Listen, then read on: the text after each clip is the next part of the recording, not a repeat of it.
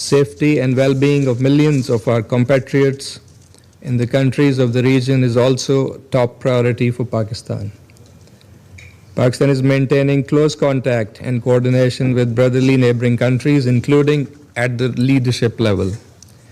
We are ready to extend our support towards peaceful resolution of outstanding issues. Pakistan has consistently advocated the primacy of peaceful settlement of disputes and the imperative of avoiding confrontation and conflict in a region already beset by tensions and volatility, as the Secretary General has also noted. Diplomacy and dialogue should be the guiding principles for achieving negotiated settlement of all contentious issues in accordance with the rights, obligations, and responsibilities of the parties concerned. Pakistan calls on all sides to immediately halt escalation and urgently resume diplomacy with a view to achieving a peaceful, negotiated resolution to this crisis. Thank you so much. I thank the representative of Pakistan for the statement, and I give the floor to the representative of Greece. Thank you, Mr. President, for convening this meeting at such a short notice. I would like also to thank the Secretary General for his briefing and his messages on respecting the principles of the UN Charter and his calling on de-escalation and the peaceful settlement of the situation.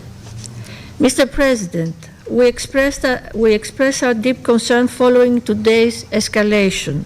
Our aim should be to return to substantial negotiations towards a peaceful settlement in line with international law and the UN Charter. As the Council meets in this critical moment, we would like to stress the following.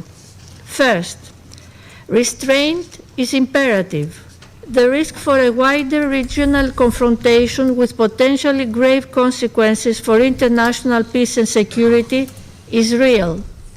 Absent a swift diplomatic solution, we might now face the consequences of prolonged crisis. All parties must therefore exercise restraint, prevent a further spiral of violence, and work urgently to reopen credible channels of dialogue. Our Prime Minister and Minister for Foreign Affairs are in constant contact with our partners in the region. We strongly condemn the Iranian strikes in Bahrain, Jordan, Kuwait, Qatar, Saudi Arabia, and the United Arab Emirates. Second, Greece has consistently expressed its strong concern regarding Check 1 2 1 2 1 2 1 2. Check. What's going on with the audio? I better fix that. Check. All right. Reached up 60% by a non-nuclear weapon state raises serious proliferation concerns and has no credible civilian justification. Check. Full cooperation with the IAEA and strict adherence to international obligations are indispensable. It is widely believed that strong, permanent and verifiable oversight on Iran's nuclear and ballistic programs is a precondition for stability in the region. Diplomacy, grounded in verification and transparency, remains the only sustainable path forward. Third, maritime security in the Gulf, the Straits of Hormuz, and the Red Sea must be fully respected by all sides. Even more now, of all times, stability is of the utmost importance. We urge Iran and its allies in the region to refrain from any retaliatory action that could endanger freedom of navigation, threaten commercial shipping, or further destabilize global energy and trade flows, constituting a blatant violation of the international law of the sea as reflected in UNCLOS. Fourth, I'm just going to do an audio check real quick. the protection of civilians and respect for international law must remain absolute priorities. adherence by all member states to the UN Charter, international humanitarian law, and human rights law becomes even more critical. Civilians must not bear the cost of military escalation. The humanitarian consequences of further confrontation could be severe. In closing, Mr. President, the stakes for regional and global peace are exceptionally high. We urge Iran to immediately engage in meaningful and good faith negotiations with a view to achieving a durable, negotiated solution. Dialogue and diplomatic engagement aimed at restoring stability and providing credible security assurances for all concerned must prevail. Failure is not an option. I thank you. Check. I thank the representative of Greece for the statement, and I give the floor to the representative of Somalia. Yeah, I see. Netanyahu knows this is his last chance. I hear you, Lauren Hilly. I hear you. Honor to deliver this statement. Lauren Lilly, what's on behalf up? of the A3 members of the Security Council, namely the Democratic Republic of the Congo, Liberia, and my own. I'm just country, saying, Somalia. American citizens don't really even have health care. So I just want everybody to know that our government doesn't necessarily listen to us. You know what I mean? Like, that's not how it The works. General for his thorough update Sadly. on this worrying and rapidly evolving development in the Middle East and its implications on international peace and security. It looks to me like also Trump is trying to start a war or something. Like, you know, for real, seriously. Like, it's people that say Trump is trying to start World War III. Like, straight up, and benefit and make the rich people benefit from the war. Like, straight up. The A3 aligns itself with the statement of the chairperson of the African Union Commission, His Excellency Mahmoud Ali Yusuf, on the U.S.-Iran military escalation issued on February 28th of 2026. Well, according to Donald Trump, no country is shit. The only country that matters to Donald Trump is the USA, according to him. Not according to the citizens of the U.S., but according to Donald Trump.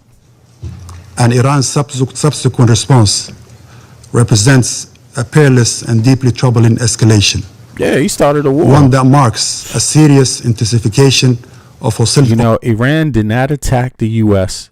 Iran didn't attack the U.S. It's just that simple, you know? Hostilities in the Middle East and threatens to engulf the entire region in an uncontrollable cycle of violence, suffering, and pain.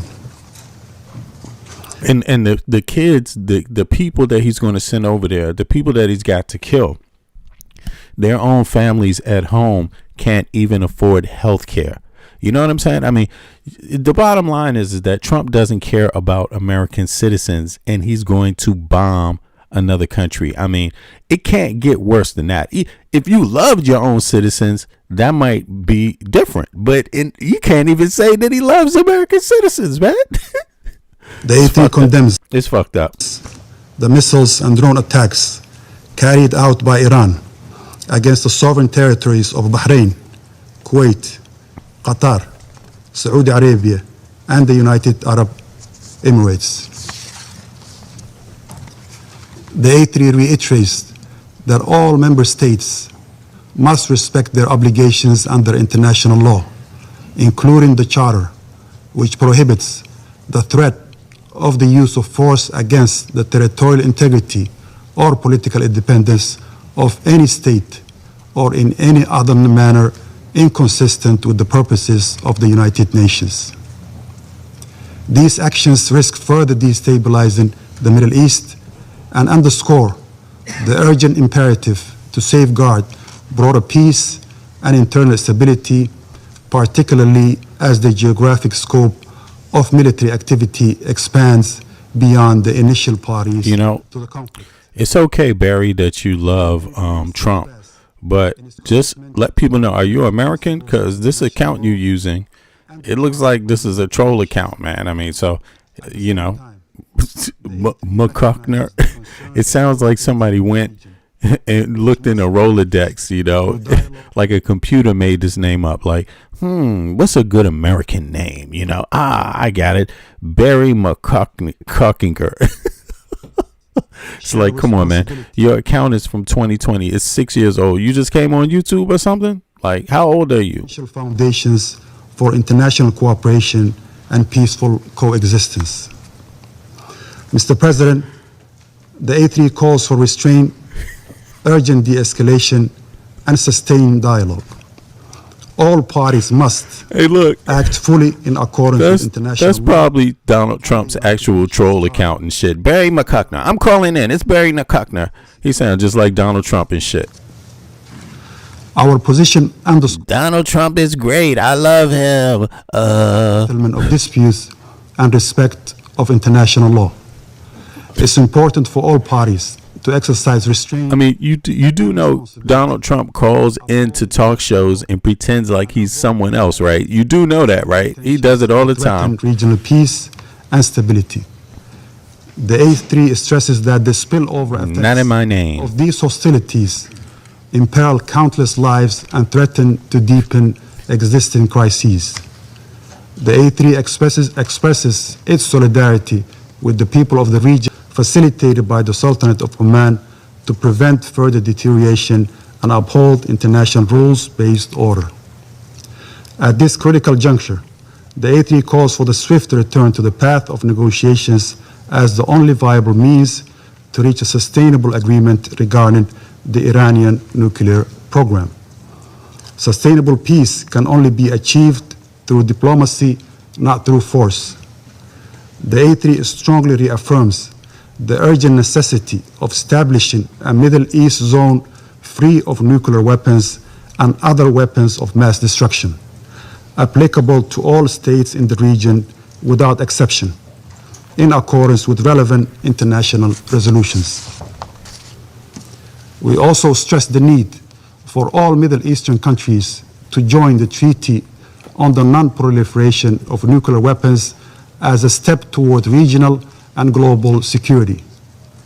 We emphasize the paramount importance of protecting civilians and civilian infrastructure, including in the context of cross-border strikes and retaliatory actions, and as well as refraining from targeting nuclear facilities that are under International Atomic Energy Agency safeguards, in line with relevant IAEA resolutions and the United Nations Security Council decisions.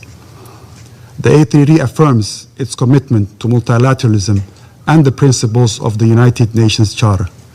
We urge all parties to act with responsibility and wisdom, placing the well-being of the region's people above all other considerations. It's important to seize this moment to redouble our efforts for de-escalation and to support a diplomatic process that can deliver peace, stability, and security for all states in the Middle East. The A3 stands ready to support all efforts within this Council and in cooperation with regional and international partners to facilitate a peaceful, inclusive, and lasting resolution to the situation in the Middle East. I thank you, Mr. President. I thank the representative of Somalia for the statement, and I give the floor to the representative of Panama. Gracias, señor presidente. Thank you, Mr. President.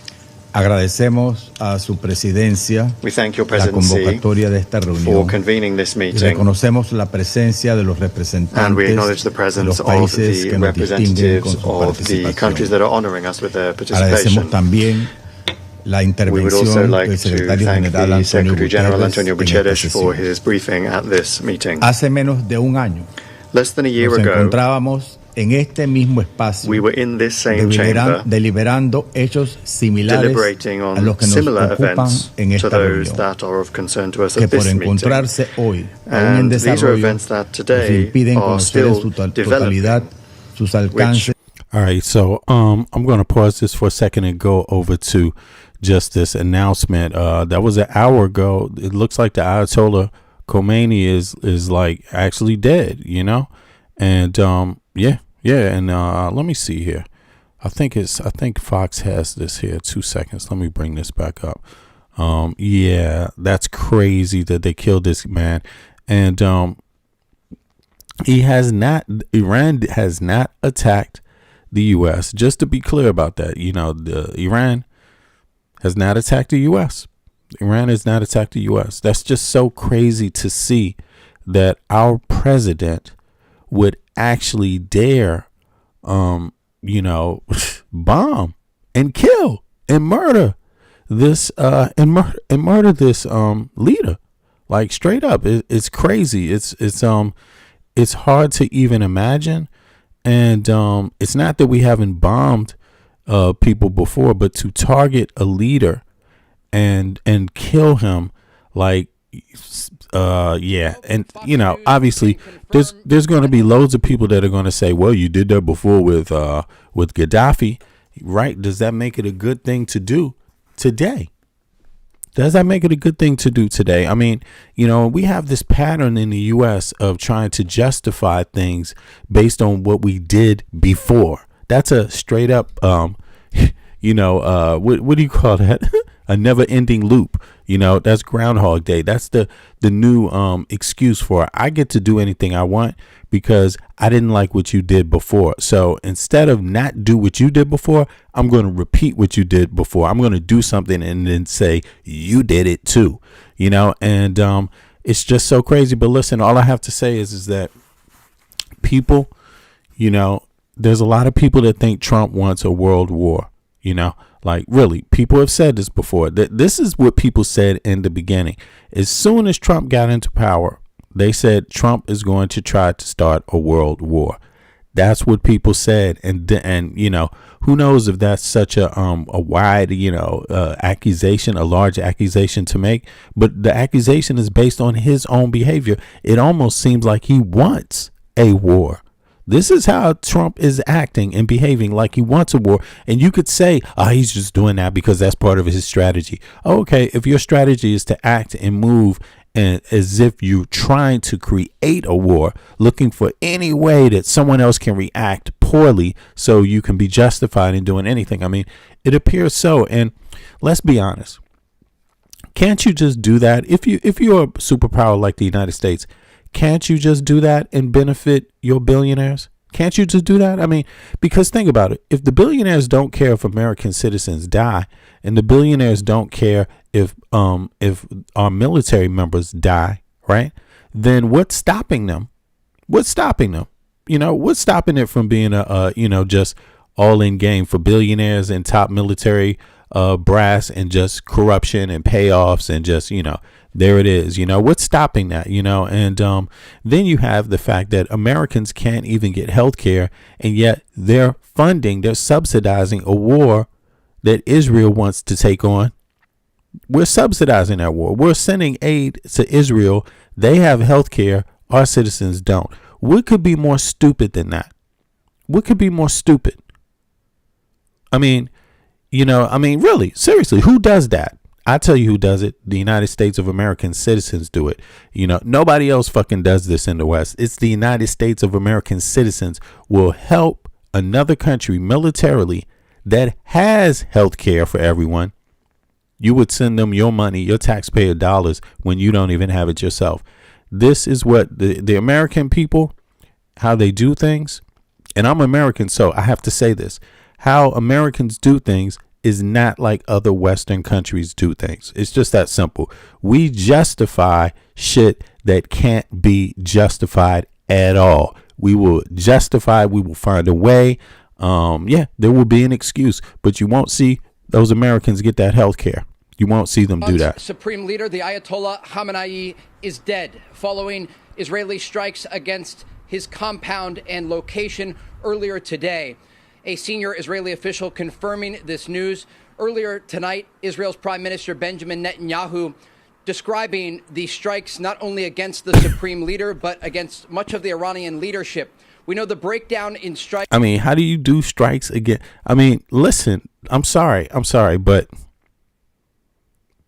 this is going to have consequences for the United States of America. And I don't think it's going to have consequences in the sense that the people that are doing it are going to be, held responsible for anything. We obviously know nobody is in the U.S. is going to be held responsible for it. No leader, no person in government is going to be held responsible for any act or like this. It's never going to happen. But who will be held responsible is the people of the United States of America. And that's how it really works. That's the sad part. The rich people they don't have to worry at all. They'll be safe because they have their bulletproof vests. They have their fences up. They got their guard. Even Jeffrey fucking Epstein had a guard. You know, can you imagine that? the billionaire's fucking rapist pedophile friend has fucking bodyguards and shit, and can, you know, they can engage in all of this World War III expedition, you know, targeting military leaders, you know, Iran never declared fucking war against the United States of America.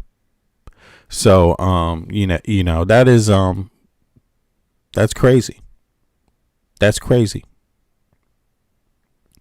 Who struck who first? Who initiated this? I mean, tell me. I'm just hearing this shit, man. I'm just hearing this shit. I mean, but let me find out. Why am I focused even asking on who? leadership for the Israelis and military targets initially shot for the Americans, the first and has since rocket? expanded as this campaign is expected to continue shot the in the first days fucking and rocket? possibly even weeks ahead. As we're looking at the current situation across the region, we're also gathering new information. Look at this. Here it is. According to the military records and official statements from February 28th, 2026, the first rocket, specifically a Tomahawk cruise missile and precision-guided bomb, was launched by the United States and Israel. So, they threw the United States and Israel. And why does it have to be both of us? Why can't Israel take the blame? Why can't they just launch one on their own and then see if the U.S. will protect them afterwards? You know, I mean, why are we there? Why is it our business? You know what I mean? And what's even worse is it appears that they were trying to make a deal long before this. This is what they've been talking about. Trump was negotiating a deal. Let me see. Was Trump negotiating a deal just before striking Iran? This is what I'm hearing. This is what I've been hearing. Yes, Donald Trump was engaged in high-stakes negotiations with Iran up until the strikes began. In fact, the collapse of these talks appear to have been the immediate trigger for the military operation. Here's the breakdown of the last-minute diplomacy that preceded. Open epic fury. Yeah, Pete Hegseth. The final deadline. On February 19, 2026, Trump issued a public 10 to 15-day deadline for Iran to reach the meaningful deal to relinquish the nuclear capabilities. Sounds like he was trying to get the deal Obama set up some time ago. I heard Israel didn't like that deal that Obama set up, but it sounds like they like that deal now. This placed, that was Netanyahu the president then? I'm not sure. This placed the ultimate deadline around March 6th, but the administration reportedly felt Iran was stalling. Okay, they felt it. They felt it. Oh, it's a feeling. The Geneva talks, February 26th, 48 hours before the attack, U.S. and Iran officials held intense indirect negotiations in Geneva, Switzerland. Yeah, so what a waste of time and energy. The U.S. team led by Special Envoys Steve Witkoff and Jared Kushner. Oh, wow. I mean, people are laughing at them like they're just out to get money. That's what people look at these two guys as. And I'm talking about Westerners. I'm talking about Westerners look at them like Donald Trump's son is just trying to get money off of the presidency. You know what I'm saying? Like total corruption. Meanwhile, everybody else is firing and arresting and charging people in the Epstein files. Nothing's going on in the U.S. but this. Nothing's going on in the U.S. but this. But in any case, they were negotiating. It's just before the first strike, man. On what the Israelis have been doing against Iran, we are told from a military official that the largest Israeli Air Force sortie against any country in the world was conducted this morning with 200 Israeli fighter jets targeting 500 different locations, dropping hundreds of munitions on a variety of different... Wait a second. The largest Israeli Air Force sortie against any country in the world was... Okay, so I don't know what the heck... What is that supposed to mean? Are they like bragging about military might? Is that what's going on here? Like, is that really important? Conducted this morning with 200 Israeli fighter jets targeting 500 different locations, dropping hundreds of munitions on a variety of different targets inside of Iran. The Israelis, while they were going after leadership, were also looking to neutralize the incoming ballistic missile fire that has targeted their country throughout the day. Sirens sounded across Israel throughout. Ayatollah Khomeini died, Rainbow. Ayatollah Khomeini, he didn't die. He got killed. He was killed, and other people were targeted in their regime, in their government. People were targeted. Government officials were targeted, and the Ayatollah Khomeini, who is the religious head of the country. The afternoon, sending millions of people into bomb shelters. But again, the takeaway here, the Israelis have killed Iran's supreme leader. That is being confirmed to Fox News by a senior Israeli official. John, Sandra. Okay, so Trey, you're obviously breaking that news for us just now. We'll be looking for. I mean, let me ask something here. Normal Lad UK. Oh, Normal Lad UK is from the UK, so he's not an American citizen, so he have health care. Reaction, so, obviously, no on the ground in Iran and all over the Middle East region. I'm just saying, if you're an American right now, you don't have fucking health care. You know what I'm saying? You don't have health care. And you out here fighting, dropping bombs on people. Like, get your own shit straight at home, America, United States. Get your own fucking shit straight at home with your own fucking citizens and their fucking social welfare. Get it happening. You know what I'm saying? Like, it is so embarrassing. It is so embarrassing. It is so embarrassing. Absolutely. This is a major blow to the Iranian regime. Iran's supreme leader, the Ayatollah Khamenei, was not a figurehead. He was the man in charge of decisions as it relates to Iran's nuclear program, their expanding ballistic missile program, the hardline positions that made it impossible for the Americans to reach a diplomatic solution with the Iranians. And that led to a variety of conversations behind the scenes. And I can also report, having just gotten off of a background call with a U.S. official, that there were attempts made by the Trump administration, really olive branches given to the Iranians at the negotiating table, asking them to find a solution on the nuclear issue. These other issues, their ballistic missile program, their support of regional proxies, and even the crackdown on protesters. And you know the worst part about it? Think about this. Think about when this happened, y'all. I know this is what they did, or I'm suspecting. I don't know. I'm suspecting. Think about it. It's Friday.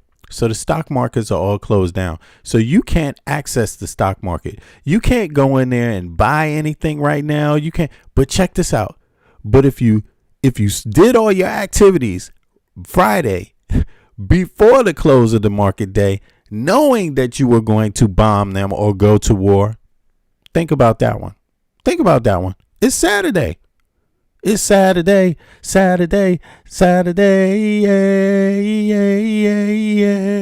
yeah. Rest in peace, True Goy. But check this out.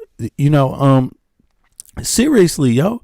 Seriously, it's Friday. Just think about that. You dealing with Trump. You dealing with Jed Kushner, or whatever the fuck his name is. You're dealing with people that are doing this shit with this, using the presidency to rock the stock market up and down every single day of the week. You see what I'm saying? And I bet I would love to know. I would love it. Of course, it's going to take impeachment before you will ever find out what Trump has been doing, or maybe someone will leak it. But it's almost.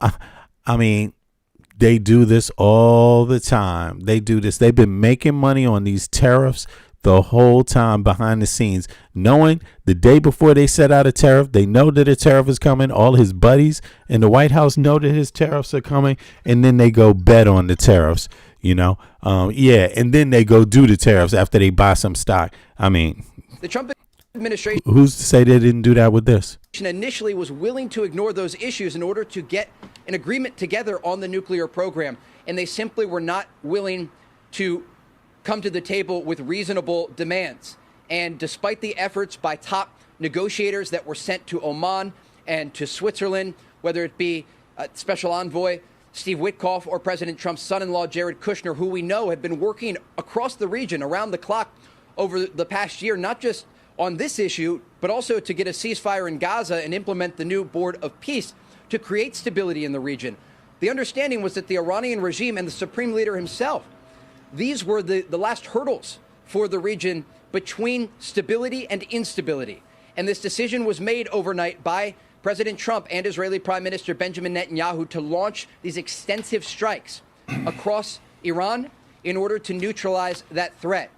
President Trump overnight, when he made those remarks, said there could be American casualties. This is going to be a difficult fight because no war is easy, despite the fact that by tomorrow the Israelis believe they will have air superiority over the skies of Iran. But we have seen the Iranian response today, not just here in Israel, with the ballistic missile fire targeting major population centers, including... I mean, you gotta understand one thing for sure.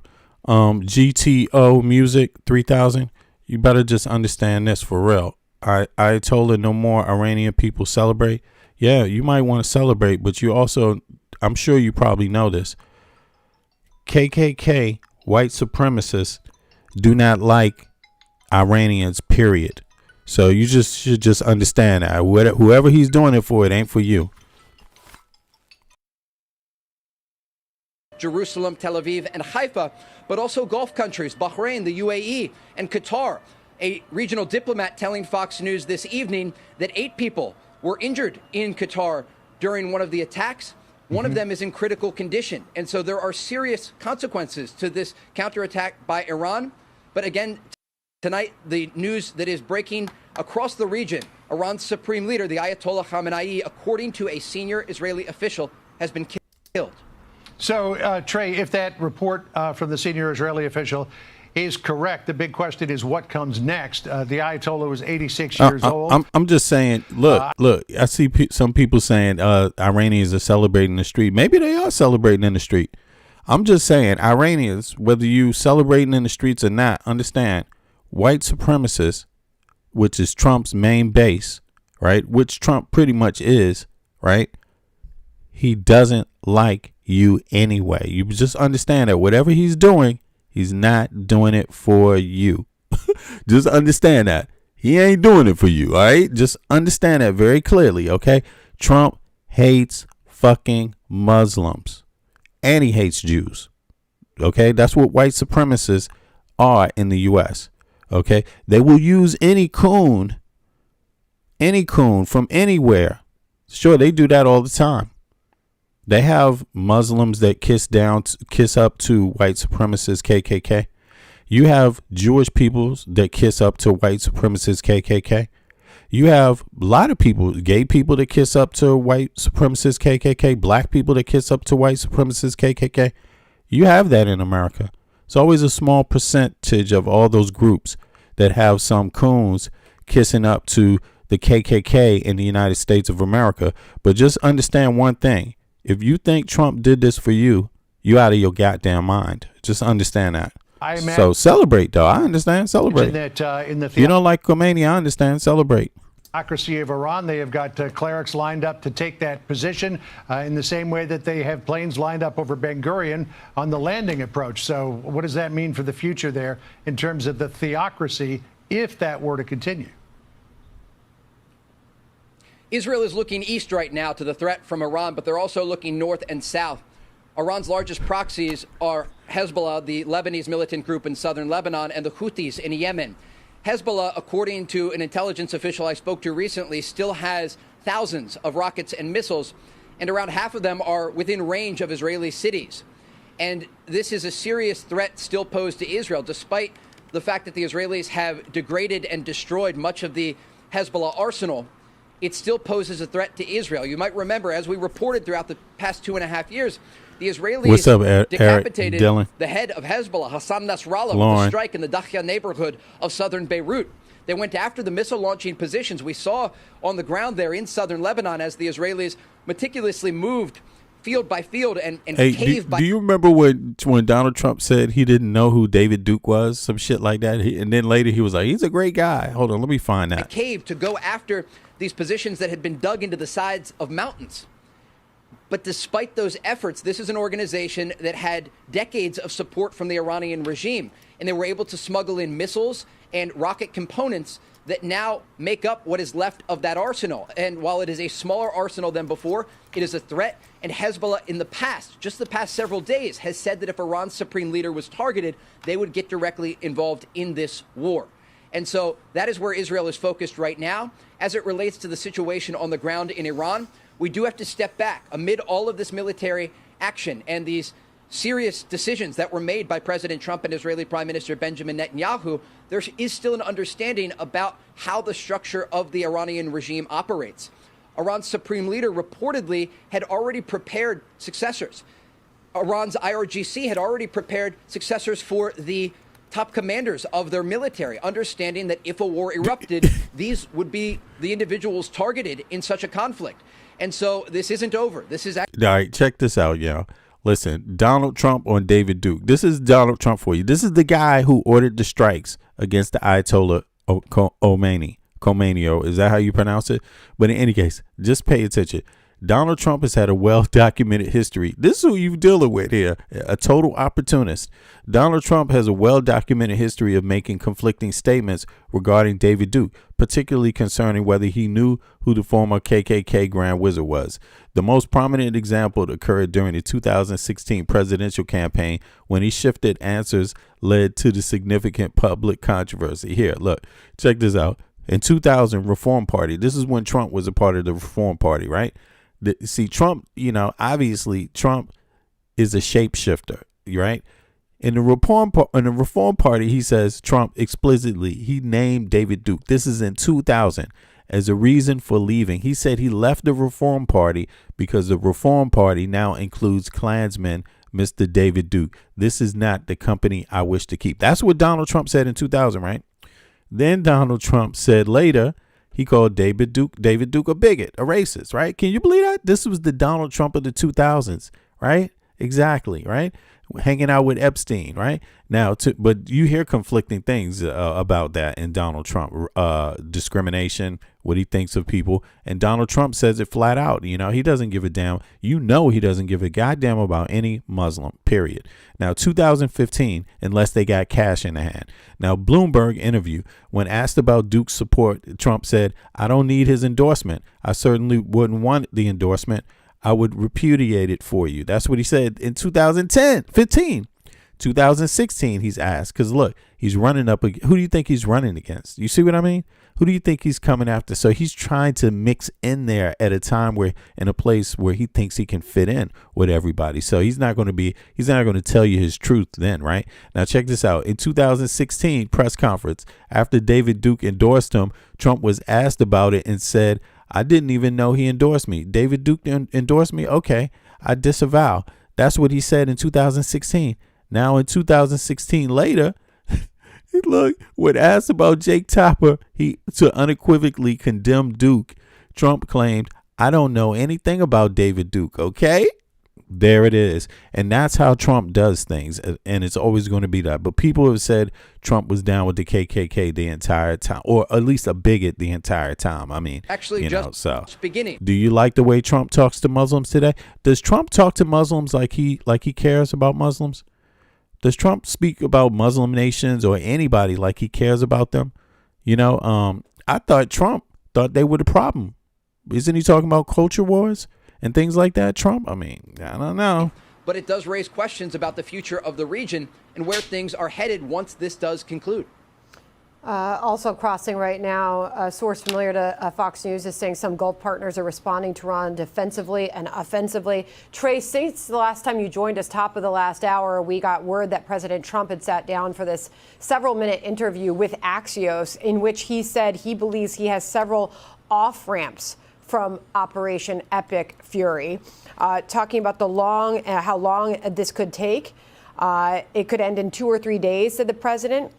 He could tell the Iranians, "See you again in a few years if you start rebuilding your nuclear and missile programs." This was about a 5-minute interview that the president conducted, but suggesting there could still be a diplomatic solution or opportunity, Trey. Okay. In 2017, Donald Trump signed executive orders restricting travel from several Muslim majority countries. Doesn't that also mean Iran? Okay, yeah. Upon returning to the office in January 25, he quickly moved to reinstate and expand these restrictions, citing deficient screening processes in those nations. He's talking about majority Muslim nations. So, absolutely.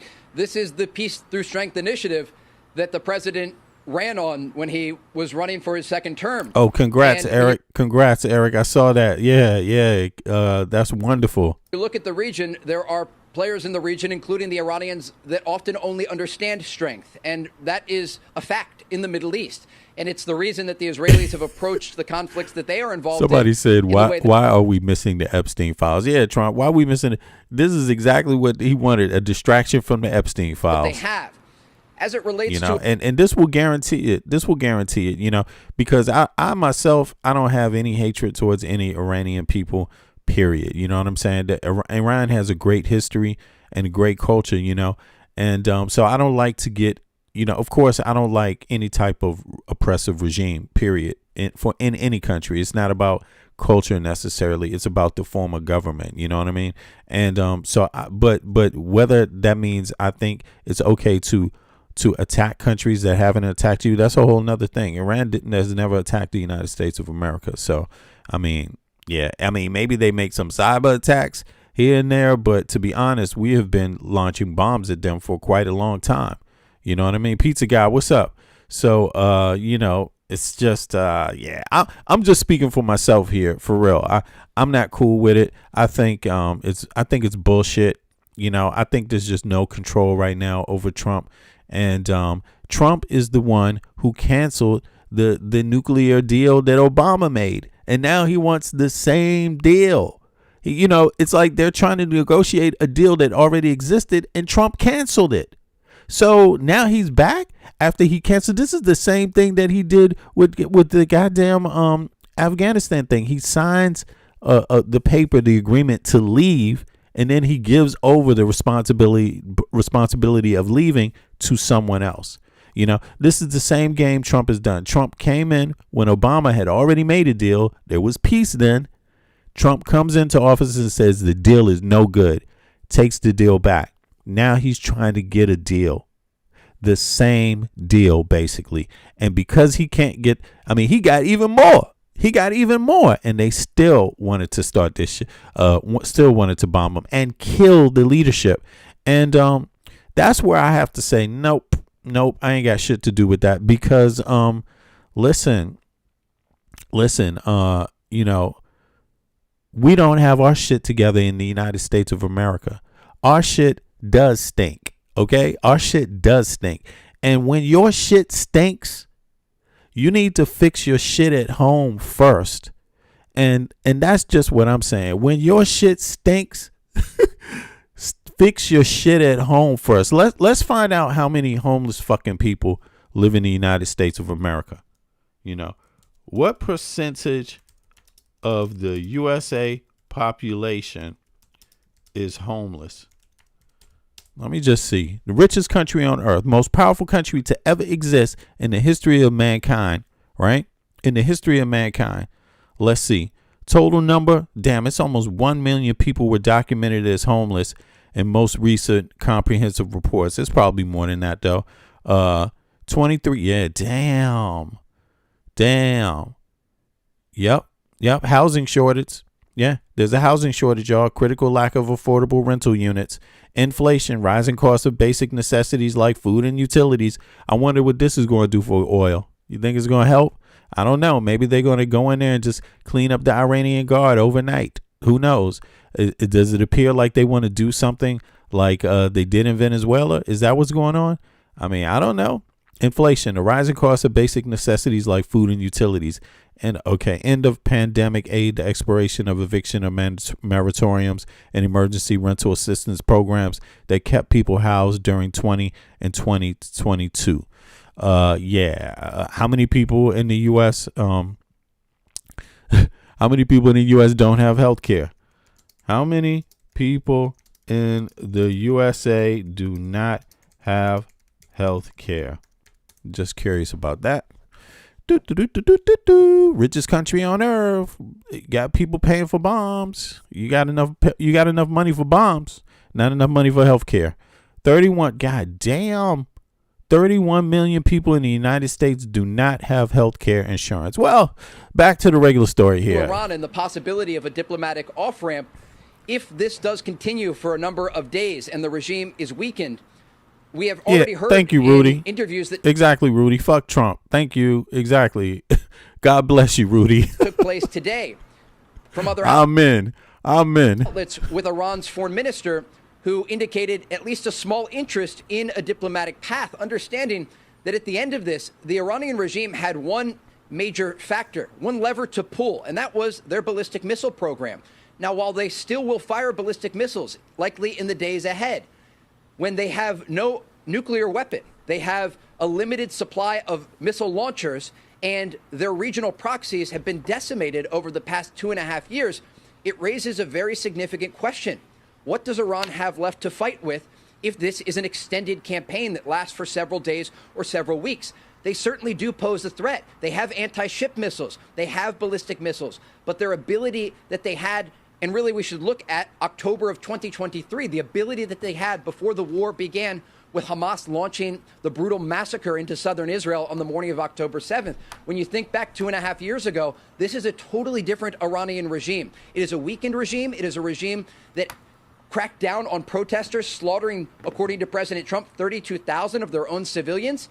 That's behavior from a regime. I mean, look, this is very, very suspicious because let me see. You know, it's almost like as soon as the stock market closed that very night, these attacks happen, or the next morning. Is cornered, understanding that they have very limited options of how to respond. And so the days ahead will be quite interesting to see how the Israelis and the Americans move forward with strikes against Iran.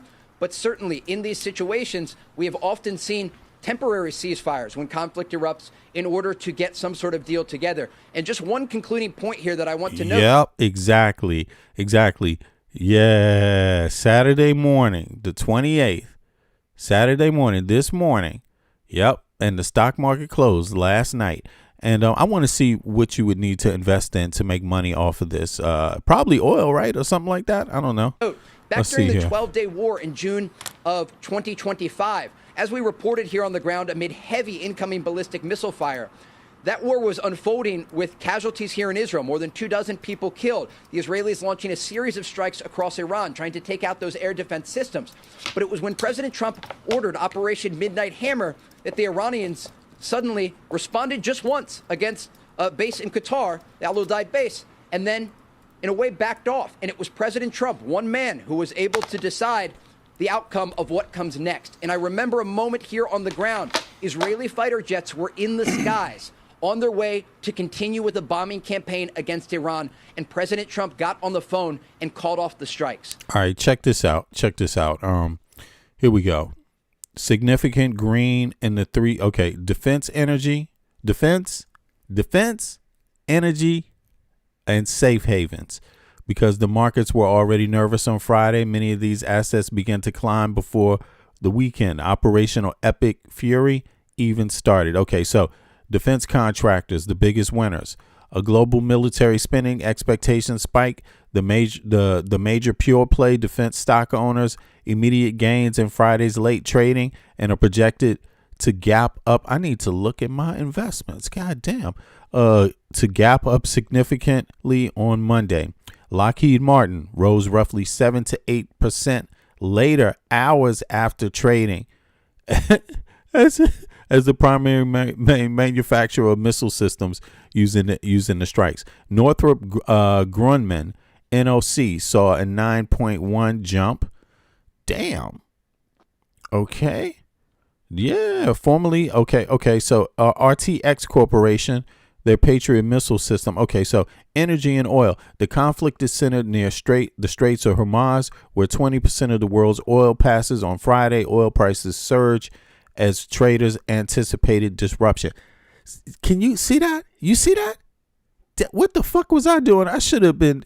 I was with my kids, so I wasn't paying attention, but I should have been paying attention. I should have tried to put some money into some goddamn oil yesterday, like serious, because this appears. I mean, look, do you think Trump wasn't sitting around a table doing the same thing, saying, you know what, it could be a war with Iran. I better put a whole bunch of my billions of dollars in oil, because then I can make, in a couple of days, in a week's time, I could probably make 20% profit off of that, right? Put $1 billion in, make 20% of $1 billion in, just for doing nothing. sending your little pawns around. I mean, damn, that's deep, yo.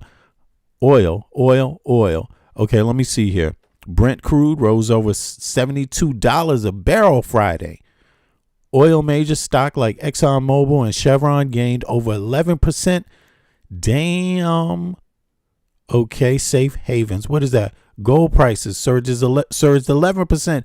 Damn, was I not paying attention Friday night? I wasn't watching the stocks Friday night.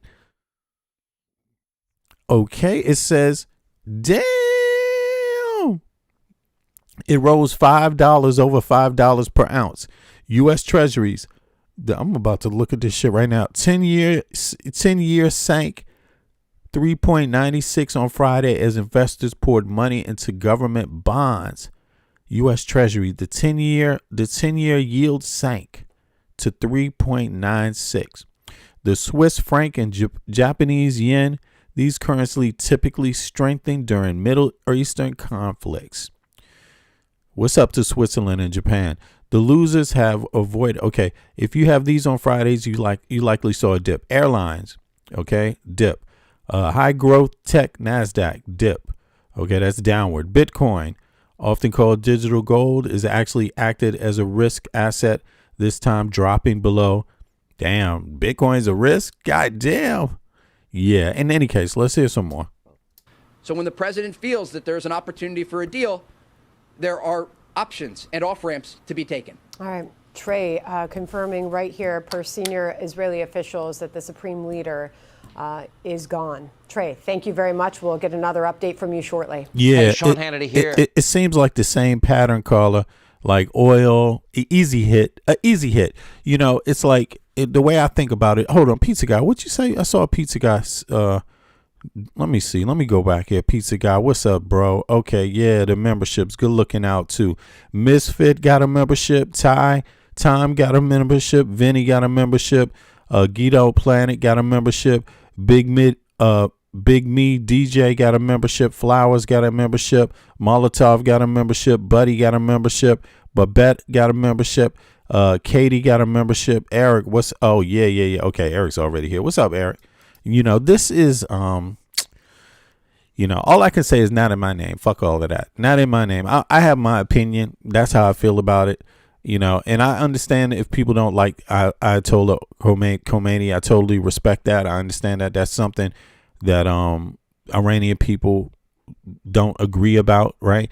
And I think it's up to them.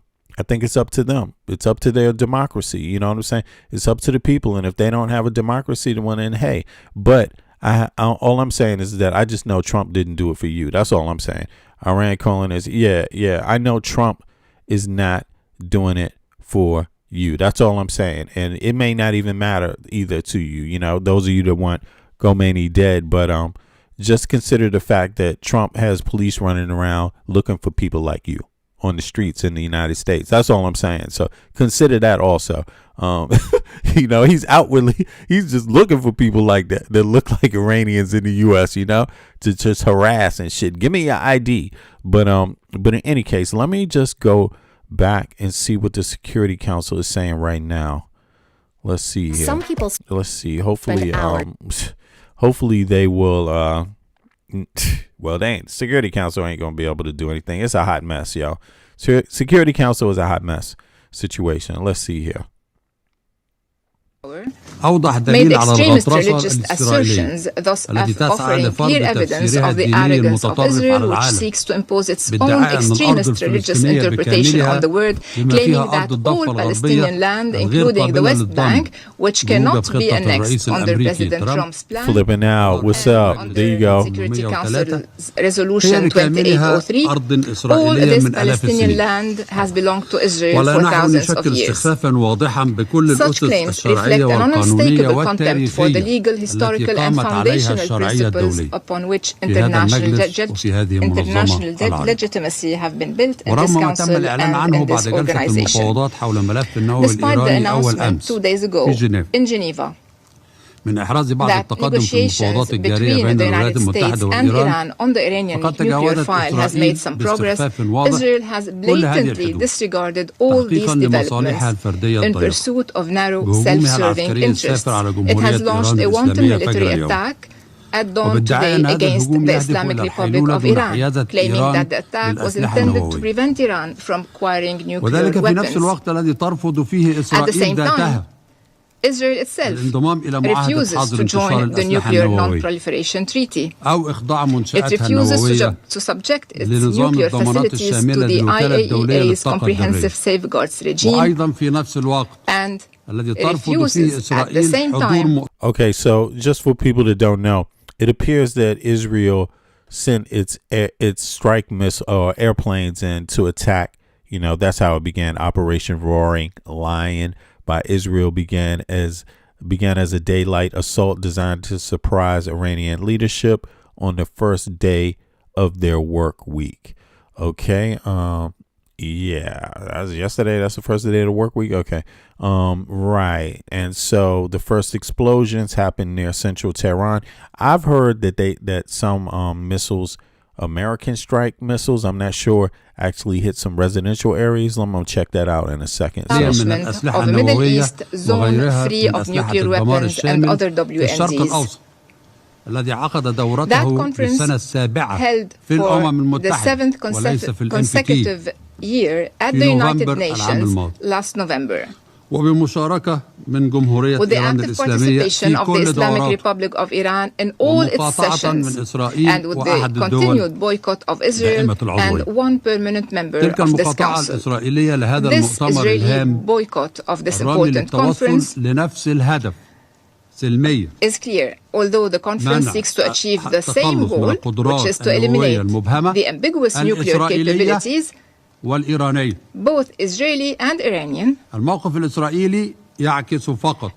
this Israeli stand reflects the fact that Israel wants to remain the only state acquiring ambiguous nuclear capabilities in the Middle East and capable of producing nuclear weapons, which is something that Middle East countries cannot accept.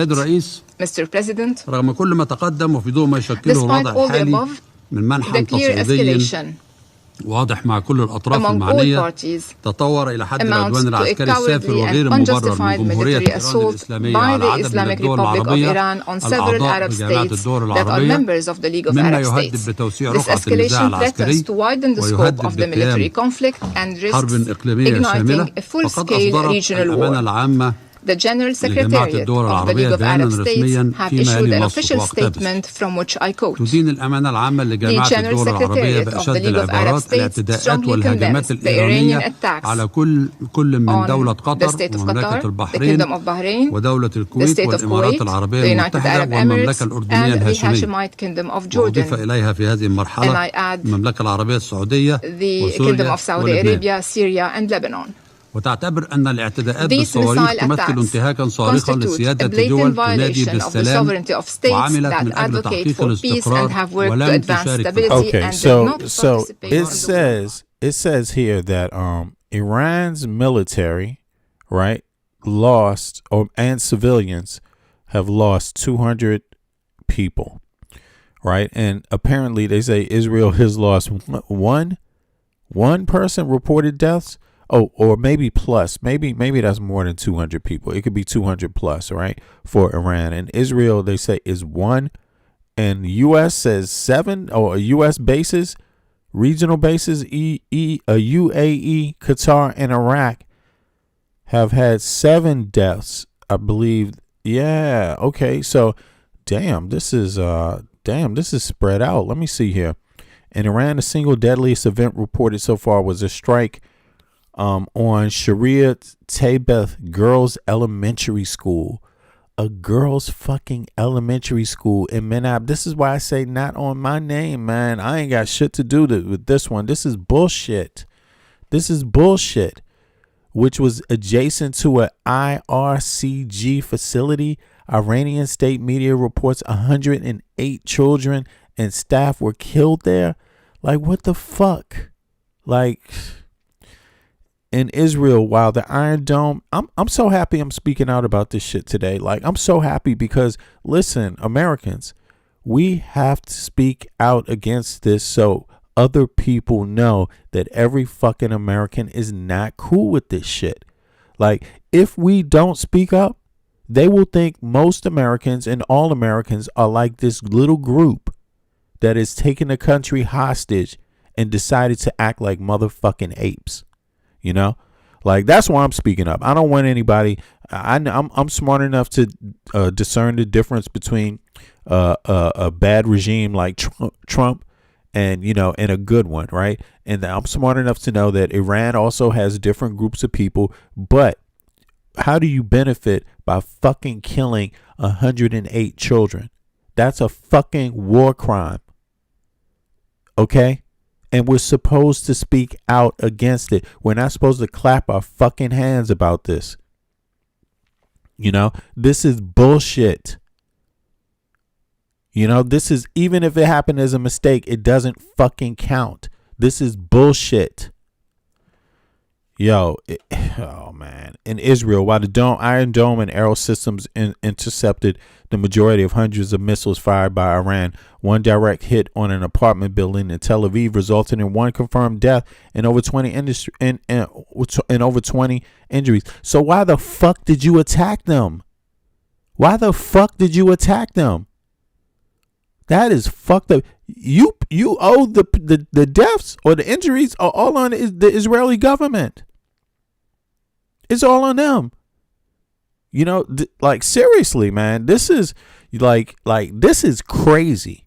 This is crazy. This is fucking crazy, man. I don't know what the hell is. This is just crazy, man. Here, this is what they say it look like.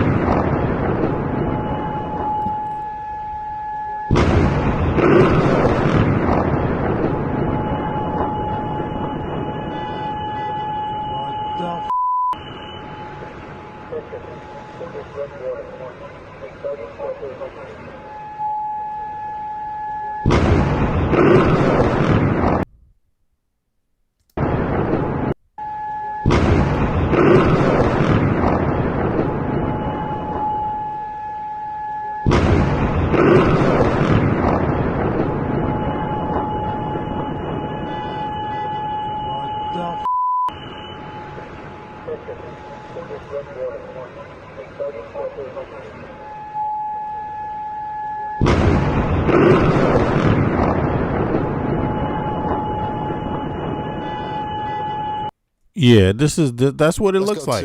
That's what it looks like. Now this is the right wing media that kissed Donald J. Trump's ass the whole time. No matter what he does, they kiss his ass. And so, you know, it's like, and this guy to the left, I gotta say it, I can't stand this fucking guy to the left. Like, he is pathetic. You know, this guy is fucking pathetic. I'm sorry, man, but people, you don't have to do this to get a paycheck. You know, this is really fucked up. There are better things to do to get a paycheck, and I'm so happy I'm not this fucking dude on the left of the screen, or any of them, to be honest. They all the same. They all fucking have no spine, will accept money to be liars. You know, these people kiss Donald J. Trump's ass so hard. You know what I mean? Like, it's just so pathetic. It's so pathetic. If any other country has a media outlet like this, it will destroy their fucking country overnight. Like, that's what Fox News is, a fucking plague to the United States of America. Like, seriously, Fox News is a fucking plague. These are some brainwash ass goddamn just pricks that only care about people with fucking money. They use poor white Americans as trash, just as a shield to justify doing these things. You know what I mean? And they don't give a fuck about them at all. You see what I mean? It's just really pathetic, you know, but it's worth listening to it. But yeah, I just had to get that caveat in the beginning. They full of shit, yo. They full of shit, you know. They full of shit. Fuck Fox News. Fuck Fox News, you know? Good morning, Jennifer. Good morning. Hi, Lawrence. I'm here in the D.C. Bureau, but Hi, I Lawrence. just want to point out that almost exactly 5 hours ago, we got the first alert that the Israeli missiles and the U.S. missiles had struck Iran. It was a joint operation from the get-go. I'm told that this operation will last not hours, but days. This. Why they make some money off of some oil, y'all? Who bought some oil today? Let me go in and open the stocks up right now. real quick. I'm actually, what the fuck? I may as well just open it up on the screen. All right, here, let's play this. I'm gonna look it up. With a wide variety of targets. I'm told from a senior U.S. military official that the U.S. is focusing on military targets, on ballistic missile sites, on anything that could pose an immediate threat on the Iranian Navy, but the Israelis are targeting Iran's leadership. So any of the targets that you hear about, the Supreme Leader Ali Khamenei being targeted, the defense minister being targeted, those are being carried out by the Israelis. Let me mention some of the targets that we know were hit this morning in Tehran: the Defense Ministry, the Parliament, the National Supreme Council, the Ministry of Intelligence, the Iranian Atomic Energy Agency. There have been cyber attacks across Iran, and the internet is not up and working, but the cyber attacks have focused on the news agencies like IRNA, which is the state-run television. Okay, crypto market hedges, Iran war risk. Okay, now fuck the crypto market. The Bitcoin lost. Bitcoin's out. The U.S. military has also targeted down in the south the naval bases in Bandar Abbas as well as in Kark Island. And then what's also interesting is out in the east of Iran, there's a target near Tabriz and Kermanshah. Look at this bullshit. Look at this. Look at this. As of late February 2026, that means it's not even. Yeah, that means yesterday. As of yesterday, in anticipation of a fucking war, oil and gold are experiencing a simultaneous surge driven by heightened Middle East geopolitical tensions. The gold nearing $5.3 for $5 an ounce. Damn, and WTI crude pushing towards 70 per barrel. The gold oil ratio is historically high, suggesting oil is undervalued relative to gold. Okay, damn. So gold really hit it. Gold and oil. I'm gonna open that up and see what the numbers are, and let's continue. IRGC Aerospace Forces. That's significant because that's where they would have been developing those long-range ballistic missiles, satellites that also could have been part of that intercontinental ballistic missile program that they were trying to develop that the president referenced. But the biggest problem right now is the stockpile of cruise missiles and ballistic missiles that the Iranians built up since last summer, because they were terribly degraded last summer in the 12-day war, but they have been working to rebuild that missile supply. We're seeing some of those missiles being fired at Israel. As Trey reported, they have, for the most part, been intercepted by the air defenses. But of all of the U.S. military bases in the Gulf, the only country where U.S. bases were not targeted this morning is Oman. And of course, Oman's foreign minister had been leading and mediating those talks in Geneva, and then came here to Washington to lobby Vice President J.D. Vance to try and avert what we've seen happening in the last 5 hours, and which is basically turning into a regional conflict. But there have been interceptions. The Qatari government has intercepted missiles fired toward U.S. base, the Al Udeid Air Base, the largest air base in the Middle East. That's a U.S. base. Wow, Bahrain, look at this. We did see one missile land. Y'all see this right here? You see when that happened? This is crazy. Let me see. Yeah, this is one day. Okay, right here. So this is 11 a.m. on the 27th. Yep. Damn. Okay, that's interesting. But I'm told that there are no casualties, and it hit an empty warehouse. So we are getting increasing reports. This is ongoing. But I'll throw it back to you at this point. Jennifer, you had mentioned that we are there. The U.S. is focused on the ballistic missiles, and Israel's focusing on the leadership. What about an Operation Midnight Hammer? That happened in the middle of the night there. This did not. It was daylight there. Will you talk about the significance? And also, are we focused on going after the rebuilding of the nuclear program there? Were we targeted before with Operation Hammer? I think what we've seen so far, Ainsley, is that there are some nuclear targets that have been included. We've seen explosions in Bushehr. There's a nuclear reactor there. There's a site near Qom, which is just south of Tehran, that we know to be linked to the nuclear program. We haven't heard yet that there have been strikes on the 3 sites that were struck last summer, but it is likely that there will be strikes on those sites because the Iranians have been rebuilding. There's been activity seen through satellite imagery of vehicles outside of Natanz, Isfahan, and Fordo. So I would expect those would be struck again, but I also would expect the kind of weapons that maybe would strike that would be delivered by a B-2 bomber, and we have not seen evidence that the B-2s have been engaged in this first line of attacks. In terms of the daylight and choosing the daylight, after last summer, it was very important to be able to still have some element of surprise, and unfortunately, given the open source intelligence these days, the amount of satellites, the ship spotters, the flight trackers, it's very hard for the U.S. military to move without people seeing what their assets are doing. So I think by striking during the day, there was an element of surprise. It's Ramadan. And I think those initial strikes. Gold is going to skyrocket Monday. Yeah. And, you know, that's what I was saying. I'm pretty sure that these guys, they bought in before they even launched these missiles and shit. And they did it right on Friday night. You know what I mean? So the markets closed. Then the next morning, they went and made these attacks. So people don't have the ability to buy in right now. Not most people, right? So that means they would have bought in Friday. That's how you're going to know. You see what I mean? Everyone else is going to have the delay buy-in pricing, right? But they had the shit from Friday. You see what I'm saying? And Thursday, whenever they bought in, probably knowing that they were going to do this on the weekend. Don't you think it's really funny, kind of strange that they would do that on a Saturday? That's what I'm saying. Like, is there any other meaning? I can't figure it out. I mean, can you buy your stock right now? Can you buy stock right now? Or is the stock market closed over the weekend? I think the stock market is closed over the weekend. Let me just check this out. I can't buy shit right now. When I open up my app, it says market closed. Doesn't matter if it's European market, U.S. market, all of it is closed. But let me check. One of the first strikes was targeting Iran's supreme leader's compound, Ali Khamenei, who has been the leader of Iran since 1989. If you can imagine, he's the longest serving leader in the Middle East.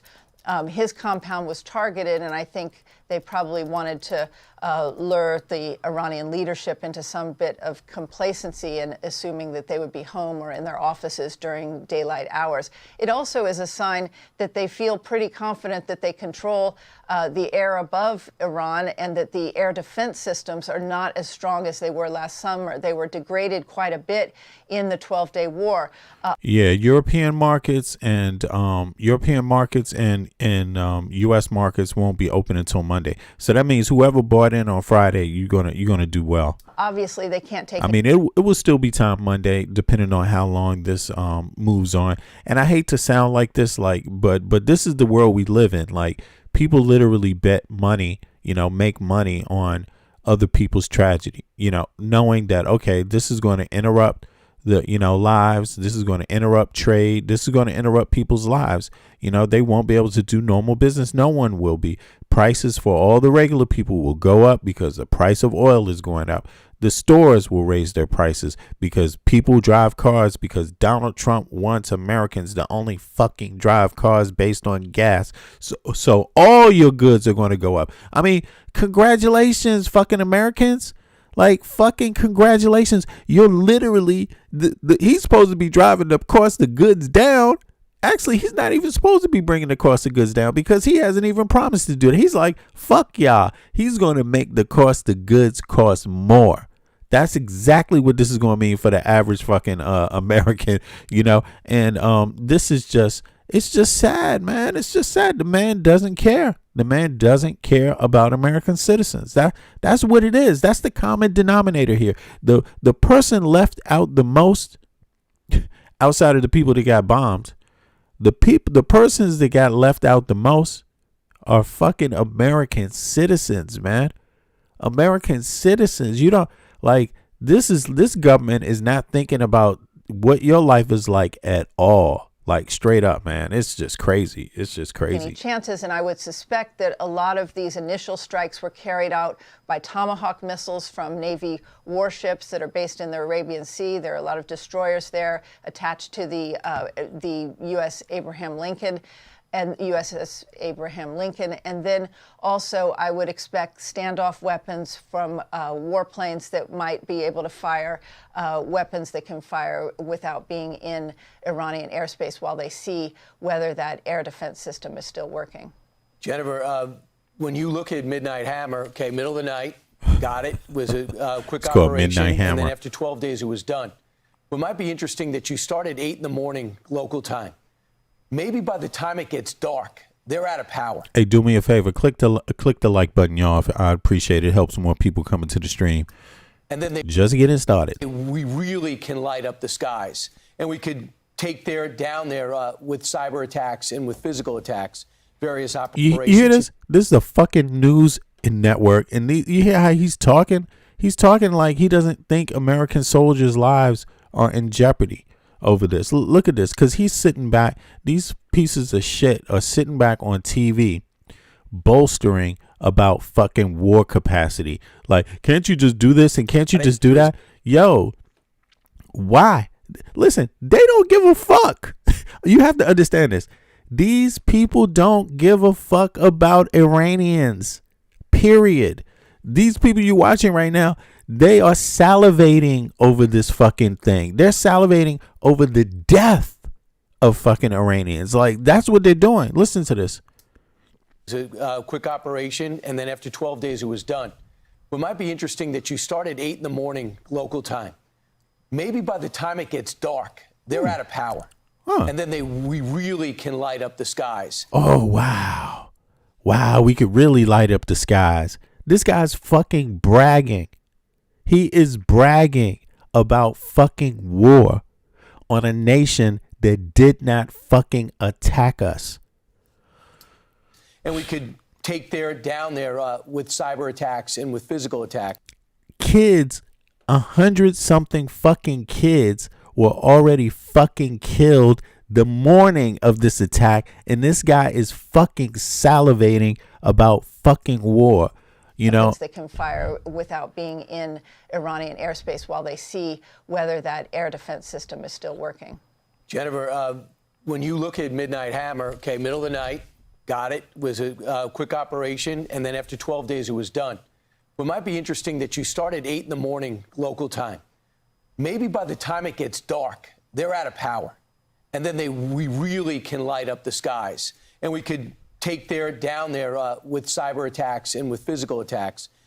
Yeah. You know, I guess for them, I guess the 108 students, kids that were killed, right, in school along with the teachers. And I guess that's just, fuck them. They were in the wrong place at the wrong time. Oops. Sorry, accident. Let's get on to the real story. Can't we just drop some more bombs? Woo. They didn't attack us, but hey, I'm American and I'm just going to stick my fucking nose in it and say, why can't you attack? Even though the same government can't even get, how many fucking homeless people are there in the United States of America? How many people? Hold on. It's 30-something million people. It's 1 million people that are homeless, probably more. And it's 30 million that don't have health care. And this is what the Fox legacy media is doing. They're talking about bombing Iran. Listen, why are you bombing Iran? What do we get out of bombing Iran? What do we get out of it? How is that going to make the cost of goods cheaper for the American people? That's going to make the cost of goods, especially if you want to, you know, if you can't stop this, it's going to make the price of a lot of things go up. And guess what? I bet you when you go to the store this weekend, you're already going to see the prices get higher because dumbass Trump wants all Americans to use fucking oil gas cars. You're going to pay more for gas. You're going to pay more for your shit being shipped around. You're going to pay more at the counter when you buy something. Yeah. That's what he did for the American people and shit. That's where you get, that's the good part. That's where you come into it, where you intersect with it. You pay the taxes for the bombs and you reap the reward of higher prices on your shelf and more people not having health care. That's how it actually works. I don't know if that makes sense, but that's how it actually works. And there's a lot of Americans who like it that way. So a motherfucker like me is going to stay out of their way, because I know how they get when you take away their destruction, take away their self-destruction. They get angry at you. I'm going to stay out of the way. Do you think that could be I'm going to stay over here in Denmark and, have my safe little life and shit. part of the battle plan? I think what we're going to see are rolling operations, and I think that what we see tonight will probably light up the skies, as you said. But this first phase was targeting Iran's leadership, their top leaders, the head of the IRGC. We don't have the battle damage assessment, and we don't have confirmation of those deaths yet. But that, again, the Israeli military has been responsible for that targeting. But I think you're right, Brian, that when it's dark, there are going to be different targets, different weapon systems used. But in daylight hours, I would almost guarantee that there were a lot of tomahawks used. All right. Jennifer Griffin, thank you so much for your report. Ooh, Jennifer I'm Griffin. Steve Ducey. Jennifer Griffin, you're such a nice person, Jennifer Griffin. Thank you. Thank you for telling me that. I appreciate that. Let's go to our chief national security correspondent, Jennifer Griffin. She's at Excuse well, for me. more, the strike came a day after the State There we Department go. announced Secretary of State Marco Rubio had plans to travel to Israel. Okay. This is a good one. Israel has a universal health care system for every citizen and permanent resident. MAGA. Israel has universal health care for every American citizen and resident. Let me say that again.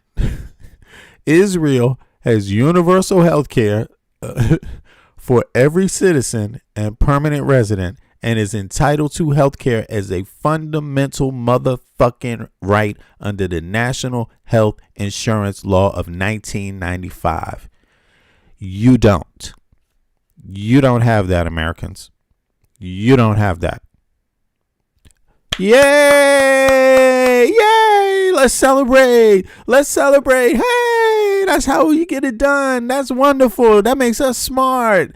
That doesn't make us stupid. That makes us smart. Yay! Yay! Dun, dun, dun, dun, dun, dun. Da da da da da da da. Celebrate, celebrate. Ha ha. They have healthcare, we don't. Do do do do ja ja. They have healthcare, we don't. We are dumb as a motherfucker. Hey hey hey. Let's go bomb Iran. Yay! Israel. Now, Julian Turner is at the State Department with the latest. Hip hip hooray! Israel has universal health care. We're too stupid in America to have that. Yay! Let's go bomb Iran. Yay! Kaylee, don't know yet. State has not confirmed whether that trip is on or off. We can only anticipate it is not happening. They do tell us, though, that right now... Here's another fact. Unlike the single-payer model seen in the UK or Canada, Israel uses a multi-payer universal system. Here's how it functions. The four funds, just in case the motherfuckers in MAGA want to know this, and Trump supporters, the four kinds of funds, Kupop Holim, every resident must join one of four competing nonprofit health insurance agencies. Everybody have to join. Everybody have to do this. Clalit is the largest. Maccabee is the second largest. Mehidet is the third largest, and Lumit is the fourth largest. These organizations are required by law to accept every single applicant, regardless of your motherfucking age, your goddamn income, your pre-existing motherfucking conditions don't even matter, y'all. Hey! That's in Israel, though. That's not the U.S., so just slow down. The healthcare basket. Wow, that sounds like a nice thing to have. Genius idea. Israelis are smart. Kudos to you, Israelis. You're smart enough to have universal health care. The United States of American citizens are not. Well, no wonder you can use them. They're that stupid. The healthcare basket. The government defines a standard basket of services that are for funds must provide all four funds. So all of those funds, all of those healthcare people, they must provide. services. This includes primary care and specialist visits. They all have to do it, no matter how much money you have, no matter how old your motherfucking ass is, no matter what it is, even your pre-existing. You smoked fucking hash your whole life and can barely breathe. Doesn't matter. You get healthcare too, y'all. No problem. You smoke Newports too much. You drank your ass, whatever the fuck. You got it. No problem. Okay. Diagnostic. If you're big, fat on the treadmill and can barely move around before you get health care, no problem. We got you too. You're Israeli, man. Come on, stand up for Israel first. Let's do it. All of us together. One for all and all for one. But this is not the United States. Diagnostic tests and lab work. You get that too. Subsidized lists of prescription medication. You get that too. Boom. We throw that in. Mental health services and maternity care. Americans could really use that shit. You don't get it in America, but they get that too. We throw that in. Man, that sounds like a proud group of people right there. You guys are smart in Israel. You know how to do healthcare. You know how to do pride. You know how to stand up for each other as Israelis. I'll tell you that much, because at least this is what this healthcare system tells me. At least when I look at it, it tells me, damn, at least you guys have the brains to do that before you bomb somebody. But that's not my fellow Americans. No. Rubio is with the president at Mar-a-Lago, monitoring everything that is going on all through the night. This morning, there are tens of thousands of Americans in harm's way. Education is free too. Hey, I'm not hating on it. I'm just wondering why Americans are so fucking stupid about it. You know what I'm saying? We deserve to be called fucking dumb. Like, I'm just saying it. We deserve it. And of course, I know we're not all dumb, because I'm not dumb.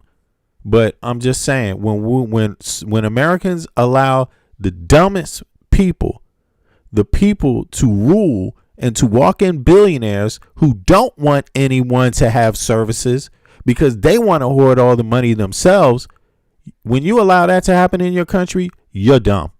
Like, straight up. There it is. But we gonna watch this war. We gonna watch our tax dollars at work, though, as American citizens. Every little bomb that drops, there you go, baby. You can get that. You can help pay for some bombs. Fuck that. Healthcare? No, you're gonna pay for the healthcare too, but you just won't be able to access it because of the copays. They're too expensive for you. So potentially hundreds of thousands. So the secretary is launching a task force to try and help as many of them as possible. One possible element of this could be evacuation flights. No word yet from the State Department on whether they are going to actually schedule any of those, but we know, looking backwards, this administration did provide that for Americans. Yeah, I'm going to drop the Discord link in 2 seconds. Do me a favor, click the like button, y'all. I got some time, though, to be honest with you, a couple of hours. So I'm going to put the Discord link in. You can join Discord. Then you'll be able to hop up on the panel and speak. And I will put it in there in a minute. Click the like button, subscribe if you haven't subscribed. I appreciate it. Or also getting confirmation that Secretary Rubio did brief congressional leadership ahead of these strikes. He briefed 7 of the 8 congressional leaders that form the infamous Gang of 8. Apparently, he was hitting the phones all night. He was able to reach 7 of them. We don't know who the 8th was, though I suspect we will find out imminently from Capitol Hill. Meanwhile, Iran's foreign minister telling his allies in the region, or who he thought were his allies, that he is going to be counting on them to counter the United States and Israel's attacks. Here is what he just said. We have new sound from Aragachi in an interview. Well, there is no communication right now. But if Americans want to talk to us, they know how they can contact me. We are certainly interested for de-escalation. This is not our war. This is an imposed war against us. This is a war of choice by the United States, and they have to pay for that. And they do. So heads of state in the region, though, are not going along with that program. They are denouncing Iran's retaliatory strikes in the region. Saudi Arabia put out a statement where they said they denounced them along with the UAE, Bahrain, Qatar, Kuwait, Jordan. European allies are weighing in now as well. The UK, France, and Germany denouncing Iran in a statement. Keir Starmer also just said this, Prime Minister of Britain, a moment ago. The United Kingdom played no role in these strikes, but we have long been clear. The regime in Iran is utterly abhorrent. They have murdered thousands of their own people, brutally crushed dissent, and sought to destabilize the region. Even in the United Kingdom, the Iranian regime poses a direct threat to dissidents and to the Jewish community. We are likely to hear from more foreign heads of state as the day goes on. Kaylee, we already know that the UN is holding a special session later. UN Secretary General is going to address the entire Security Council. Kaylee? Jillian Turner, thank you. Hey everyone, I'm Emily Campagno. Catch me and my co-hosts Harris Faulkner and Kaylee McEnany on Outnumbered. Nadine Basti Pliesli.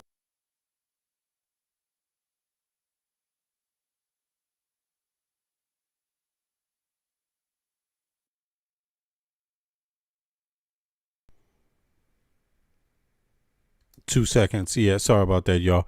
I'm back.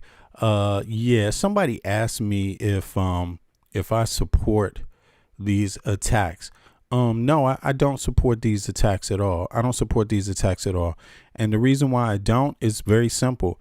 We don't have our shit at home together. It's nothing against anybody else, but we don't have our shit at home together. The United States of America doesn't have its own shit straight with its own fucking citizens and its own taxpayers.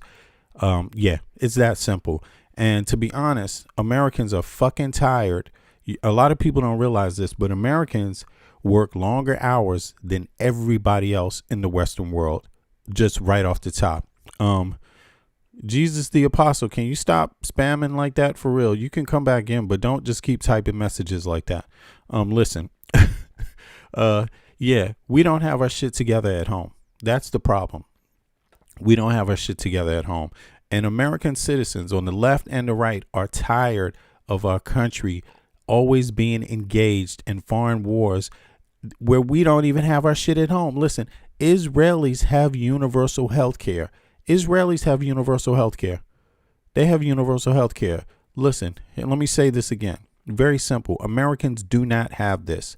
It's very simple. Yes, Israel has universal health care. Okay?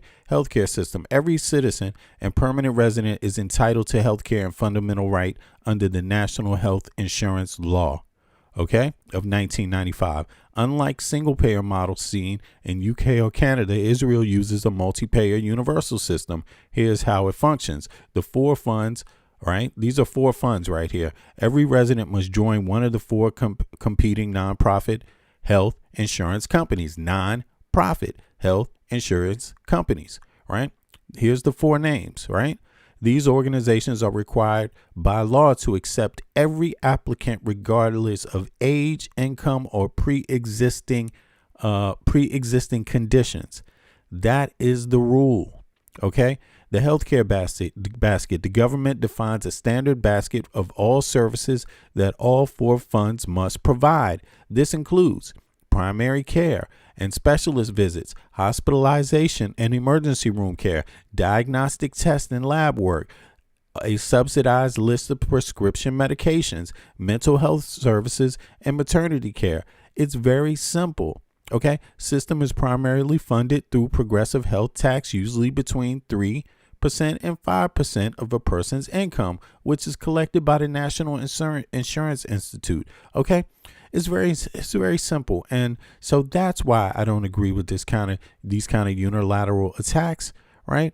Because, hey, Americans are doing this stuff at the same time. We don't even, Israel, we're fighting wars for people.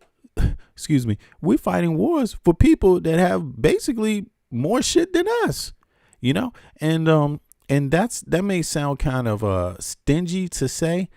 But it's not. It's because we've been doing this for a long time. At the same time, we work long. The average American minimum is 40 hours work week for full time. In Denmark, it's 36 hours, something like that. And even if it's at night, it's even less, right? Countries, most Western countries, not only do people not have to work 40 hours, but it comes with certain benefits, those 40 hours, certain social protections with those 40 hours when you're a worker. You see what I mean? That's not what's going on. And even in this case, you could argue against supporting Israel or not supporting Israel. The bottom line is that they have health care too. And 30 million fucking Americans don't even fucking have health care. What the fuck is that? That's what I'm saying. And it's loads of Americans on the left and right that are fucking tired of this bullshit. We're tired of this fucking bullshit. Nobody's fucking listening to us. We're tired of this bullshit. Okay? That's the problem right there. So, yeah. And I also condemn. I don't like Netanyahu. I don't like Netanyahu. I don't like any country that has the same fucking leader for too long. Period. That's what I don't like. I'm not for that. Okay, I think that becomes problematic when power is centralized by a small group of people for a long period of time, whether it's economic power or whether it's political power. I believe that's called corruption and nepotism. You see what I mean? So I'm not up for that either. But I do recognize that Israel and Iran, they have different groups of people, and they've had this situation going on for a long time. So Americans, at least we need to get something out of this. If these people want to fucking fight forever and keep these wars going on, and no government, whether it's left or right, is going to listen to the people of the United States of America and be concerned about their best first. If that's not going to happen, Americans need to get loud and vocal about what we fucking need, period. Just like everybody else. Everybody else wants a bomb. Everybody else wants to attack. Everyone else wants their freedom too. Well, we want our motherfucking health care for our families and everybody else. We want universal education too. So going to school is not a matter of how much money you have or your family has. Okay? That's what we want. While everybody else can have their bombs and have their fights, you all just go right ahead and blow yourselves the fuck up. But can we get some health care and education too while you do it? I mean, that's how I look at it. Subsequent attacks by Iran, violating the sovereignty and territorial integrity of Bahrain, Iraq, Jordan, Kuwait, Qatar, Saudi Arabia, and the United Arab Emirates. We are witnessing a grave threat to international peace and security. Military action carries the risk of igniting. All right, I put the link in the chat for people that want to hop up. Look, I'm a pretty cool person, down for a good conversation, like to hear a different perspective, even if the perspective is not in agreement with mine. However, I don't tolerate bullshit, so I'm going to cut you off if anybody playing any goddamn games. Okay? Spend your time, come up, and use the time wisely, and so we can have a good dialogue. Maybe you have some insight for me or some things that I don't know about this conflict. That would be interesting to know. But as long as it's done politeful and respectful, I don't have an issue. So let's go on. I think a chain of events that no one can control in the most volatile region of the world. Let me be clear.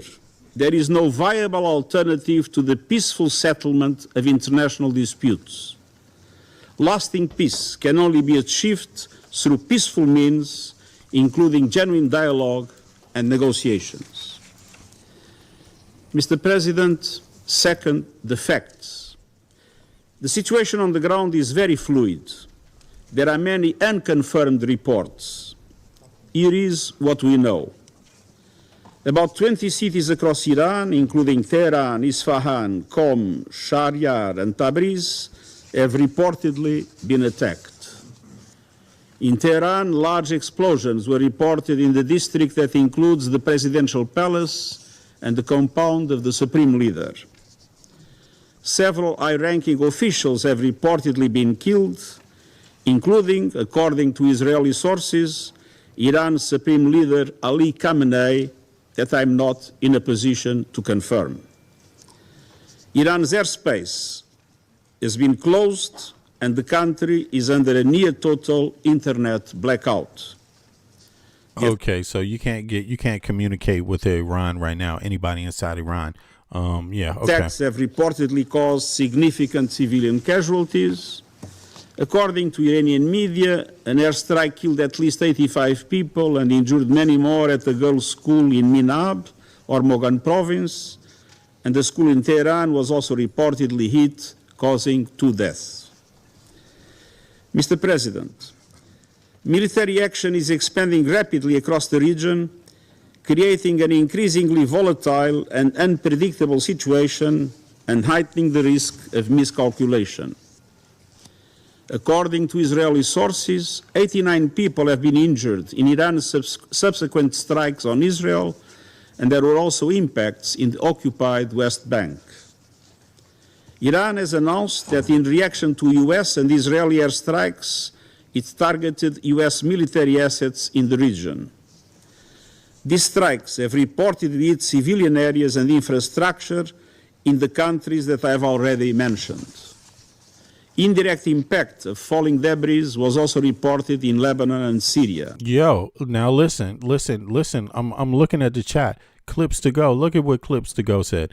Now let's make vlogs about all the immigrants in Europe after 10 million Iranians flee there and complain about. Exactly.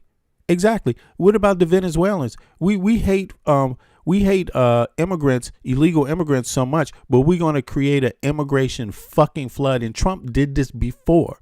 You see what I mean? This is the same goddamn thing that's been going on time and time again. And listen, Europeans are struggling with immigration.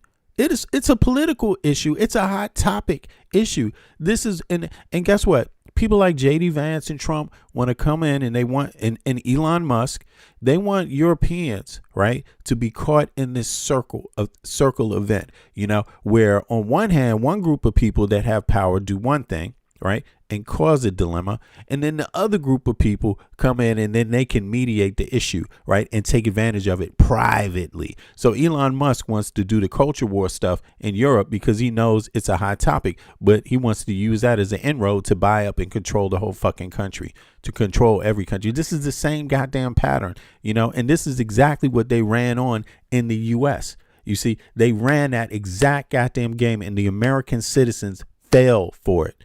Now they have Elon Musk, who has 3 citizenships.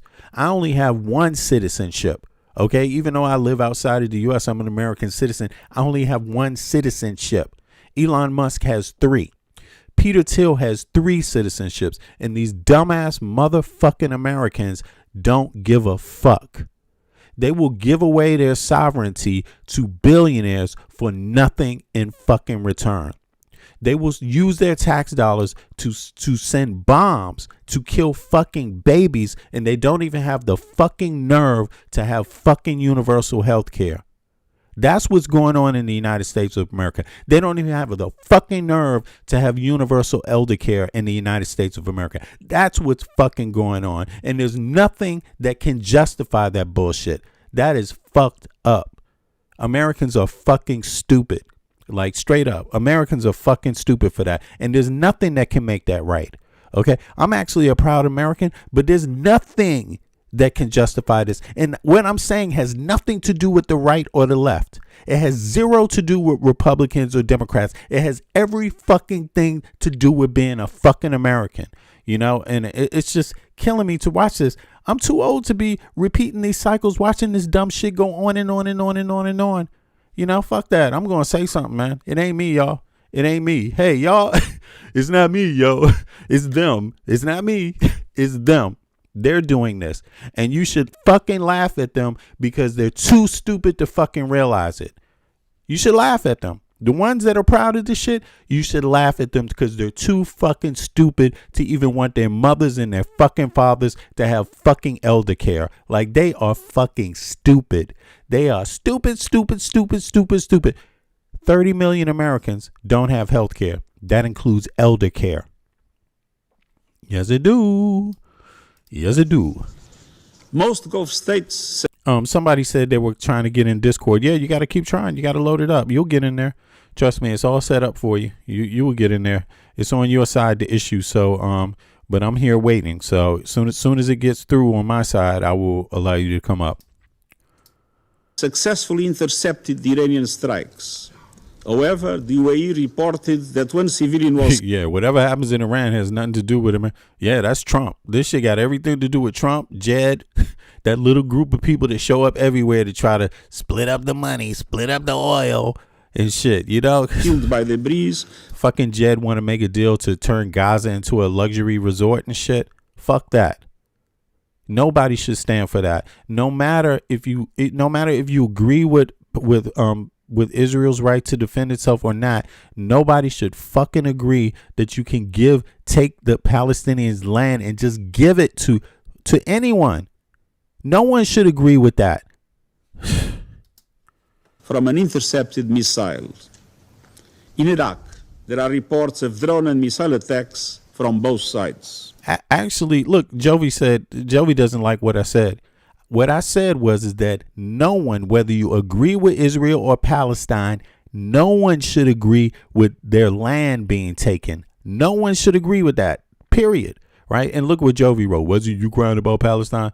Look, first of all, no, I wasn't crying about Palestine because I'm not a Palestinian, you dumb motherfucker. Okay? I'm not an Israeli, you dumb motherfucker. You understand that? I'm an American citizen, so no, I wasn't crying about it. Okay? But I'm talking about something else if you pay attention, you jackass. Okay? You know, now, are you crying about how I talk to you, you stupid motherfucker? Okay, no, I didn't think so. Good. Good for you. You're a good boy. There are also reports that Iran is closing the Strait of Hormuz for international shipping. Mr. President, the US and Israel attacks occurred following the third round of indirect talks between US and Iran mediated by Oman. Preparations had been made for technical talks in Vienna next week, followed by a new round of political talks. I deeply regret that this opportunity of diplomacy has been squandered. Mr. President, third, the region and the world need a way out now. All right, hold on. Let me see here. I think I got somebody trying to hop up here. Yeah, let me drop the link also. Discord link to hop up. And no, I'm not crying over here. I'm doing quite well, you stupid jackass. Okay, I have health care. I live outside of the U.S. as an American citizen. Okay, you punk ass. Okay, my kids have health care too. They have universal education also, you stupid junkie. You should pay attention a little more. Okay, yes, I do have stock. Yeah, and my gold stock is going to rise too. But that doesn't mean I'm for innocent fucking kids being killed, you stupid motherfucker. No, I'm not. Okay, you stupid jackass. I have standards and morals, you stupid fuck. Okay? And what country do you come from anyway, you jackass? Let me see here. Talking about crying. Let me just look at this thing real quick.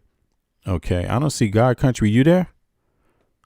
You there, Pete? Yeah. Okay, 2 seconds. Yeah, I'm here, my man. Okay, 2 seconds. Hold on. Let me see something here. This is the account right here. This is who seems to not care about little kids dying, and it seems to be, you know, so okay. Like I'm serious. I'm not a Palestinian. I'm not an Israeli. Right? I'm talking about American citizens not having fucking health care and motherfucking Israelis all having health care and stupid fucking Americans not even being decent enough to clean their own bullshit up first. At least if they're going to help other countries in war, at least clean up your own elderly. At least help your own fucking elderly. What the fuck? Does that sound like it's crying about Palestine or Israel? No, I'm crying about fucking American citizens. Okay, old people not having fucking health care, bitch. Now, Pete, what's up? Sorry about that. I just need to make it clear. It's all good, but I just think just a little information, just a little tidbits about the conflict, you know, that's going on between Iran and stuff. You know, according, I don't know if a lot of people know, but according to the U.S. State Department, you know, Iran was designated a sponsor of terrorism in 1984. They were never taken off of that list, and they continue to sponsor terrorism. I think it benefits the world. Which they're confirming that he was killed, is a good thing. What does that got to do with Americans not having health care and Israelis all having health care? No. I'm just giving you. I'm speaking about the war. I'm not. I understand.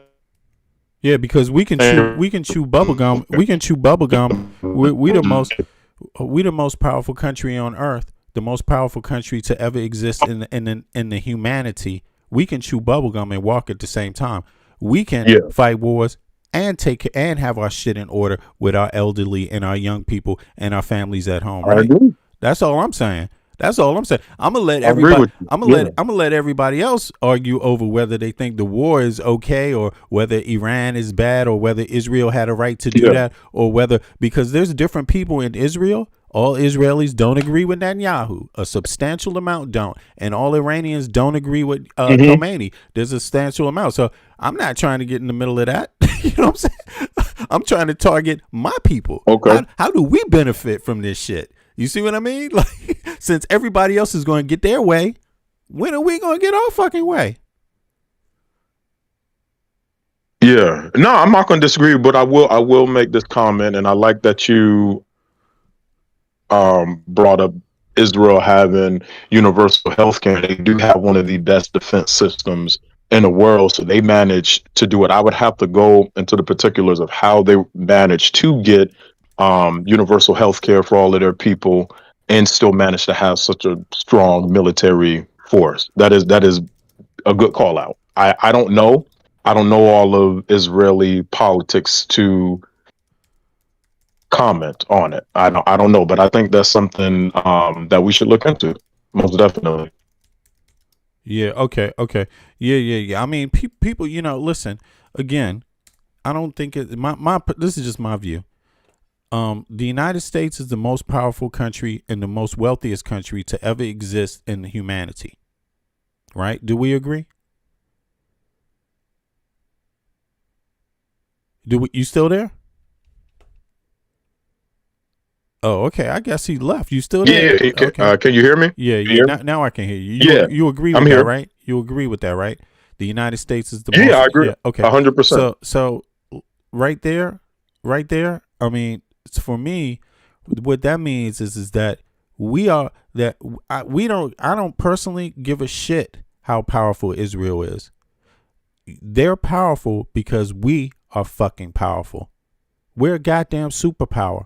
And we're powerful because we got 350 million people paying into the same pool, sticking together. The moment we stop sticking together, that power fucking ends overnight. Now, so there's reasons why we're powerful. Every country doesn't have 350 million people paying into one pool. And the United States of America has had that for a long time. Now, because we had that power, we know we're fucking powerful. We know our military is dope. We know our military is deadly. That's not a joke. And anybody's side that we get on is fucking deadly. That's not a joke either. That's elementary school. That's elementary school. But what's complex is why the fuck don't we have health care for our elderly? Why do how come we're missing 30 million people while the people we're helping have fucking health care? That's all I'm saying. That's all I'm fucking saying. Yeah. Let's break it down. And listen. Well, let's do the research. And listen, the Israelis, you are fucking smarter than the Americans, and you are prouder than the Americans for taking care of your own fucking people first. Okay, go ahead and explain why. Go ahead and explain why we, in the U.S., 30 million people, we don't have health care, and we're fighting with Israel. Okay, well, go ahead. Okay, I think it's a lot. First thing I like to make this comment. Yeah. I don't think healthcare matters if you're dead. If you're dead, healthcare won't matter. So I think first you have to get, what I would call a safety net. You have to be able to protect the people in which you're trying to provide health. No. We are the most powerful military that has ever existed in the world. Period. Full nonstop. Full nonstop. Full nonstop. We can't always go back into the corner talking about we still gonna be dead tomorrow. Man, they're gonna be playing this game until infinity. There's always gonna be a threat. Period. It's always gonna be we have to take care of that threat first before we fucking do what everybody else does at home. That's bullshit. You think Yeah. Israel ain't So under how would threat? you do it? Hold on, but listen, you think Israel is not under threat? Israel's under threat every fucking day. They didn't use that as an excuse to not have health care. Every country is under threat. I agree. Every country that has universal health care and universal education is under threat every fucking second of the day, bro. What's our excuse? I agree with you. That's all I'm saying. I agree. Well, tell me, educate me and your people. Let's break this down syllogistically together. How would we? Let's research. How does Israel? How do they go about providing universal health care to their people? You have to break it down. Yeah. Oh, they pay for it in their taxes. It's paid for in their taxes. That's how it's broken down. Here it is. Look, it's right here. Check this out. So is it that simple? Here it is. Yeah, it is that simple because it's as simple as it's that simple because guess how many people tend to provide it. It doesn't matter if somebody shits gold on the other side of the earth. If we're always going to be calling it too complicated because we just don't want to do it because we don't want to shit gold. You know what I mean? That's what's going on. Again, it's the most powerful country on earth that's ever existed. It doesn't matter that someone else is doing it as much as it matters that why aren't we doing it better? Because we're the most powerful. Instead, we're doing it worse. Okay, so if it's just taxes. It's not just taxes. Okay, so if it's just taxes, it's not just taxes. How do you It's organized. Okay. Everyone has an organized system. It's not. It's not any. This is not a surprise. They had this system since 1995. So this thing about how everybody knows how. Okay. But here it is. It's published. Here, Israel has universal health care system. Every citizen and permanent resident is entitled to health care and fundamental rights. Permanent residents too, right? Under the National Health Care Insurance Law of 1995, right? Unlike a single payer. But break it down. How was it broken down outside of taxes? I'm breaking it down. It's right here. Unlike the single payer. Okay. Unlike the single payer model seen in the UK or Canada, Israel uses a multi-payer universal system. Here's how it functions. 4 funds, right? The 4 funds is called Kapat Holim. Okay. Every resident must join one of the 4 competing. Kapat Holim. Yeah, that's what it's called. Kapat Holim. Every resident must join one of the 4 competing nonprofit health insurance companies. You have to join it. It doesn't matter. You have to join one, no matter who you are, right? And then they list the 4 here: Klalit, Maccabee, Mohidat, and Laumit. And so now these organizations are required by law. They're required by law to accept every applicant, regardless of age, income, or pre-existing conditions. Right? Yeah. Now here's another part. Yeah. Number 2, healthcare basket. The government defines a standard basket of services that all 4 funds must provide. So no matter which one you choose, they have to, at the minimum, have to provide these services. Primary care. So there's some variation depending on your own particular needs. Right? So primary care and specialist visits, all of them have to provide that. Hospitalization and emergency room care, all of them have to provide that. Diagnostic tests and lab work, all of them have to provide that. Subsidized list of prescription medications, all of them have to provide that. Mental health services and maternity care, all of those 4, you can choose one, but they all have to provide that. Now, how is it funded? The system is primarily funded through a progressive health tax, usually between 3 and 5% of a person's income, which is collected by the National Insurance Institute. The government then distributes these funds to the 4 health organizations based on the number and the age of their members. 4, supplemental insurance. While the basic basket covers most essentials, about 80% of Israelis also pay for supplemental insurance through their health fund or private companies. This provides, in Denmark, we also have some external ones too that you can pay into. It depends on your own personal situation, what might be best, or if you need it at all. But faster access to elective surgery. Like in Denmark, you have private hospitals too. But if the public hospital can't solve your problem within a certain amount of time, it's legislated, then the same funds pay for your private hospital visits and your private doctor visits. That's how. So they don't cut people out. You said, I just got a question. Yeah. I'm sorry, I just got one question. So you said they pay 4% out of their check? It's between 3 and 5%. Yeah. Yeah. Which isn't a lot. So that's if you make like, let's say 22 or 25, 2,800, that's 100 and something dollars. Maybe $450 a check. That's that's good. That's reasonable. That's not too unreasonable. No, it's not. But the U.S. we pay the highest for a healthcare service anyway in the world.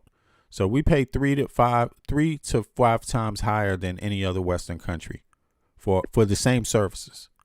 Just the actual costs more for the same service. That's crazy. Right. But we could talk about that. But the main point is that Israelis have something that's more reasonable. Right. That's the point. Really, at the end of the day, they have it, and they have everybody involved in it. Very simple. So, I mean, and I have to say, that's how I see pride. I see pride that way.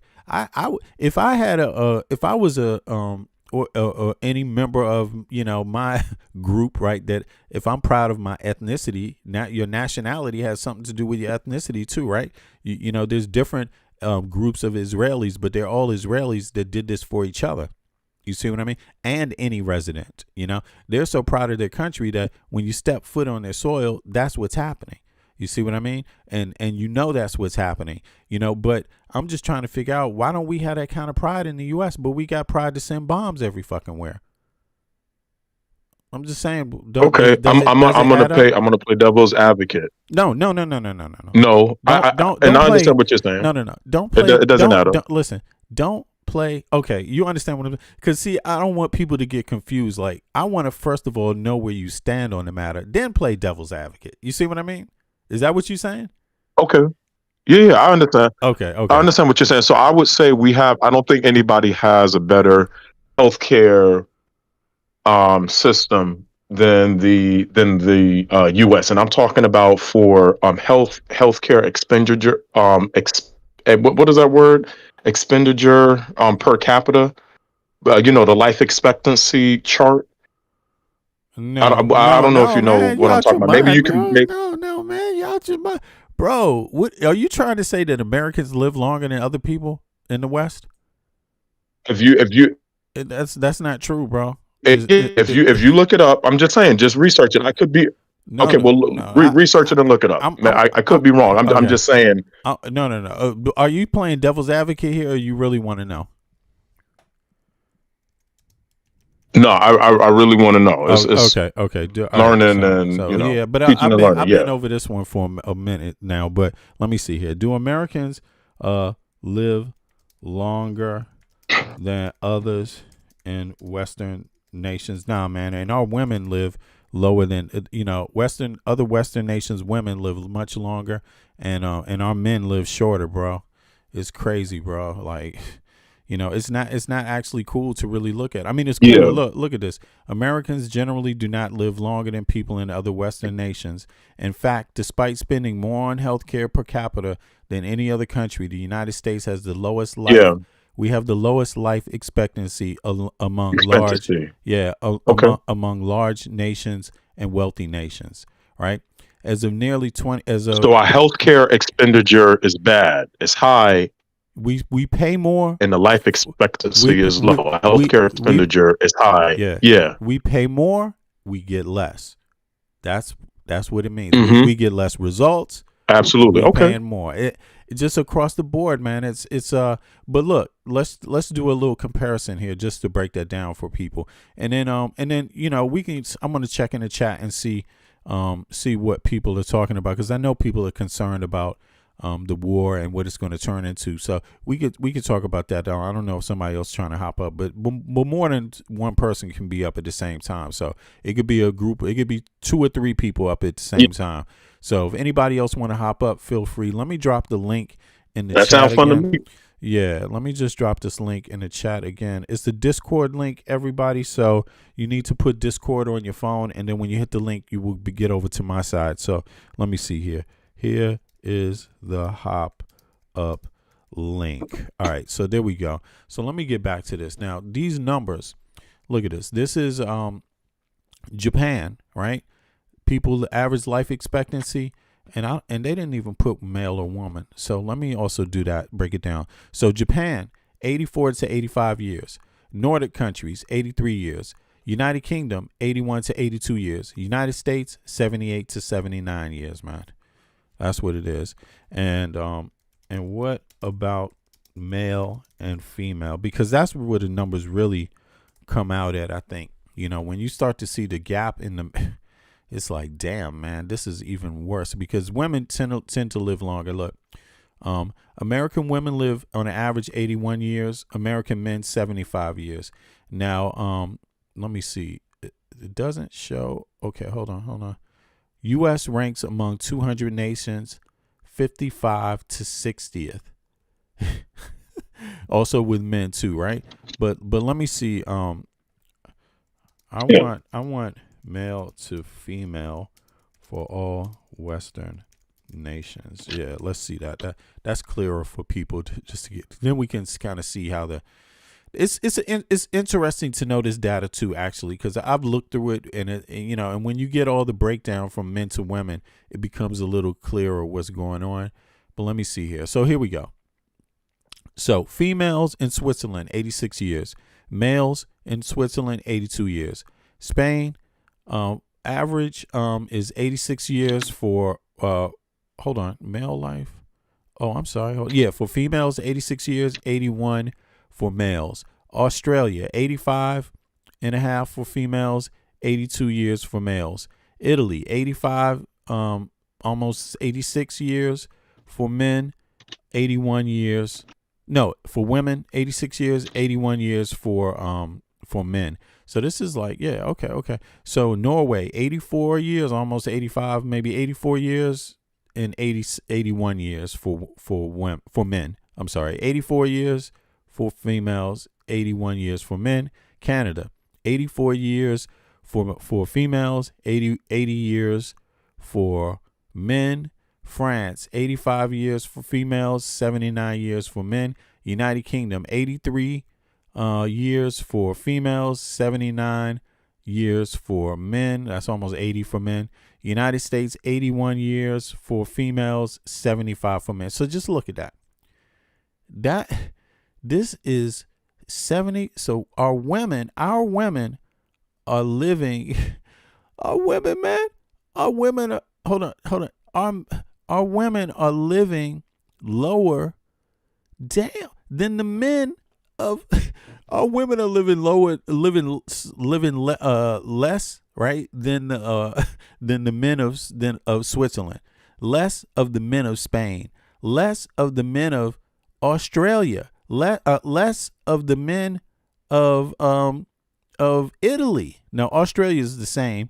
Italy, our women live the same amount of time as years as a man in Italy.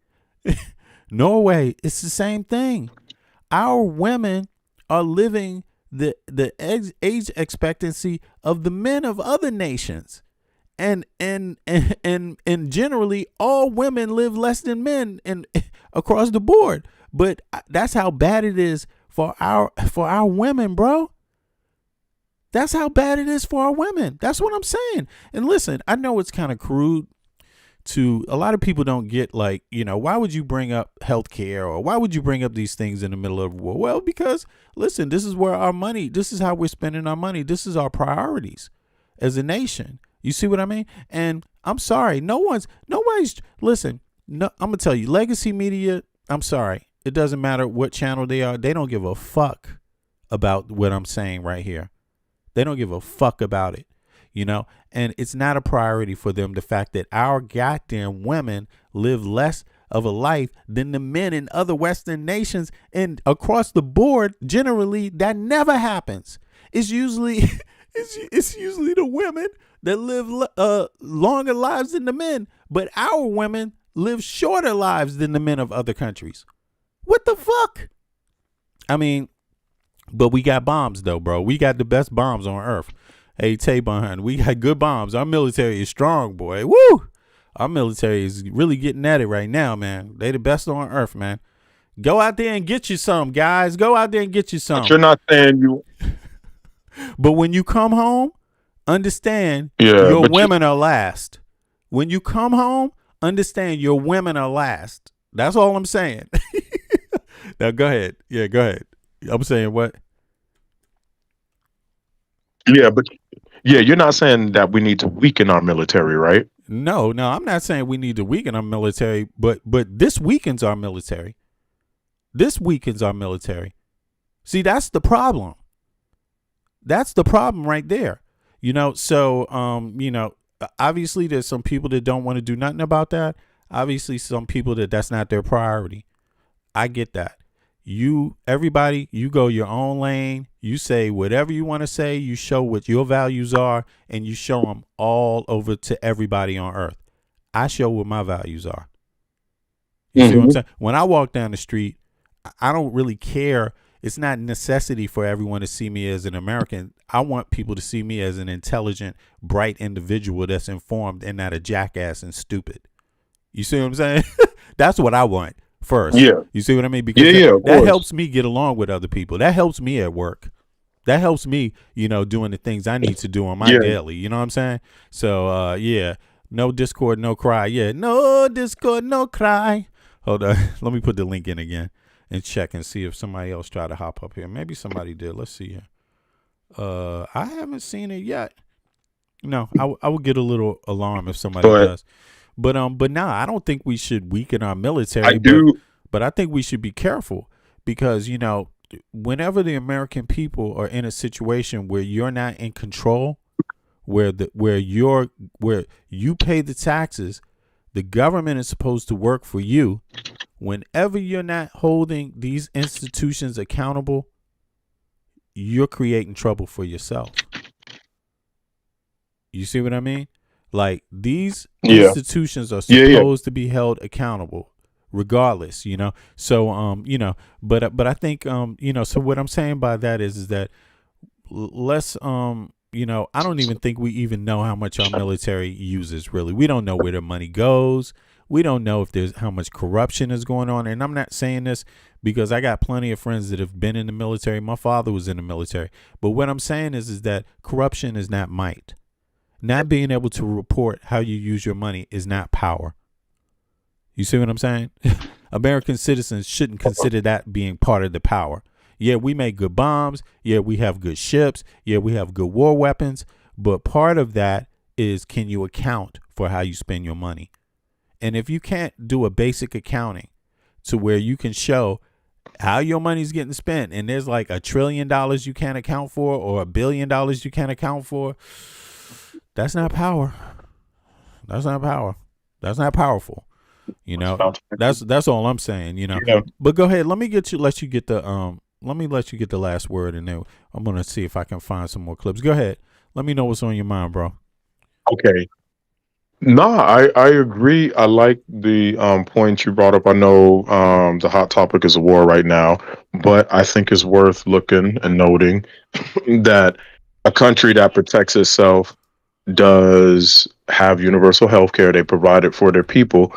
And I really think the US here should really start looking into that. I believe they are looking into it. They have drafted things to bring on the Senate floor, but they want provisions, and this is when we're going to get into murky waters. They made provisions for people with transgenderism, for healthcare, providing healthcare for people who may want to transition, and all of these other things. So they will not come to an agreeable point because one side, of which I don't agree on affirming care for children who, want to try to transition to another sex and put in those provisions. And I think that's where the division really comes, because it's just not healthcare. Everybody's like, it's for the US, it's universal healthcare, everything is going to be fine. There's provisions and other things, underlining things that they have to implement into those costs. And on the one side of the aisle, they're not going to pay for it. They're not going to pay for contraception for people that are just going to continue to have abortions. Yeah, but here's the thing. Here's the thing, man. Yeah. We know that let's be rational about this, right?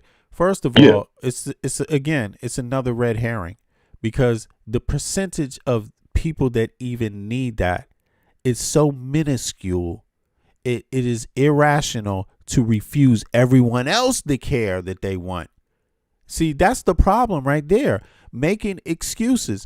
The Republicans, and I'm not trying to make this a Democrat or Republican thing, but instead of them hypothesizing how it ain't going to work because 1% of the people in the country want a sex change, but less than 1%, instead of hypothesizing that it ain't going to work, why don't you use your power to go to war? Why don't you use your power to get the rest of the shit popping? What's the excuse? Where's it at? There's no excuse.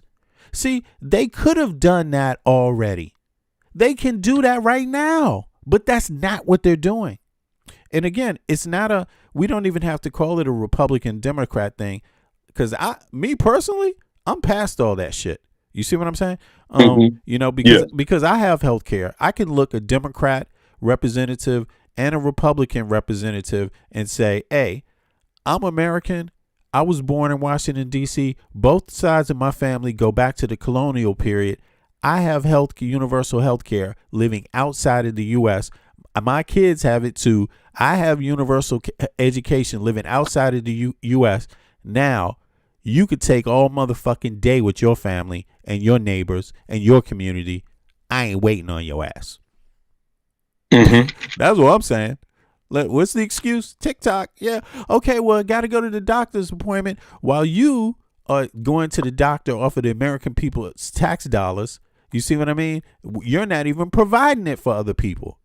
That's bullshit. You know, in America, we were providing healthcare. Our taxpayer dollars were going towards other countries, helping their people transition under Biden's administration. And I can't go through the whole lengthy But again, man, this is a red herring again. It's trying to find a reason. If you have that's not a red herring. No, if you have because you could enter the conversation the opposite. Instead of entering the conversation saying, "Oh well, we provided it to these people over here," that's still not an excuse for why you didn't provide it for the people right in your face, inside of your own borders. That's not an excuse.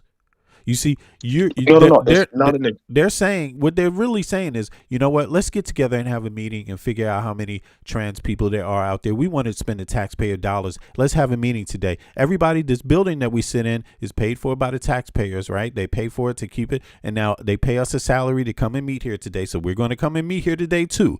They pay the cleaning staff. They pay for the water. They pay for our dental bill. They pay for our rent at home. So let's have a meeting to talk about this today. And let's leave this meeting not making sure that everybody else that's not transgender has health care. That's how they wanted to spend their money and time. See, so they spent their money and time bitching about 1% of nothing instead of using their time wisely and talking about the 99% of everybody else. That's not smart. Yeah, but I wouldn't want that provision. Like, let's say, because it's just again, it doesn't even matter, because here it doesn't matter. It's irrational. You're using the American taxpayer's dollar to talk about the 1% instead of the 99%. That makes no sense. That's irrational. Okay, so if just 1% of our tax dollars went to funding a terroristic country, would it matter if it would give us health care? It would matter. No. So a small percentage, though you think it's small, it would matter. No. Fuck all that, because you can't account for what's going on anyway. You see what I mean? So, I mean, you know, that's the whole thing right there. There's always a reason why we're going to sit down and have meetings about terrorists. We're going to sit down and have meetings about this on the taxpayer dime. But there's never a reason why you can't sit down and do your job like most normal countries do. You see what I mean? That's the problem right there. I'm not disagreeing with that point. You can chew bubblegum and you can walk at the same time. There's no excuse. You see what I mean? Every civilized every civilized nation needs health care for its people. Everyone does. That's just how it works. That's how it works. Yeah. You see what I mean? People ain't going to be people. What do you think pride is all about? You think pride is just all about, okay, some of us get it and some of us don't? Yay! No, that's not pride. That's not pride at all. Okay, well, but we spend, from what I know, I think we spend the same amount on national defense, education. The only thing I think we spend the most on here in the U.S. is, I think, Social Security. I could be wrong, but as far as national defense and healthcare, it's around the same percentage. I think it's 11% or 11 or 12%, something like that. We spend our taxpayer dollars go to roughly the same. It's not this big difference What you talking between about? the two. On healthcare? The percent On healthcare? No. yeah, I'm No, saying no. where our taxpayer dollars go to primarily. No. It's not a big gap between No. national defense. Oh, I see what you mean. No, it isn't. But see, again, this is the whole thing. We pay 3 to 5 times more for the same exact services than any other country, than the rest of these countries. I understand that. So that's the issue right there. You see what I mean? And why is it costing 3 to 5 times more? Because that money is not going to services provided. That money is going to what? Administrative fees. That's not health care. Yeah. But what I'm saying, In other words, we have more people passing around paper, looking at the paper, saying, yeah, I agree. Let me type this in and then send it to the next office so they can look at it again. It's like, what the fuck? I agree. That's a problem. And it's healthcare. Yeah. It's healthcare. Listen, it's taxpayer money anyway. It's taxpayer money. Mm-hmm. So we don't need somebody to get rich off of it. Get rich off of your own. So you need deregulation. Get rich off of your own fucking invention. Get rich on your own invention. Okay. Healthcare is not special. They're actually using our science, taxpayer funded science, for health, for medical, companies that provide medicine, companies that provide a whole lot of utilities and things like that are a part of the healthcare. And I agree with that. Private sector should be involved in terms of delivering. They should have a role, but the role shouldn't be to rip us off. Okay. Okay. Well, I'm not disagreeing with you. I think so. You agree with Trump on that part, to where you need to deregulate the system in which, all of this paperwork and all of this other stuff. Because here in Florida, we have the Department of Agricultural, and you have to go through all of this stuff. If you're trying to start up just a small little business, the amount of paperwork that you have to fill out will discourage you along the way. So I do believe in deregulating all of the stupid paperwork. Why do you have to fill out about 200 papers starting up a vending machine business? It doesn't make sense. So I agree with you on that. A large portion of our taxpayer money goes to this administrative work that we don't need. So that's what we should be fighting for. I know we get lost in the weeds. It's just not about universal health care. It's these other things that you listed, like administrative work, that we need to be fighting against too. I mean, I don't think it's only about healthcare, obviously, right? But I mean, I also don't even think it's about one word. You said to achieve. You said you think it's deregulation, right? And yeah. If to me, it seems like you might want to have something more in depth. You see what I mean? Not just deregulation, not something like that. You need actually regulation. But in the right ways. You see what I mean? Deregulation is just too general. You know what I mean? It's less paperwork though. Less paperwork. If you could take away at least half of the paperwork, is going to make it so much more simple. Because just like when you go to court, and let's say you want a writ of habeas corpus, or you need your attorney to file paperwork, every single paper that they file is a charge. Yeah. So yeah, we can take away. That's true. I mean, because the laws that they have, the laws that they have right now are protecting the insurance companies basically over the people that are supposed to be getting needing the health care, the services. So yeah, I feel you. I mean, I think it's both. It's deregulation in some areas and regulation in others. But yeah, when it comes, Agreed. I don't think if deregulation means nobody's regulating who's counting the money, who's looking at who's looking at how much of the money is going towards services. That's what you need. You need to make sure that most of the money is actually going towards services, and that the insurance companies, since they are insurance companies, make sure that they have services that they're going to provide, and that they have to provide it to all Americans. Then you split up your money after that, but you have to make sure all Americans are in the system. You see what I mean? Able to get their healthcare need met. I think that's the main priority, because they're making loads of money, man. Come on, these, and is healthcare necessarily how we need to go about it in terms of making money to become billionaire corporations from healthcare? Is that where we need to do it? Because we're already paying for science that they benefit from anyway. They're actually, you see what I'm saying? So we're playing a role in it, the public, a big role anyway. So to me, it's just, a little much. So let's put, let's put actual, quantitative data. It's administrative waste is what's going on in the U.S. Yeah. It's administrative waste. So everybody understands. So your audience understands. You're saying, and I'm agreeing with you, about over 20 to 32% of your taxpayer money goes towards just administrative work costs. It's not direct care, that you're actually paying for. It's administrative, and that is extremely high. That 30% of your money is going towards just administrative costs. Exactly. So now we have, we got numbers of where our money is going to. And so now we come to the table, we say, hey, well, this isn't cool. You guys need to cut, some way, somehow cut the administrative work, because that's where all of our money. And that, they need to cut the administrative waste, because look, and like you said, up to 30% of the money of what people pay is being wasted.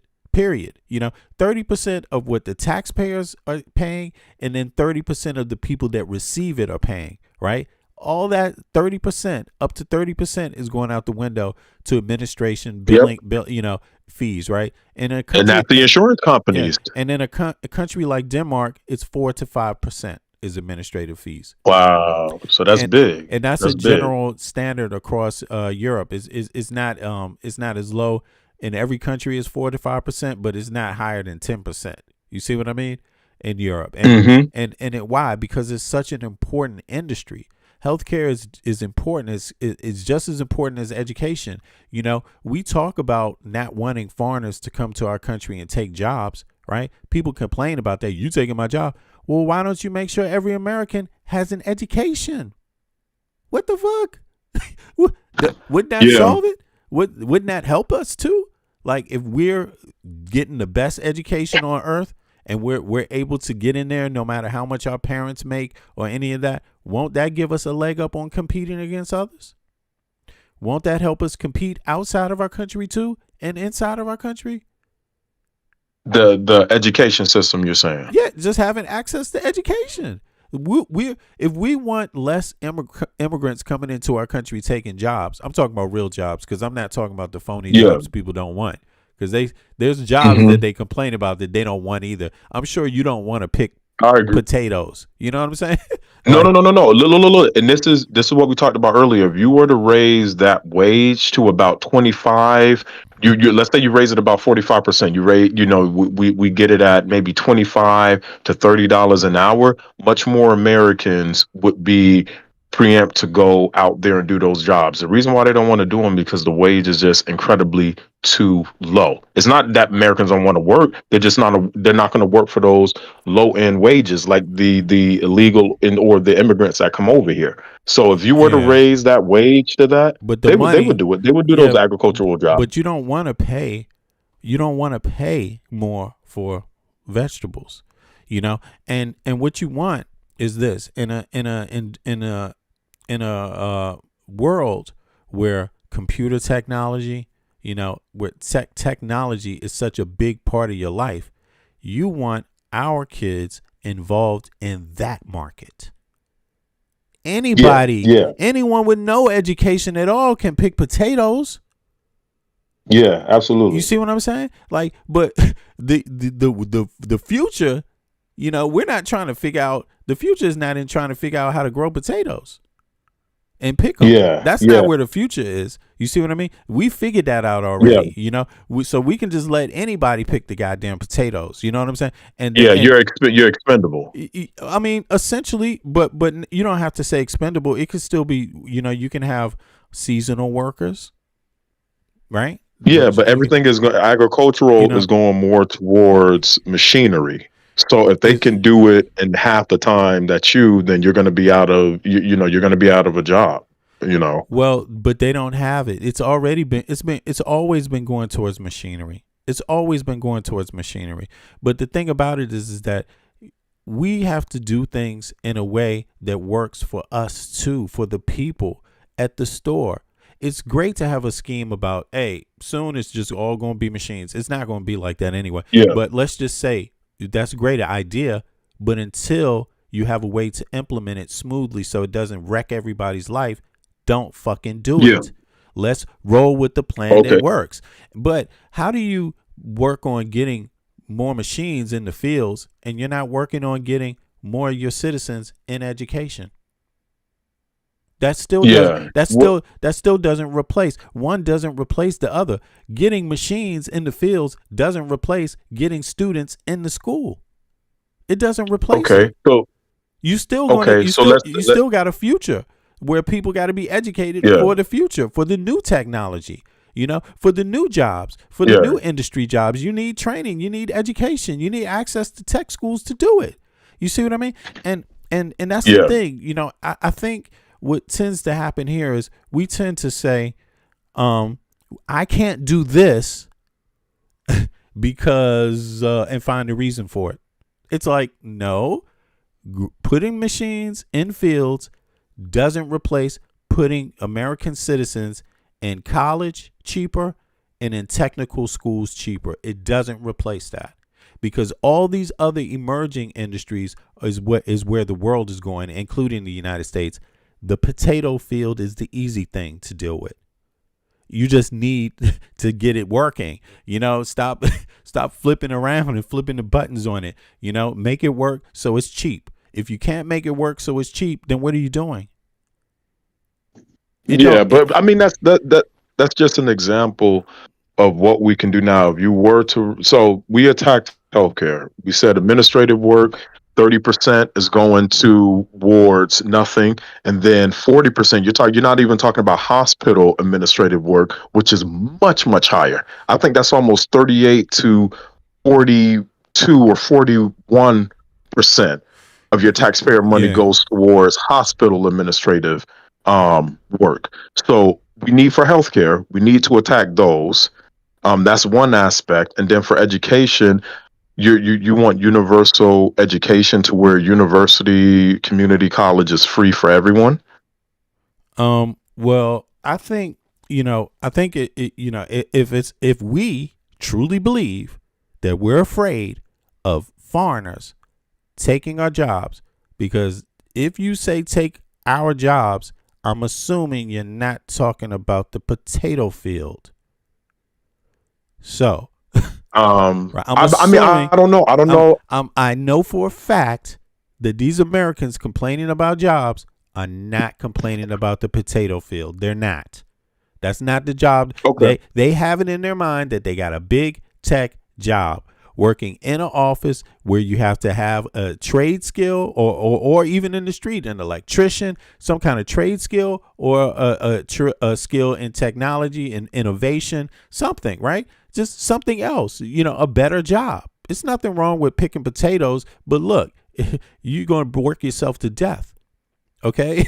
You know what I'm saying? That's what you're going to do. Anybody can pick a potato. You see what I mean? So the thing about people have been picking potatoes since the beginning of the time. It's built in your DNA, but the question is that all the only jobs you want, or do you want all the other business sector jobs that are out there? So we have to train people for those jobs, and it has to be affordable. It has to be something that a person says, if I say, hey, you know what? I want to be an electrician. Wow, let me. But that's trade school, though. That's not college. Trade school should be more affordable. No, I don't. College too. Trade school and college. It's up to you what you want to do. But trade schools are important because hey, that's who's going to be. That's who's going to be putting shit into so play.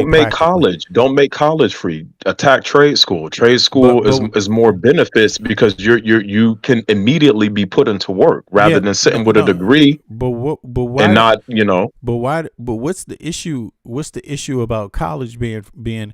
Listen, it's paid for. But what's the issue about making sure everyone can access it if they pass the exam, the entry exams or things because like that? Not everybody's going to go to college. Most people are not even graduating. If you look at the graduation rates, at least here in the U.S., they're dropping significantly. People are starting, but none of them are finishing. Why? Because they see the job market. They see they're getting these degrees. They have this, high, payable fees once they graduate, and they're not even getting jobs that are with their degree. Most of the people in my family have a doctorate and like 3 masters. Right. I will tell you at least 65% of these people are not in fields in which their degree is in.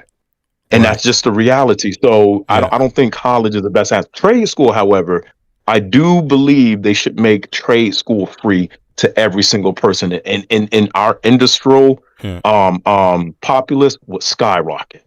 I think you make trade school free, where the person who, maybe they only have a middle school education, but you can train them on the field to be a plumber, be an electrician. Oh man, I think that would really boost, our economy. It's a lot of things that need to be, that are that you need people trained for, in trade schools, So, it's plumbing. It's also, solar panels. It's also, solar panels. All the infrastructure work.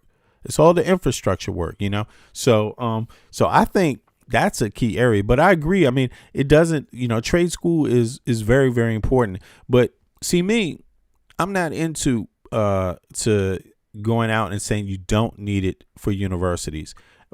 Personally, I think you need to take a look, and they need to do some research to figure out what is really needed. Because I agree, like you said, there's a lot of people that maybe go and get a degree and can't get a job in the field where their degree was, you know what I'm saying? And end up, and then they have student debt that they have and still have to pay off and all of this stuff. So, I think they need to check into that in any case. But you get my point. It's just generally speaking, the idea of saying the idea now, I believe people need to think about the choices they make when it comes to education. You need to be practical, but I think in our country, we're very punitive. We find ways to be punitive. We would take it to try to find any reason why we have to say, oh, well, you had your chance, forget it. That's it. No more. In the wealthiest country on earth. You know what I'm saying? And it's like, people need to be responsible, but people need to be free too to make choices. And if you always have this thing over your head, well, I have this one chance, and if I blow this one chance, that's it. Something's wrong with me. In the wealthiest country on earth, I think it's like, where does this come from? Because it's quite natural that industries change, right? Countries change. It's normal that you could go to you could go to trade school, and then 10 years later, you might need a new trade. Right? You see what I'm saying? I agree. So there's no guarantee that your field or whatever is not going to all of a sudden get replaced by something else. we got to be prepared to get people back in school again if you need a new, you know what I'm saying? That's all it is. Yeah. But who's benefiting from that? The country's benefiting from that. Everybody. Okay. You see what I'm saying? So, I mean, I think they just try to find ways to make people pay too much, bro. To be honest with you, just try to. It's the same. Okay. It's the same thing with your phone, man. It's like, why, if everybody else can provide the same phone for cheaper, why can't it just be cheaper and you still be happy getting money and getting paid off of it? Why not? What? Why? Okay. Well, everybody needs to talk over the phone. Why is the phone a luxury? Yeah. Why is the phone a luxury? What's up with that? Okay. Well, hey, let's break it down with the numbers. I know you can bring a lot of stuff up on the screen, but let's because we're solving world issues right now. But I want to hear some more. Hold on, let's take a break real quick. Just hang on. I want to take a break. I want to hear what the GR News had to say about this in Iran real quick, and then we just get back. Just stay on the line if you don't mind. All right.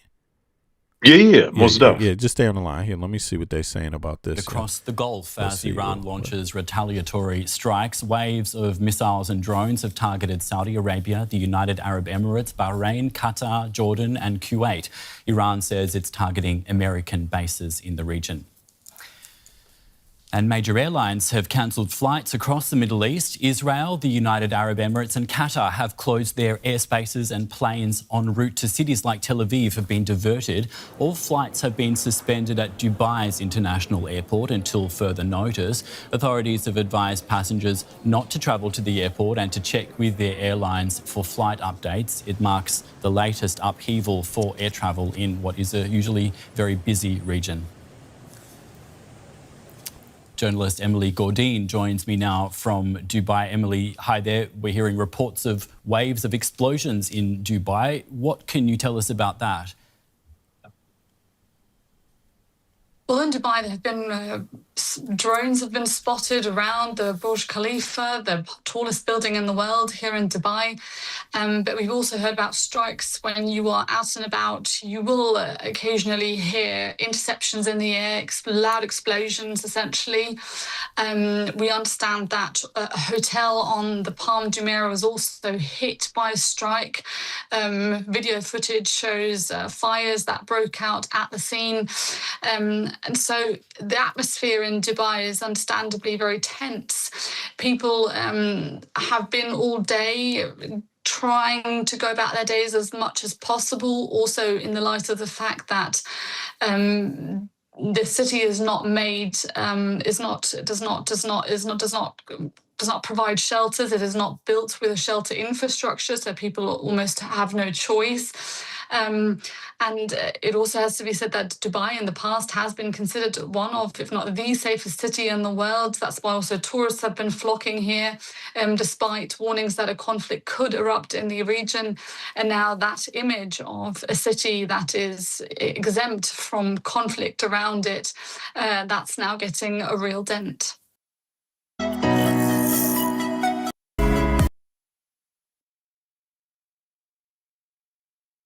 Is very interesting. Look at the comments here. H Buster says, ha ha ha, Arab countries crying. And then he says, shame on Arab countries. And then if you go over and you look at his account was made July 14th, 2025. That's it. Not one subscriber, not one thing posted on it. It's pretty funny how trolls think they can fool people. I wonder what country that person is from. Is that person even, they're trying to spread this kind of ha Arabs, this kind of xenophobia and shit, but they got a fake account, so just be mindful of that. Based on what you've said, that these their days as much as possible, also in the light of the fact that the city is not made, does not provide shelters. It is not built with a shelter infrastructure, so people almost have no choice. And it also has to be said that Dubai in the past has been considered one of, if not the safest city in the world. That's why also tourists have been flocking here, despite.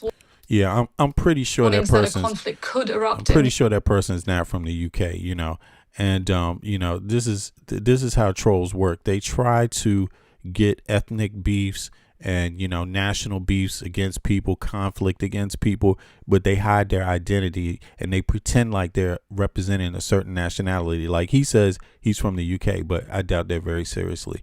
You know, yeah, I doubt it. You know, I'm American, but I doubt that person is from, you know, the UK. And in my view, if they were really proud of who they were, they would show you more of them on their website. You know, they wouldn't hide it. You know what I'm saying? And they wouldn't have an account that's not even a year old. You know what I'm saying? That's basically a troll. So let's look at that as not a real UK person.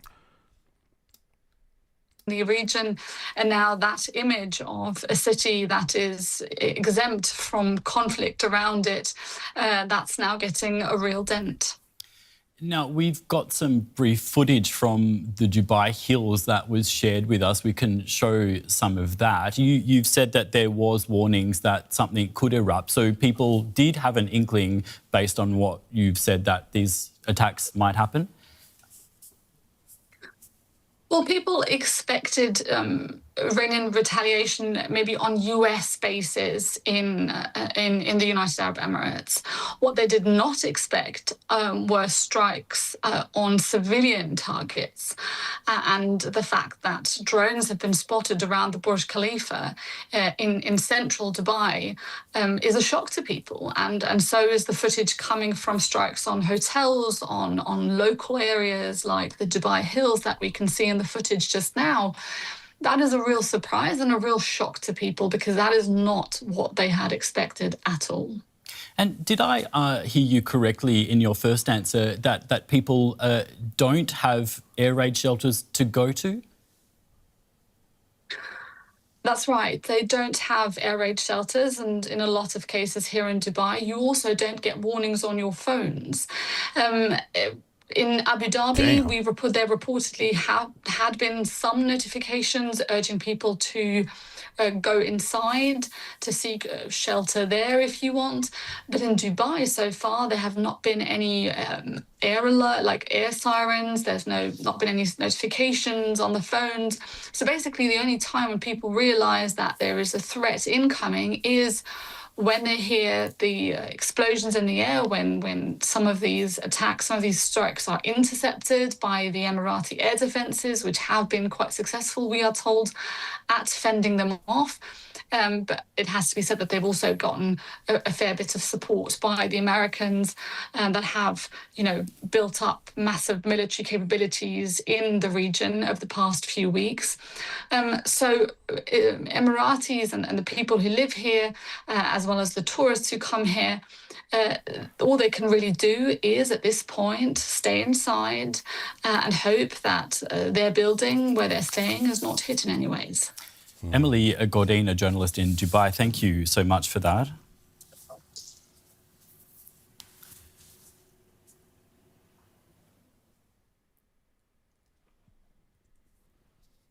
And I'm joined by our Chief International Editor, Richard Walker, in the studio. Richard, good to have you here. Let's begin with Germany. What's the response by the government been to what's happened today? Yeah, so the government has been holding kind of crisis talks. The Chancellor Friedrich Merz has been holding a lot of phone calls, as we hear, with a lot of international leaders and partners.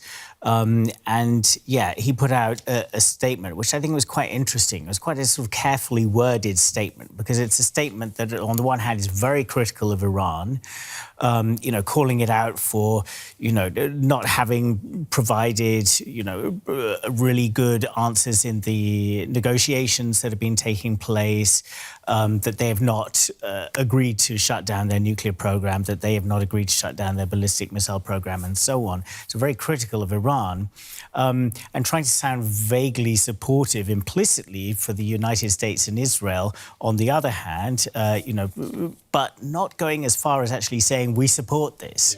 Yeah. And between the lines, there are some kind of gentle... Yeah, it doesn't seem to me like too many... right now, Western countries are going to support this kind of action because, of course, if Trump and Netanyahu view it as important to do, well, there's a lot of things other countries could look at and say, okay, they also thought this was important to do. Everything they think they're doing, they think is important to do. That doesn't inherently mean anybody has to agree with it. You see what I mean? And the way Trump and Netanyahu go about these things, they don't really care if anybody else agrees with it or not. They don't even care if Congress agrees with it. Neither one of them are going to their own Congress or Parliament and asking for permission or discussing these actions with their own supporters or the American people, with the taxpayers. You see what I mean? So, you know, it is what it is. Everyone involved has a track record. All people's track records can be examined, and they're all examined in front of the world. Even the Khomeini's track record is on display in front of the world. Everything today is on display in front of the world. So it's kind of like at this point, you do what you want to do, and the way you do it is that you do it not caring what anyone else thinks. That's how things are going right now, you know. And when people disagree and all start operating that way, what you get out of that is a world war, essentially. You know, when everyone starts saying, I don't care what anyone else thinks, I'm going to do this anyway, and I will ask them later. And if they disagree with me later, I will talk like I don't care what they think because I don't need them. And I think that's where this is going. It's going to come to a head at some point, somehow, some way. Somehow, some way. Who knows? But yo, Pete, you still there? Let me see if Pete is still up here. Oh no, he hopped down.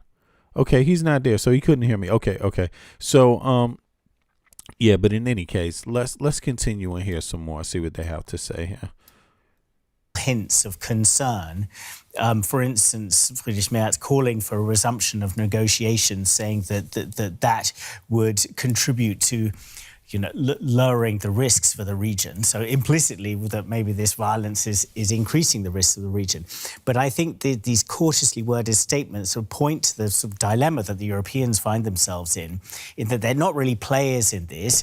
They don't want to come out and say that Donald Trump is taking very significant risks for an uncertain goal of regime change or whatever the goal may be.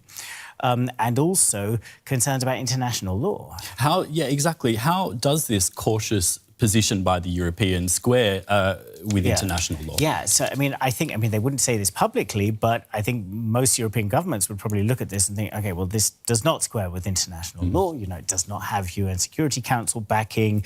You know, this is not an act of self-defense. There's not like an imminent threat coming out of Iran. It's basically inviting everyone to a fuck international law party.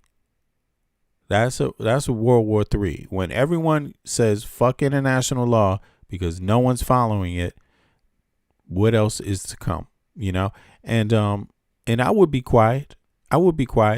Actually, because being quiet means no matter what happens, you can kind of maneuver later. You have a better chance of maneuvering later. You know, it's like being neutral. It's like saying I don't join any side right now. You know what I mean? Because I don't know what any side is necessarily going to do later. So I understand that 100%, you know? And this is what happens. Like, when you're not concerned about international law, you basically invite the world into a place that doesn't care about international law. And it's hard to roll the clock back on it. It sounds like it's easy to do. It seems like a fun thing to toy around with. Fuck international law. We know better. We do what we want to do and fuck what anybody else thinks and fuck what my own citizens think. I will talk to them later. I will go to Congress later. You know, I will do this first and then go to Congress later. You know, it's like, yeah, okay, but now how do you criticize others? Well, I don't need to criticize others because I have more weapons. I'll bomb others if they don't like what I'm doing. I mean, that's to me, this is where it sounds like the natural path of this goes. And I think the Europeans, of course, they always want to hold up international law as something that's very important to the European Union. It's extremely important. Yeah, serpent. I bet you Trump did say some shit like that. I actually thank you for reminding me. He made a speech. Let's go to it. Germany is a country that really wants to, you know, always hold up international law as something that's been committed to ever since the end of the Second World War. And and it's also central to the Europeans' position on the Ukraine war, always saying that Vladimir Putin's invasion of Ukraine is illegal, correctly saying that. So it does open up the Europeans to accusations of double standards, which have become pretty frequent in the last few years. So I think this is one reason why they're so cautious around this topic. But we should note that Emmanuel Macron, the French president, is a little bit bolder, talking that there were grave consequences from this, and saying that France would bring this up in the UN Security Council. Let's talk a bit more about what's happened today itself on the back of a big military build-up in the region from the US, these indirect negotiations that have been happening over the last few weeks. Why has the US decided to act now? Is there a particular aspect of the timing that it sees as an opportunity? Yeah. Right. And why do you think that is? Why do you think the right now thing is what's happening? Like, let me know your thoughts on that. I'm curious myself. I don't know if it's Trump. I think it is Trump. I think it's Trump. I think it's the Epstein files. I think he doesn't want to wait for midterms. He knows the closer he gets to midterms, the closer it is that he's probably going to try to skate around it. I think that clock is narrowing on him because he knows that there's political consequences, right? He knows the American people don't like his actions. Now, when American people don't trust you, they ain't going to like anything you do at some point. And Donald Trump literally told half the population that he doesn't give a fuck what they think.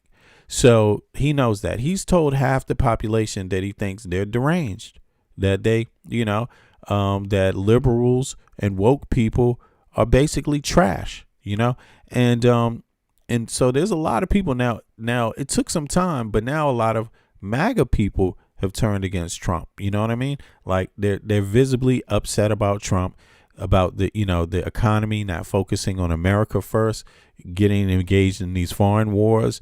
I mean, these are people that didn't want him to be involved in Ukraine, and now he's going out and creating a war with Israel and Iran. That really, if the moment someone else says no, then you're going to be in trouble, because then you're going to be stuck there. You see, things are going to escalate and turn into something that is not easily put back into a bottle, right? And nonetheless, this is the whole time you're displaying an ability to spend money there, while you're explaining no ability to spend money at home. You see what I mean? So I think American people are at that point where no matter what party they're in, they're becoming more, why aren't you doing for us at home? Regardless of what the story is. It won't even matter if you're saving Jesus' life somewhere in another country. I think American people, they are just fucking tired of it, and it just won't matter who it is. They are tired of it. They want a government that focuses on home first, outside second. And I think American people feel like they have always had a government that focused on outside first and home last. Outside for the rich folk, outside for the control over the trade, outside for the protection of American industry, business, oil, things like this outside of the country, and very little inside of the country. I think so. I think Trump is in a hurry, but let's see what they say, why the timing fits. Germany, what's the response by the government been to what's happened today? Yeah, so the government has been holding kind of crisis talks. The Chancellor Friedrich Merz has been holding a lot of phone calls, as we hear, with a lot of international leaders and partners. He put out a statement, which I think was quite interesting. It was quite a sort of carefully worded statement, because it's a statement that, on the one hand, is very critical of a sort of dilemma that the Europeans find themselves in that they're not really players in this. They don't want to come out and say that Donald Trump is taking very significant risks for an uncertain goal of regime change or whatever the goal may be. And also concerns about international law. How does this cautious position by the Europeans square with international law? Yeah, so I think they wouldn't. Sorry about that. I think it's right here. Hold on. Always saying that Vladimir Putin. All right, here we go. The timing.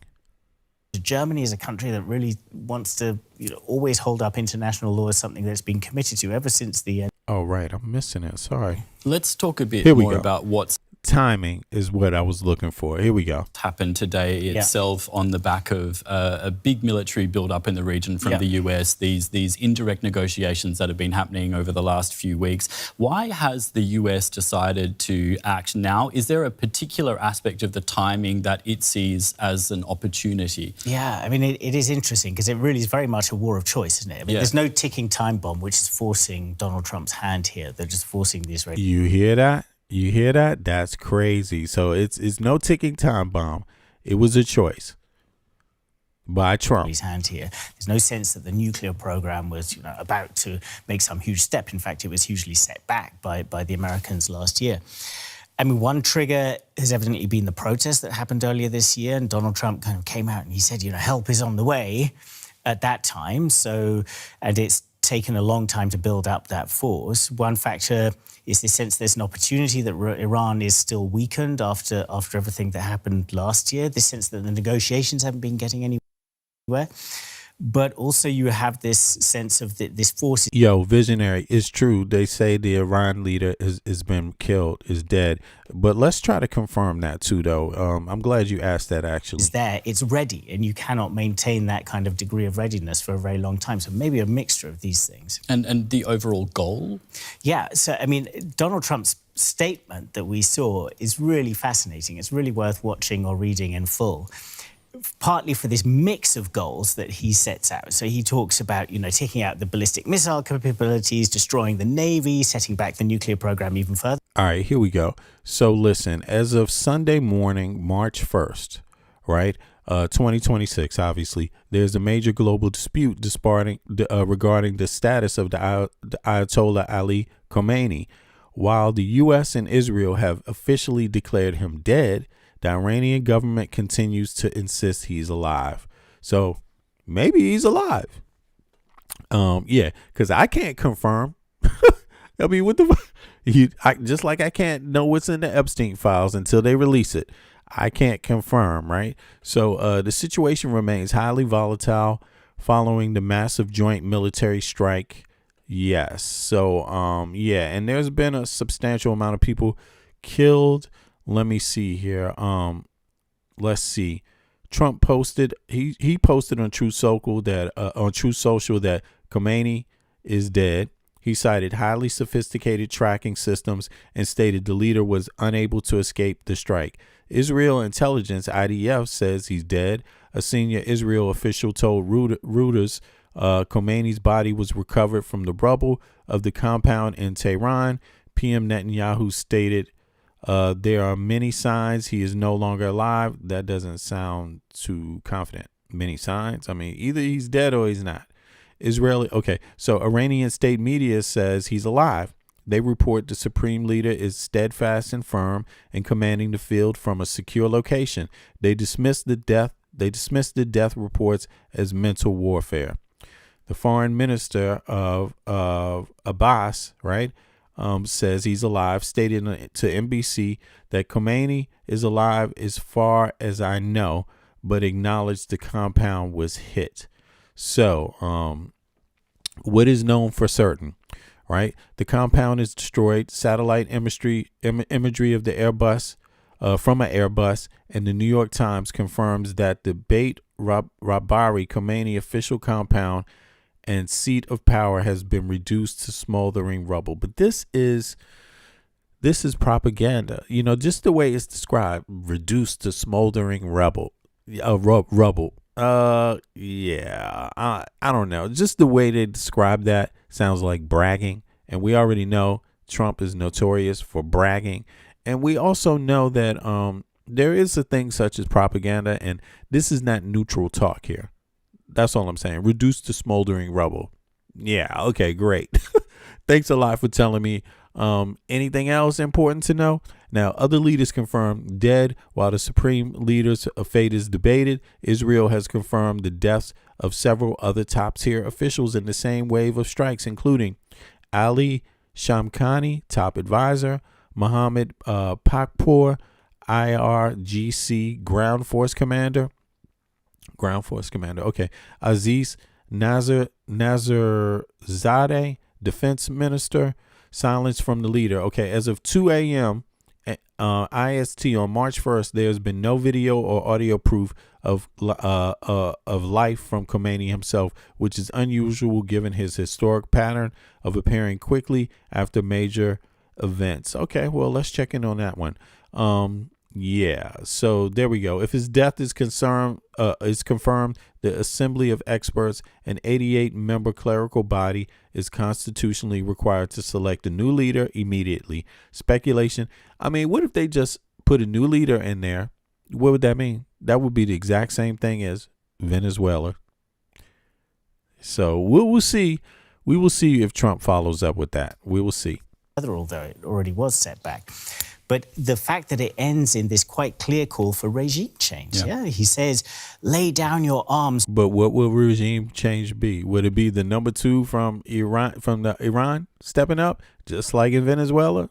Or face certain death to the Iranian military. And he says to the Iranian people, when we are finished with this, take over your government. You know, this is your chance. I mean, there's a lot of things that could be, you know, we don't know, but let's speculate here. Let's just say, because we have to speculate just like the Epstein files, right? Because we don't get them to look at. We have to speculate from a distance while it's locked in a little room when top secret, nobody can get in there to know. So we have to speculate. We got to believe and we got to guess. Wow, what a coincidence. But this is an Epstein moment for you. Everything's going to be an Epstein moment.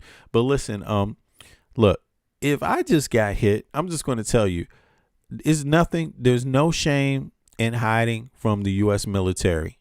Okay? There's no shame in it. I'm just going to tell anybody that. The U.S. military has a lot of potential. They're very powerful. They're funded very well by the hardworking American people that a lot don't get health care. You know what I'm saying? And a whole lot of other shit that other people get. Okay. You know, and work hours longer a week for full-time jobs. You know, we could go on and on and on, you know, but the American military is funded 100% by taxpayer dollars too. So there you have it. A great socialist project for you. Shows you socialist projects work when you want them to. Now, but anybody that's being struck by the U.S. military, especially a smaller country like Iran, a less significant military power, really, I'm just saying there's no shame in hiding.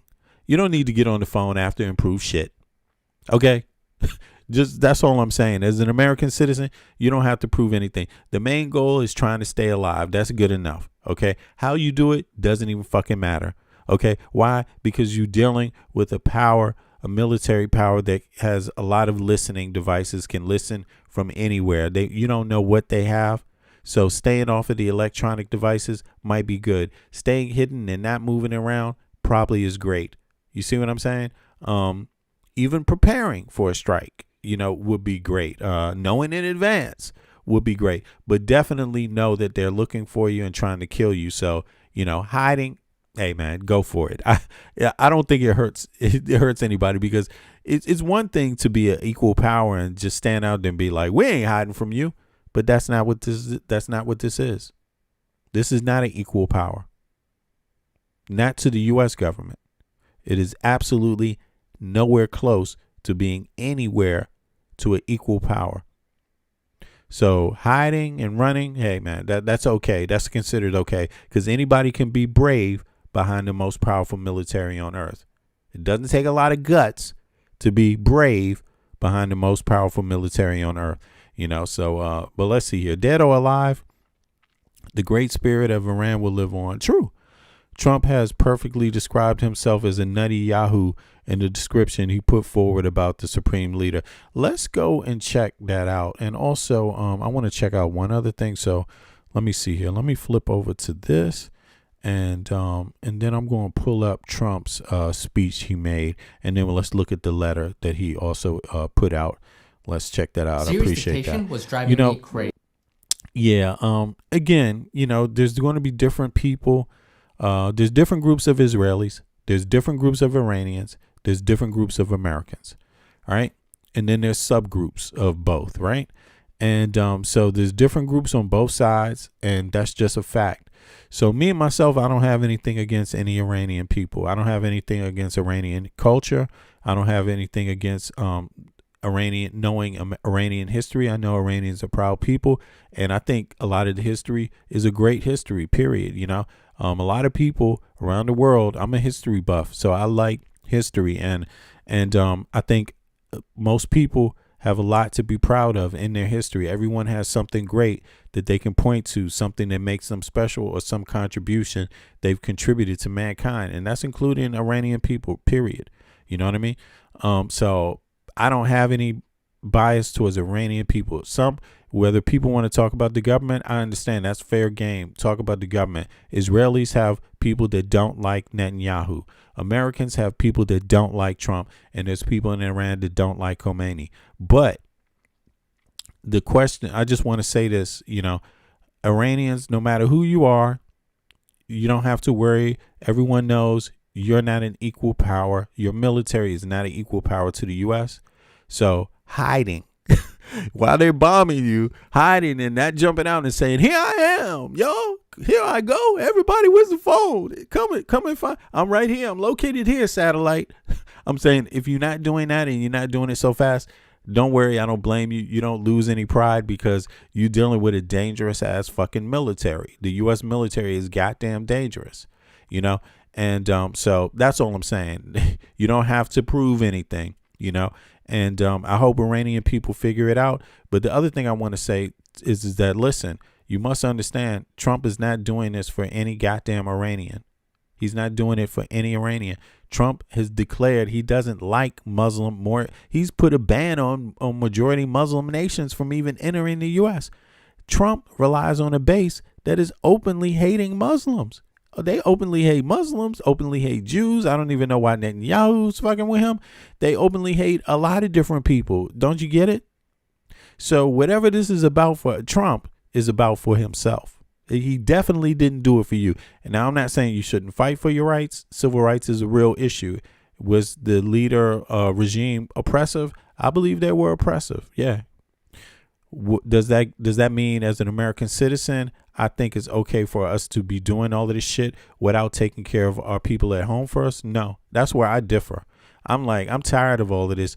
Take care of everything else outside. I'm not saying we shouldn't help, but what I'm saying is that Americans have a problem too, and that is 30-something million Americans don't have health care. That's a fucking problem. And Americans are getting fucking tired of always handling everything else and not handling shit at our own home. That's a problem for a lot of American people right now. So, yeah. That's just my perspective on it. But I understand human rights. People need to support human rights and all of that. But I doubt Trump is doing that. Trump don't give a fuck about human rights. He doesn't give a fuck about civil rights. He's attacking human and civil rights in the United States of America right now as we speak. That's a problem. So he definitely doesn't care about any Iranians' civil fucking rights. Just to make it clear. But let's switch over to Trump. But right now, this is a great time to hear from Trump himself. So let's go. The United States military began major combat operations in Iran. Our objective is to defend the American people by eliminating imminent threats from the Iranian regime, a vicious group of very hard, terrible people. It's listen to that. Hard, terrible people, man. That's not descriptive enough. What the this guy is no poet at all. He's like, let me use the worst words I can find, the most descriptive words to give you a real idea of how evil they are. And what did he choose? Threats from the Iranian regime, a vicious group of very hard, terrible people. Well, you don't make them sound very hard and terrible. What the fuck? This dude. Is that all you can fucking say? And you use all this money and military shit? That doesn't sound that bad. What the fuck? This guy, man. Our objective is to defend the American people by eliminating imminent threats from the Iranian regime, a vicious group of very hard, terrible people. Its menacing activities directly endanger the United States, our troops, our bases overseas, and our allies throughout the world. For 47 years, the Iranian regime has chanted death to America and waged an unending campaign of bloodshed and mass murder, targeting the United States, our troops, and the innocent people in many, many countries. Among the regime's very first acts was to back a violent takeover of the U.S. Embassy in Tehran, holding dozens of American hostages for 444 days. In 1983, Iran's proxies carried out the Marine barracks bombing in Beirut that killed 241 American military personnel. In 2000, they knew and were probably involved with the attack on the USS Cole. Many died. Iranian forces killed and maimed hundreds of American service members in Iraq. The regime's proxies have continued to launch countless attacks against American forces stationed in the Middle East in recent years, as well as U.S. naval and commercial vessels and international shipping lanes. It's been... What's so funny is that, okay, let me ask you a question. How many of you put a 1 in the chat if you agreed with Biden, wanting NATO to defend Ukraine? Put a 1 in the chat if you agreed with Biden wanting to defend Ukraine. Put a 2 in the chat if you disagree with that. And since there's a lot of people using the chat, I hope you participate in what I just asked. Put a 1 in the chat if you agree with Biden supporting Ukraine, right? Put a 2 in the chat if you disagree. I'm just going to look. Because I know trolls don't like answering simple questions, so that's why I'm asking. So it's going to prove who's a troll and who's not. So put a 1 in the chat if you agree with Biden supporting Ukraine, and put a 2 in the chat if you disagree.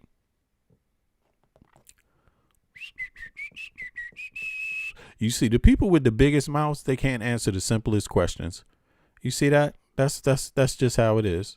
Biggest mouths can't answer the simplest questions, Again, I'm just going to say, put a 1 in the chat if you agree with Biden defending Ukraine. Put a 2 in the chat if you didn't. And a 3 means you agreed with Biden. So also, okay. 2 means you didn't agree. And 1 means you agree. So 1 and 3 means you agree. 2 means you don't. Okay. Now, see, this is the funny thing, because you will have people make all these detailed arguments about how great Trump is dropping a bomb on Iran. But when Biden was defending Ukraine, right, they will say the exact opposite. What does that tell you about these people? It tells you they're hypocrites. That's what it tells you. So let's go on. I mean, if you're going to disagree with foreign wars, you may as well disagree with foreign wars for real, instead of just making it a partisan issue. Terror, and we're not going to put up with it any longer. From Lebanon to Yemen and Syria to Iraq, the regime has armed, trained, and funded terrorist militias that have soaked the earth with blood and guts. And it was Iran's proxy, Hamas, that launched the monstrous October 7th attacks on Israel, slaughtering more than 1,000 innocent people, including 46 Americans, while taking 12 of our citizens hostage. It was brutal, something like the world has never seen before. Iran is the... Wow, that was really descriptive with words. It was brutal, something the world has never seen before. The world's number... This is the bragging part, you know what I mean? This works for people that like listening to propaganda and shit. Then tomorrow he's going to be like, oops, we didn't totally devastate it. Look, the bottom line is Trump is going to need a lot of distractions because of the Epstein files and because of the election coming up. This man is under more pressure than any man in the history of the U.S. government before. His name has been mentioned more times than anyone else in the Epstein files. He has people out here, even men, saying that he molested them and assaulted them when they were children. I mean, this guy, he's look. He didn't realize. Look, he's got Congress is out there interviewing Epstein, people that are in the Epstein files. This is the only motherfucker that won't go there to talk at all. He's going to sell out everybody else. Leslie Wexner, Donald Trump is going to sell out everyone that is around him in the end. He's going to pardon some people for certain things, but the rest he's going to totally sell out. Why? To save his ass, because he knows when he leaves office, he needs protection. That's exactly what Donald Trump is thinking. And he's scared. And he got dog walked by Netanyahu again, basically. Netanyahu likely has information about what's in the Epstein files, right? And so does Putin. And they dog walk Donald Trump and the American people, because Donald Trump doesn't even give a fuck if you have health care or not, right? And but Donald Trump must do what Putin says, and he must do what Netanyahu says, basically. And he must do what anybody that has access to those files, that knows what's in those files, tell him to do, basically, at the end of the day. And he doesn't want the American people to know that. That's why he's not going to release the Epstein files. But let's go ahead and listen to him. One state sponsor of terror, and just recently killed tens of thousands of its own citizens on the street as they protested. It has always been the policy of the United States, in particular, my administration, that this terrorist regime can never have a nuclear weapon. I'll say it again. They can never have a nuclear weapon. That is why in Operation Midnight Hammer last June, we obliterated the regime's nuclear program at Fordo. Yeah, it was totally destroyed. Do y'all remember that? Totally destroyed. We obliterated the regime's nuclear program at Fordo, Natanz, and Isfahan.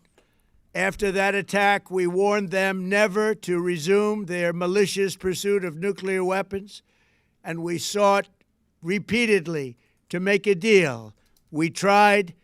They wanted to do it. They didn't want to do it. Again, they wanted to do it. They didn't want to do it. They didn't know what was happening. They just wanted to practice evil. But Iran refused, just as it... This is the guy, his best friend was Jeffrey Epstein for 15 years. During the height of his espionage, sex trafficking, and child, slavery business. That's who's describing Iran. This man has been implicated, and he's been alleged by several people to have, several people, men and women, have said that they were assaulted by Donald Trump when they were children while he was hanging out with Jeffrey Epstein. That's who's talking right here. Pursuit of nuclear weapons, and we sought repeatedly to make a deal. We tried. Of course, he's going to try to, look at this. He's going to try to explain it over and over. But the facts of the matter is that this is what's really going on here. The world is far safer. President Donald J. Trump's highly successful divisive precision strikes against the Iranian regime key nuclear facility. Right. Now, President Trump, monumental damage was done to all nuclear sites in Iran, as shown by the satellite image. Obliteration is an accurate term. So it was obliterated. The white structure shown is deeply embedded in the rock, into the rock with even its roof well below the ground level and completely shielded from flame. The biggest damage took place far below the ground level. Bullseye. Israel Atomic Energy Commission. The devastating U.S. strikes on Fordo destroyed the sites of critical infrastructure, rendered the enrichment facilities inoperable. We assess that the American strikes on the Iran nuclear facilities, combined with Israeli strikes on other elements of Iran's military nuclear program, has set Iran's ability back to develop nuclear weapons by many years. This is what is on the White House website. This is the White House's website. By many years, the achievement can continue indefinitely if Iran does not get access to nuclear material. Here's another quote. I can say here that the assessment is that we significantly damaged the nuclear program, and I can also say that we set it back by years. I repeat, by years. Okay. Iran Foreign Ministry spokesman, our nuclear installations have been badly damaged. That's for sure. Okay. So, but Donald Trump didn't agree with that. Nobody else agreed with that modest assessment.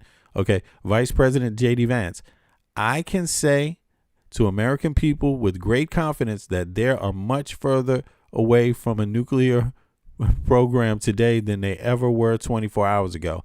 That is the objective, the mission, to destroy the Fordo nuclear site, and of course do some damage to the other sites as well. But we feel very confident that the Fordo nuclear site was substantially set back. That was our goal. Secretary of Defense Pete Hegseth, everything we have seen, and I've seen it all, our bombing campaign obliterated. Damn, that's a big word, obliterate.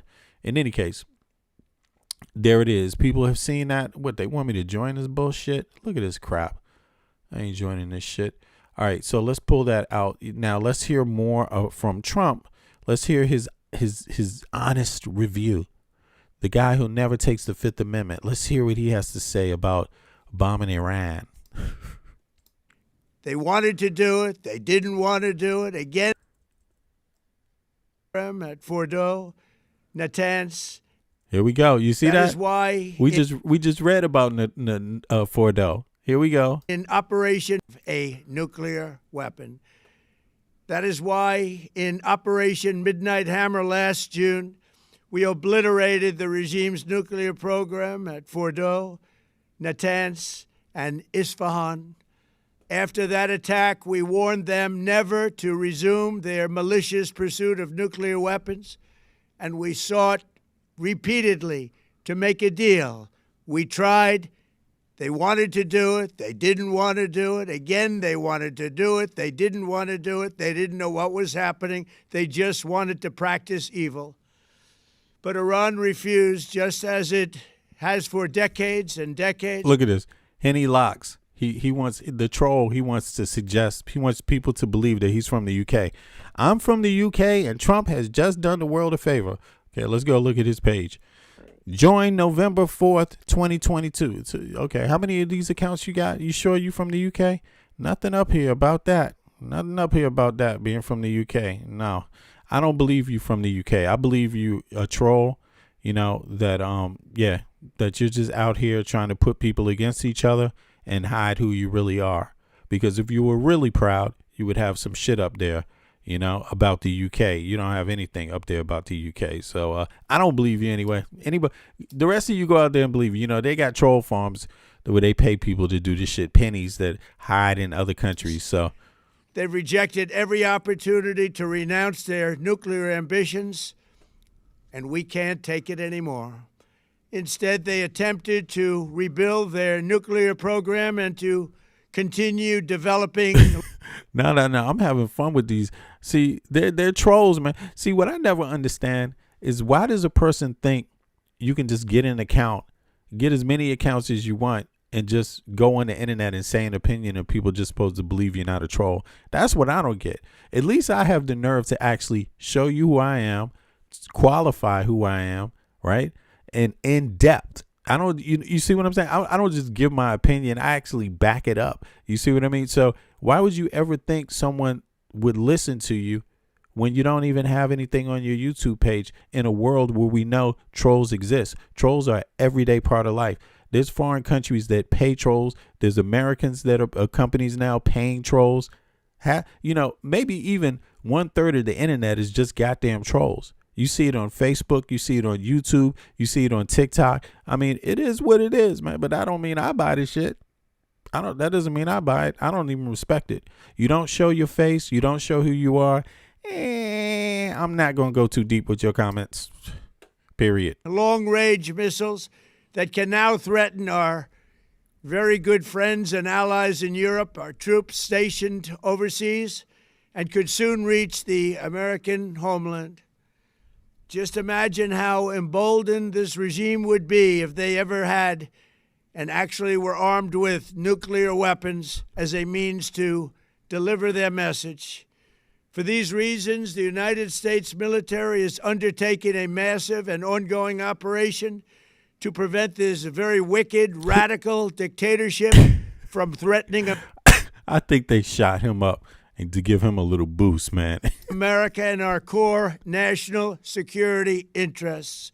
We are going to destroy their missiles and raise their missile industry to the ground. It will be totally... Look, he's about to repeat the speech that he made the last time. He's about to say it will be totally obliterated. Watch.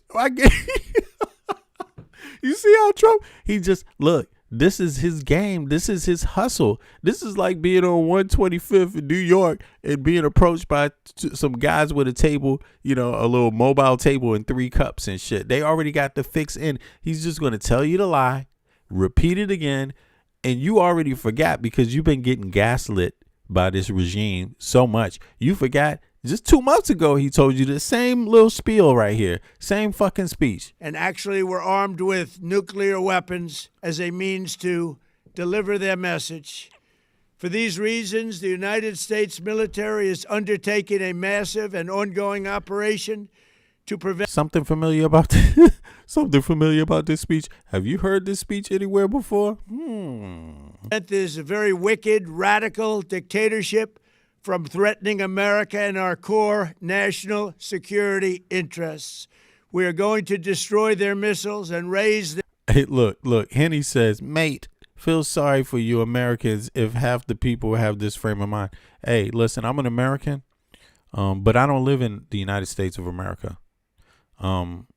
Where I live, everybody has health care. Everybody has access to education, universal education. Where I live, everybody gets 5 weeks vacation every year. You feel sorry for Americans that are having a mind like me? Oh, really? Wow, I'm actually the smart one, you stupid fuck. So, but by the way, Henny, do you have health care? At least you smart enough to have you some health care. At least you smart enough to live in a country that can make bombs and have health care. Their missile industry to the ground. It will be totally, again, obliterated. We're going to annihilate the... He said obliterated. See, he gave the same speech 2 weeks ago. And the same people, same trolls came out and said, he's doing the world a favor, man. What happened if they get a nuclear bomb? Your Navy, we're going to ensure that the region's terrorist... Hey, y'all, you Americans out there, Henny has health care. Everybody in the UK got health care, yo. Kudos to you all. You all are some very smart people, very intelligent people, very proud people. Very smart of you. Kudos to you for doing that. Proxies can no longer... That means you have a little bit of brains, at least. ...destabilize the region or the world and attack our forces and no longer use their IEDs or roadside bombs, as they are sometimes called, to so gravely wound and kill thousands and thousands of people, including many Americans. And we will ensure that Iran does not obtain a nuclear weapon. It's a very simple message. They will never have a nuclear... So watch this. He says they're never going to have a nuclear weapon, right? Now watch this. It doesn't matter at what point this happens. It can happen in a week. It can happen in 2 weeks. It can happen in 2 months. It can happen in 3 months. But it is going to happen. Trump is going to come out and announce that he made a deal. They have everything under control. Iran is doing everything that they said they were going to do. It's over. We reached a new deal. That's what he said about Venezuela. That's what he's going to say about this. And then later, it's going to happen again. Very simple. Weapon. This regime will soon learn that no one should challenge the strength and might of the United States Armed Forces. I built and rebuilt our military in my first administration. This is the same speech. He gives this speech every time he comes out. I rebuilt the military. How many times has he said that in the speech? Let me find that out. There is no military on earth even close to its power, strength, or sophistication. My administration has taken every possible step to minimize the risk to U.S. personnel in the region. Even so, and I do not make this statement lightly, the Iranian regime seeks to kill. The lives of courageous American heroes may be lost, and we may have casualties. That often happens in war. But we're doing this not for now. We're doing this for the future, and it is a noble mission. We pray for every service member as they selflessly risk their lives to ensure that Americans are Here we often go. happens in war. Let's hear this again. Seeks to kill. On earth, even close to its power, strength, or sophistication. My administration has taken every possible step to minimize the risk to U.S. personnel in the region. Even so, and I do not make this statement lightly, the Iranian regime seeks to kill. The lives of courageous American heroes may be lost, and we may have casualties. That often happens in war. Yeah, so apparently it sounds like he knows about some American soldiers being killed, basically, at some bases. So let's see. We're doing this not for now. We're doing this for the future, and it is a noble mission. We pray for every service member as they selflessly risk their lives to ensure that Americans and our children will never be threatened by a nuclear-armed Iran.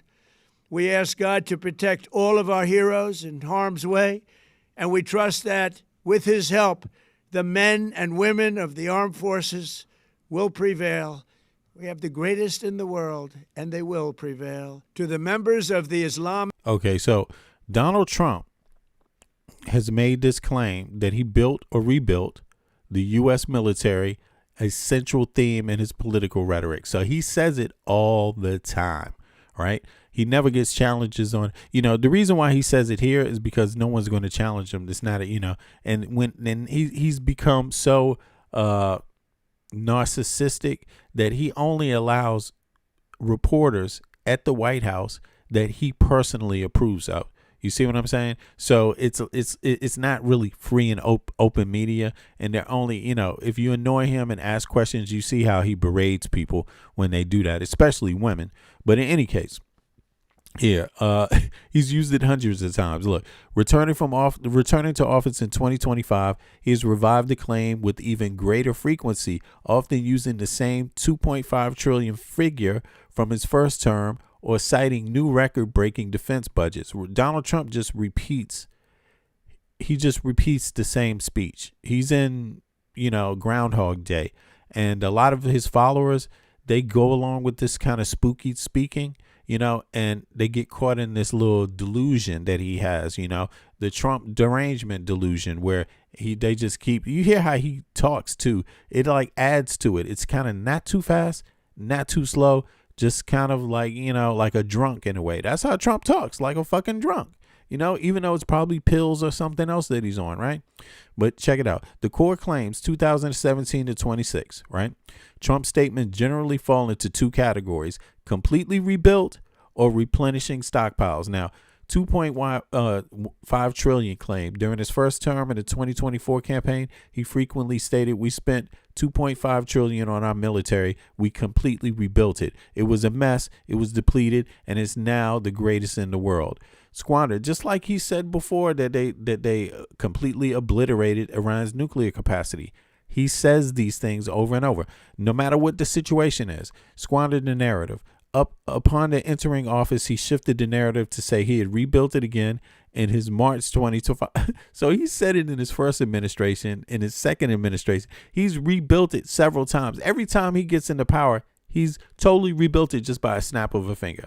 But in any case, people get it. I mean, he said this a million times. Military and analysts and fact checkers generally view these claims as hyperbolic. While spending has indeed increased, the reality of rebuild is just more a nuance. Is it a nuance? I mean, come on. Revolutionary Guard, the armed forces, and all of the police, I say tonight, that you must lay down your weapons and have complete immunity, or in the alternative, face certain death. Look, these are the demands Trump is, and look, in 2 days, 3 days is going to go by, a week is going to go by, and he's going to say problem solved. Watch. Of the Islamic and then later, it won't be solved. Revolutionary Guard, the armed forces, and all of the police, I say tonight that you must lay down your weapons and have complete immunity, or in the alternative. This is why you can already tell. See, he's saying something that is so far out, you don't even expect it to happen. Everyone knows it's bullshit. You see what I mean? And this is Donald Trump setting up his next part. So this is his plan. He's going to tell you that they agreed to that. They did that. No problem. Just like it did in Venezuela. It's the same spill over and over and over. So this is how it's going to stop. When they stop, he's going to say they put it down. They put their weapons down and what? Armed forces and all of the police, I say tonight that you must lay down your weapons and have complete immunity. So those are his terms. And tomorrow he's going to say they agreed to that. Watch. Or in the alternative, face certain death. And he's going to say they understood that. That's why they agreed to it. He's going to wrap this up. Watch, because he's running out of time. So, you know. So lay down your arms. You will be treated fairly with total immunity. I mean, how many times he did the same thing with goddamn Greenland? It's the same spill. Or you will face certain death. Finally, to the great proud people of Iran, I say tonight that the hour of your freedom is at hand. Stay sheltered. Don't leave your home. It's very dangerous outside. Bombs will be dropping everywhere. When we are finished, take over your government. It will be yours to take. This will be probably your only chance. I mean, I wouldn't put it past Trump to want all Iranians to kill each other. Basically, I wouldn't put it past him. You know, like seriously, I wouldn't put it past him. And I'm even thinking that he's hoping that they do that because he wants it to spill over, like to become a bigger war. You know, because listen, billionaires will make money off of this. That's one thing for sure. You know, that is one thing for sure. The billionaires will make their money off of this. For generations. For many years, you have asked for America's help, but you never got it. No president was willing to do what I am willing to do tonight. And all these Iranian immigrants, right? The Iranians that are fleeing because of war, they're going to go into allied nations, countries, you know, other countries, the same kind of cycle, you know what I mean? And then, yeah, that's what it's been. I mean, they didn't like it. They didn't like the war in the Middle East, and because they knew it was creating a lot of, refugees. And that's exactly what Western countries complain about, refugees. Pretty much that's the biggest problem. And I get it because they want things to be nice and neat and maintained and orderly. Yeah, absolutely. And then there's a lot of people who maybe don't like Muslims. Right? Well, here you have it. Americans don't like Venezuelans being in their country. Attack them. See if that helps. Now you have a president who is giving you what you want. So let's see. He is definitely giving you what you want. More more asylum seekers. See how you respond. America is backing you with overwhelming strength and devastating force. Now is the time to seize control of your destiny and to unleash the prosperous and glorious future that is close within your reach. Did Trump arm any of these people? He's telling people to go fight the government. Did you arm them? Did you prepare them for anything? Did you give them some weapons? Did Israel give them some weapons? Remember, Donald Trump is speaking for Netanyahu also, for Israel also. How was this plan going to work of take over the government, Iranian people? How was it supposed to work? What's the plan all about? Let's hear the details. You give them some weapons. You showed up with some military. You helped coordinate it, right? They have the military capacity. They have access to all the weapons they need to storm the Capitol. Who's going to play a part in that exactly? To storm the headquarters of the military. Who's going to do that? Who's voluntary? Put a 1 in the chat if you volunteer to do that. Put a 2 in the chat if you like, fuck no, I'm not doing that. Let's see how many people, that's what I mean, man. Trolls don't They don't like to answer simple questions. If you volunteer to do that, put a Trump in it, put a 1 in the chat. You do it first and then clap. Look at this. None of these people would go over there. See, that's what I'm saying. They're not. If you would go over there and do that, put a 1 in the chat. If you would go over and join the coalition of take out the military, take out the government of Iran, if you would go over there yourself and risk your life, put a 1 in the chat. If the answer is fuck no, put a 2 in the chat. I'm not going over there. You could go over there if you fucking want. Okay? You go first and then clap your hands. Because right now what they're doing is clapping their hands when someone else risks their life. Anybody could do that. Anybody could do that. This is the moment for action. Do not let it pass. May God bless the brave. 4 means I'm a coward and I would never risk my life. Men and women of America's armed forces. May God bless the United States of America. May God bless you all. Thank you.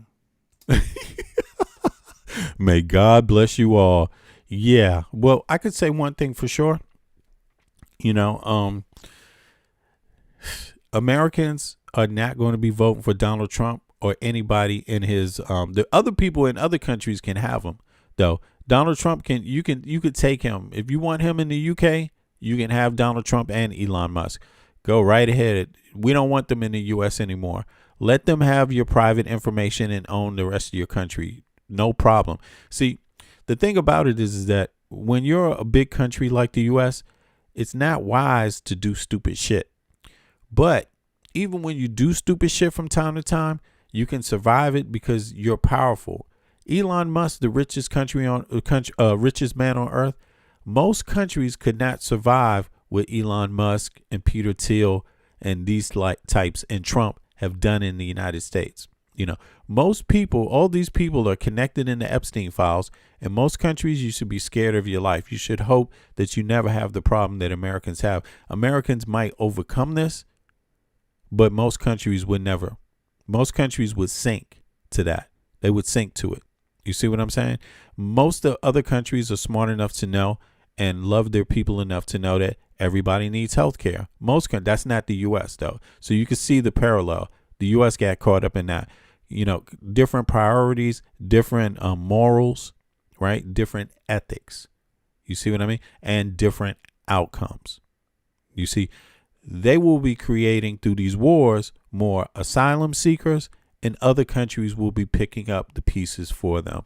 Other taxpayers around the world will be picking up the pieces for them. So, yeah, so that's generally how it works. And, of course, if that's your choice, that's what you choose. That's all on you. You know what I'm saying? That's all on you. But meanwhile, let me just see something here. Yeah, this is crazy, man. Let me see something. Let's go. 2 seconds. Let's see what else is happening with Mr. Trump. Since we got on the Epstein files, this is who Trump really is.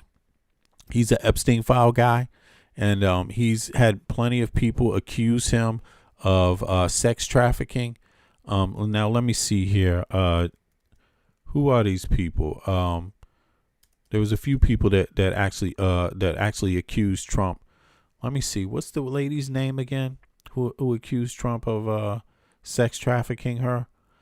Katie Johnson. Here we go. Katie Johnson is one. And she this is, we're dealing with this because Trump just ordered another attack on Iran, right? So let's qualify who Trump is. So he knew the first time that he saw. Trump is the type of person that has people like this making statements about him. And, it's worth hearing, Let's hear. That she said that looked great on me. So I wore that wig.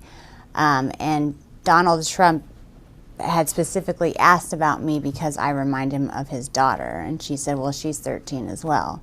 So he knew the first time that he saw me.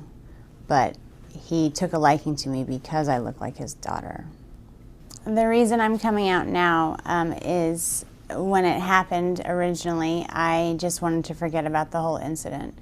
And when I saw that he was running for president, I felt that it was my responsibility to come out and tell our country, what kind of man this person is.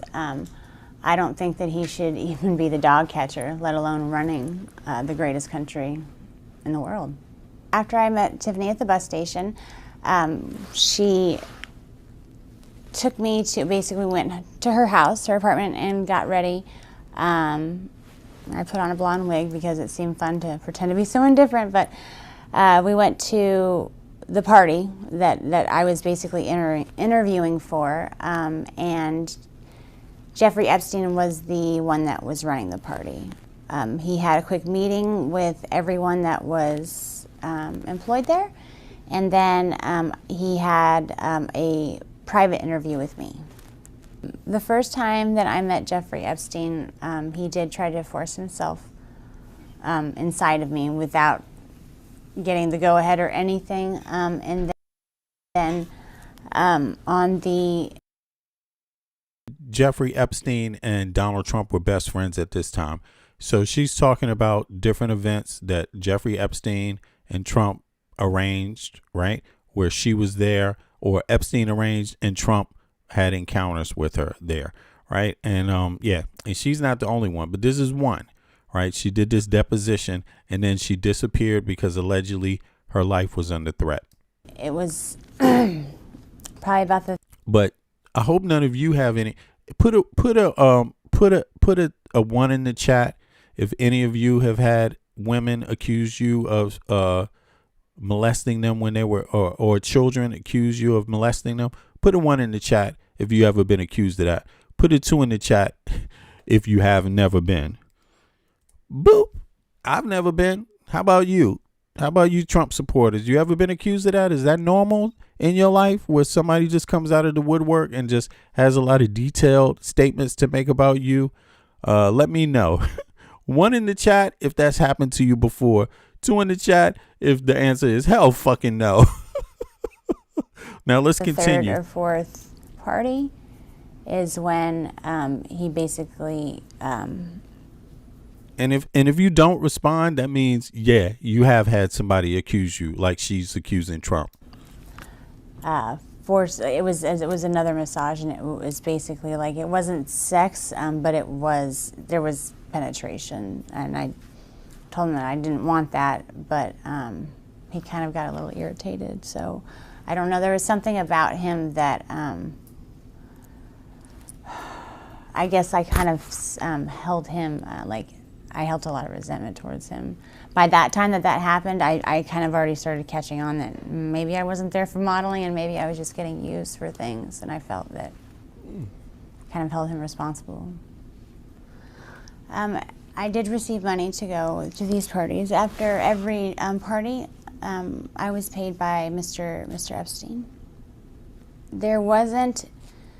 Out of all the girls that were there with me, most of them were 13, 14. I think the oldest one might have been 16, just turned 16. Yeah, this is part of Trump's record. This lady actually came out and said these things. Now, she's not the only one. Her name is Katie Johnson. Let me put that link in the chat for later. The chat is on replay. Here we go. The people that she says were there were between the ages of 12 and 16. Yeah. So the oldest was 16. Most of them were, I think, between the ages of 12, even younger, So, yeah. Then you have Sasha Riley, who he claims Trump like little boys. All right. And, yeah, that's what he claims. And he has that, has his tapes where he clearly states that, and it's actually pretty riveling. But hold on, oops. Okay. Sorry about that. This is the wrong one here. Hold on. Is it this one here? Oh no. Hold on. Sorry. Why isn't? Oh, I see. I spelled it wrong. That's what it is. Here it is. Yes. Here we go. Another instance in Texas where my dad threw me into the middle of a pool and said sink or swim, and somebody saw it and called. They were afraid that tortured, but for her name. other venues. And while we were filming, ordinarily horrible. Yeah, they apparently, Donald Trump, Epstein, and these people, these men, they were having these little kids make snuff videos, make sex videos where some of them will be killed, and these videos apparently circulate around. And he talks about that, about somebody in his military unit that said they saw a video with him in it. Apparently this is like on the dark web or something. But I can give you one instance where they were filming us. It was me and a girl that I knew that I had been trafficked with in other venues. And while we were filming, they came in and shot her in the head. So killed her, obviously. So that would be... Was that the runaway? That was another girl, and I can't even remember her name. Yeah. The runaway was tortured to death in a duplex in Enterprise, Alabama. My parents did that, and that wasn't on film, not her being tortured, but that was that black girl that I'm telling you about that later on Michael Bayless had talked to me about. But they went and got her because they were afraid that this was after the investigation in Tennessee, and they were afraid that they would go down for child pornography. So they were wanting to kill her, and then they were wanting to get rid of me via an accident, but they couldn't because they had already tried to kill me several times. They had the incident in Texas involving the Chevy van. There was another instance in Texas where my dad threw me into the middle of a pool and said, sink or swim. And somebody saw it and called the sheriff. So there was a police report on that.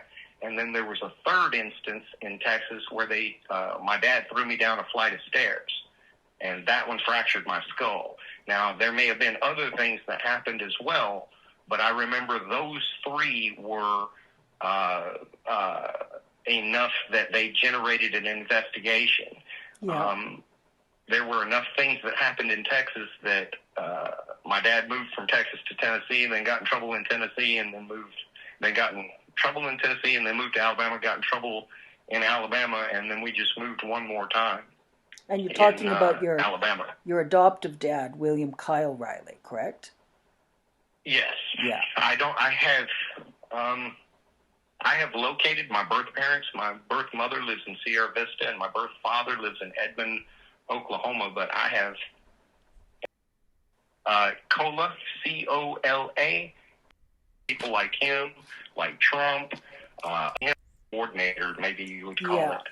But it went from these parties that Epstein and company hosted. It wasn't just him. It was kind of a cabal of several people.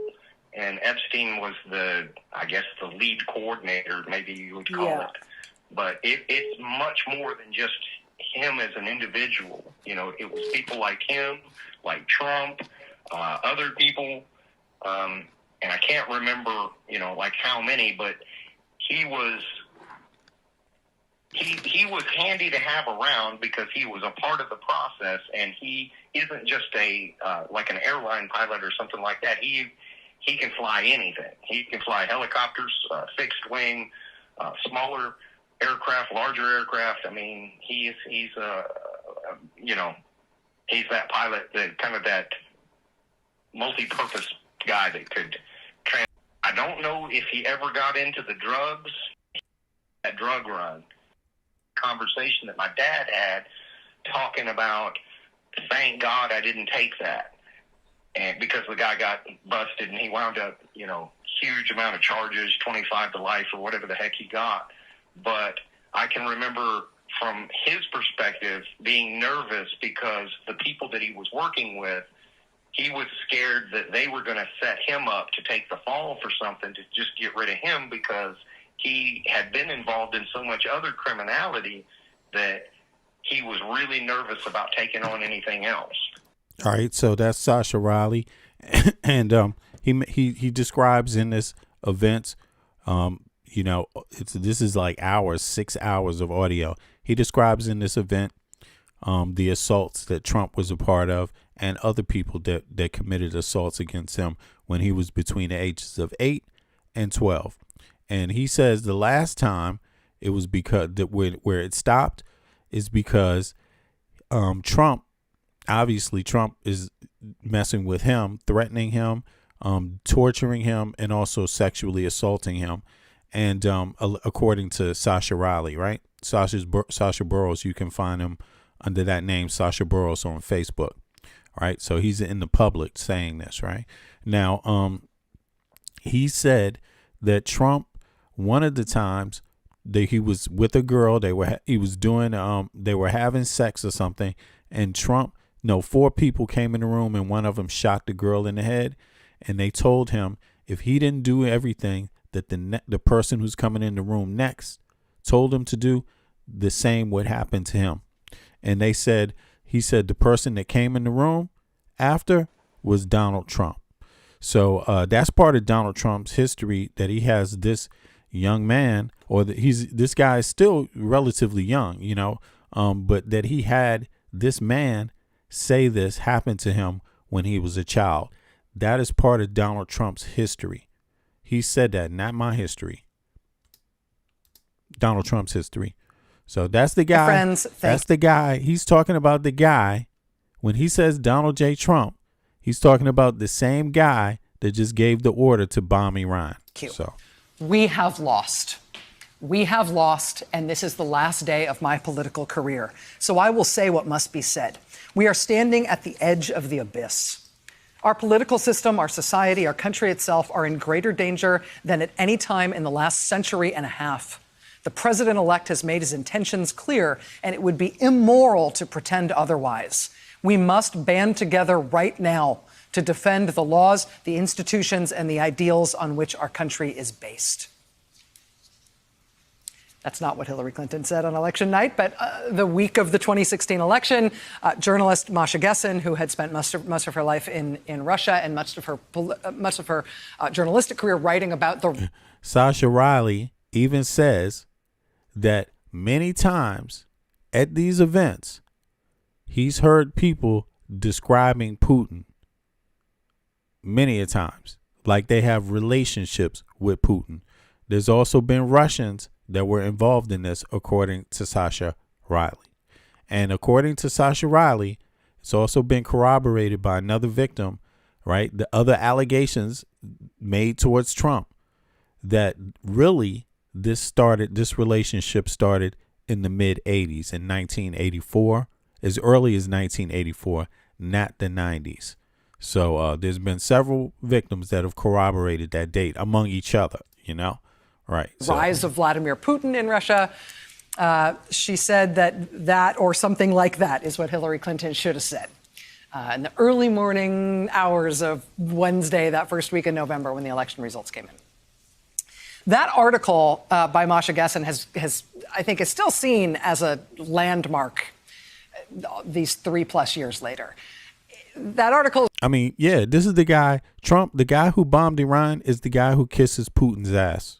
Essentially, remembered less for that alternate proposed concession speech for Hillary Clinton, calling on the country in that moment to band together to defend our laws and institutions. Putin doesn't even give a fuck about his own people, But there you have it. It makes wonderful sense. Remembered less for that than it is. Pedophiles support. Pedophiles support Putin, basically, right? Yeah. Basically, you will find that in the troll system, right? They also support oppression of citizens, right? They don't support people that support Trump. Do not support civil rights. You know what I mean? They love Trump, and those are things that Trump attacks, just like Putin. Civil rights. For the set of rules that Masha Gessen went on to lay. They make excuses for pedophiles. Out. They make excuses for espionage. For how to survive and preserve your sanity in a country that is shedding. They make excuses for billionaires. Its democratic foundations and is shedding. And they can't even afford health care themselves. The strictures of the rule of law. Rule number 1, first on her list of rules, was the most memorable one, this one that still wakes me up regularly to this day. Rule number 1, quote, believe the autocrat. He means what he says. Whenever you find yourself thinking or hear others claiming that he's exaggerating, that's our innate tendency to reach for a rationalization. As an example, Masha Gessen provides this, quote, Trump has received the support he needed to win and the adulation he craves precisely because of his outrageous threats. Trump rally crowds have chanted, lock her up. Fascism as well. Exactly. That's what they support. That's what they support. And listen, a lot of these, sad to say, people that go for this stuff, man, they call themselves conservatives, man, they doing some of the worst, most horrible behavior. You see what I mean? I mean, that's facts. You know, in a lot of these towns where these people are doing, like, they have beliefs, like, you know, and situations going on where men are having multiple wives, men are molesting, having big families and molesting their daughters. You know, they have this as part, you know, going on. It's been known to happen. You know what I'm saying? So they don't take women's rights seriously. You know what I mean? Like, that's just out the window. You see what I mean? They're more focused on what someone else, how can I say this, on controlling other people's bodies in every way, controlling people's bodies they don't know, who think different from them, and controlling people's bodies around them. Like, literally. They and he meant every word. Well, fair enough. That is, in fact, the world that we have ended up living in over these past 3.5 years. Just an observation. But over the last 48 hours, as the Justice Department has been thrown into crisis and chaos, and for the first time, we are starting to get resignations on principle from career Justice Department personnel who cannot abide what's being done to the justice system by this president. Over these last 48 hours, rule number 3 for Masha Gessen is sticking with me as well. Quote, rule number 3, institutions will not save you. It took Putin a year to take over the Russian media and 4 years to dismantle its electoral system. The Russian judiciary collapsed unnoticed. The capture of institutions in Turkey has been carried out even faster by a man once celebrated as the Democrat to lead Turkey into the European Union. Poland has, in less than a year, undone half the accomplishments of a quarter century in building a constitutional democracy. Of course, the United States has much stronger institutions than Germany did in the 1930s or Russia does today. The problem, however, is that many of these U.S. institutions are enshrined in political culture rather than in law. And all of them depend on the good faith of all actors to fulfill their purpose and uphold the Constitution. Institutions will not save you. Nope. They depend on the good faith of the actors within them. Boy, are we living that. So that was Masha Gessen just a couple days after the 2016 election. Not long thereafter, Timothy Snyder's book on tyranny was published shortly after the inauguration. And it followed a similar line of logic, looking at lessons from the collapse of various democracies across Europe over the course of the 20th century to learn lessons for us, to learn lessons for how to protect our democracy and how to know if we're losing that fight to protect our democracy. You see some of these dumbasses in comments in the chat. Somebody asked me, look, did you get those glasses off Spike Lee from '88? No, I didn't get these glasses. I got them from the eyeglasses shop. That's where I got them from. Where's Spike Lee at? Spike Lee lives in Brooklyn. I live in Copenhagen, Denmark. I got these glasses like maybe a year ago exactly. Down the street. Yeah. What's the name of the boutique called? They actually had a sale. You know, you pay like 500 krona a month. I got 2 pair of glasses on lease. Right? Yeah. Basically. That's where I got them. I think the place is called Synoptic. That's what it's called. Yeah, exactly. So, yeah. There you have it. So, you know, you just go in and when you want a new pair, you just go in and just get a new design. You know what I'm saying? And for the same price, you just pay a fee every month and you have 2 different pair of glasses. You know, you could pay a little more and have 3 different pair. You know, I have ones that I wear for outside and ones that I wear for computer use. Right? You know what I'm saying? So the outside ones tint a little bit. You know what I'm saying? Just for your information, since you asked. Democracy and what we should do then. Snyder, quote, the European history of Where'd you get your glasses from? the 20th century shows us that societies can break, democracies can fall, ethics can collapse, and ordinary men can find themselves standing over death pits with guns in their hands. We might be tempted to think that our democratic heritage automatically protects us from such. I let the trolls troll because I'm going to tell you one thing about me is that if I can't see it with my own eyes, I'm not impressed. Threats. This is a misguided reflex. Americans today are no wiser than the Europeans who saw democracy yield to fascism. I don't mind the trolls, but these people don't show you nothing about who they are. They don't qualify none of it on their pages. It's almost like they purposely don't want you to know anything about them. They don't want you to see how they live. None of that. So I just take it with a grain of salt. Like, okay, whatever. Nazism or communism in the 20th century. Our one advantage is that we might learn from their experience. Now is a good time to do so. And he published this book right at the time of the inauguration of Donald Trump. And then the book, very short book, goes on to lay out 20 lessons from the 20th century. I'm only playing this because the United States just bombed Iran together with Israel. Israel has universal health care.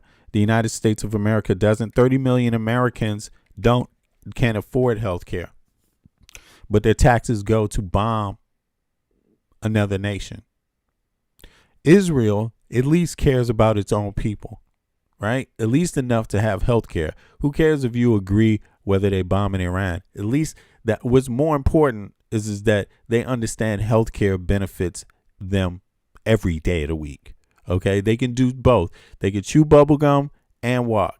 They can make sure everybody has health care and bomb Iran. The United States can't. The United States is too broken to do both. They have the money to do both, but not the brains to do both. You see, they're basically incompetent. For Americans to consider today. And some of these lessons, some of these rules keep me up too. I mean, think about this. You can hate Iranians and want to blow them up all you want. And you can hate Ayatollah Khomeini and think like, let's remove him. You could replace all the leaders you want. But if you can't get yourself health care, what does it say about you and your ethics and your morals? It means you're dumb. For example, rule number 1 from Timothy Snyder. Do not obey. Either that or you're not really calling the shots. That's what it proves. American citizens are not calling the shots. Because if they were calling the shots, they would at least do the same thing other people do that call the shots. While they bomb people, they find themselves, make sure everybody got health care at home while they bomb people. You know, but the U.S. is, Pete Heck said, that's just too hard to do. Trump, they just can't figure it out. None of them can figure that shit out, but they get paid by the taxpayers. Their salary gets paid by the taxpayers. Their dentists get paid by the taxpayer. Their kids' private school get paid for by the taxpayer.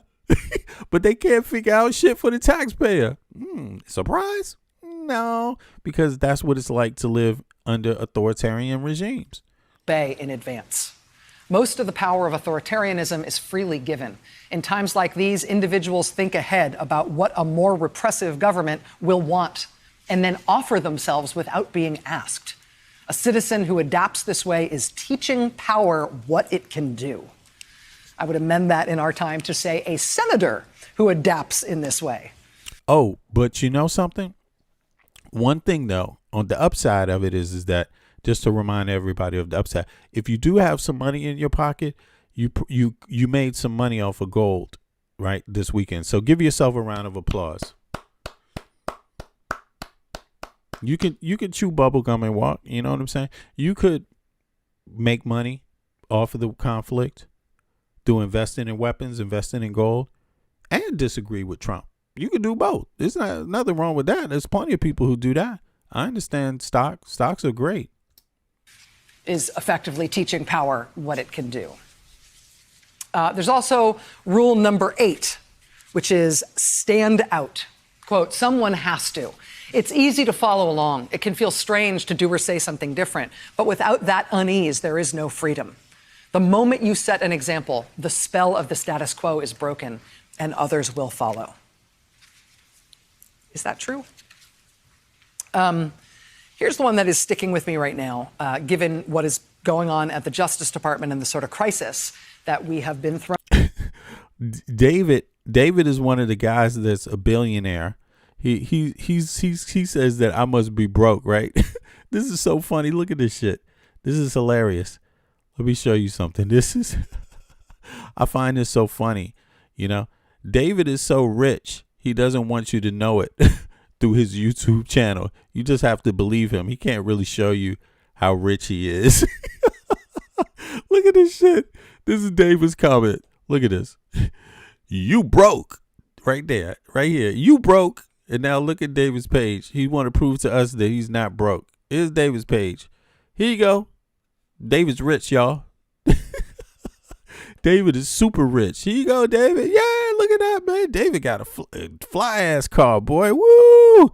Go ahead, David, man. Oh man, you got your stocks in order. I see. Thanks for putting your stocks up on YouTube, man. Thanks for showing us your business, David. Thanks for showing us your clothes and your house and all of that shit, man. Wow, it looks beautiful, man. Woo! Way to go, David, man. Glad you ain't broke, bro. Into in terms of the rule of law in this country over the past 48 hours. It's Snyder's rule number 2. Quote, defend institutions. It is institutions that help us to preserve decency. They need our help as well. Do not speak of our institutions unless you make them yours by acting on their behalf. Everybody, David is so rich, man. Woo, David. Yeah, man, you're doing good, Dave. Institutions do not protect themselves. They fall one after another unless each is defended from the beginning. Oh, my goodness. So choose an institution you care about, a court, a newspaper, a law, a labor union, and take its side. So that's interesting. David, you're part of a labor union? Put a 1 in the chat if you're a member of a union. Put a 2 in the chat if you're not. And put a 3 in the chat if you never thought about it before.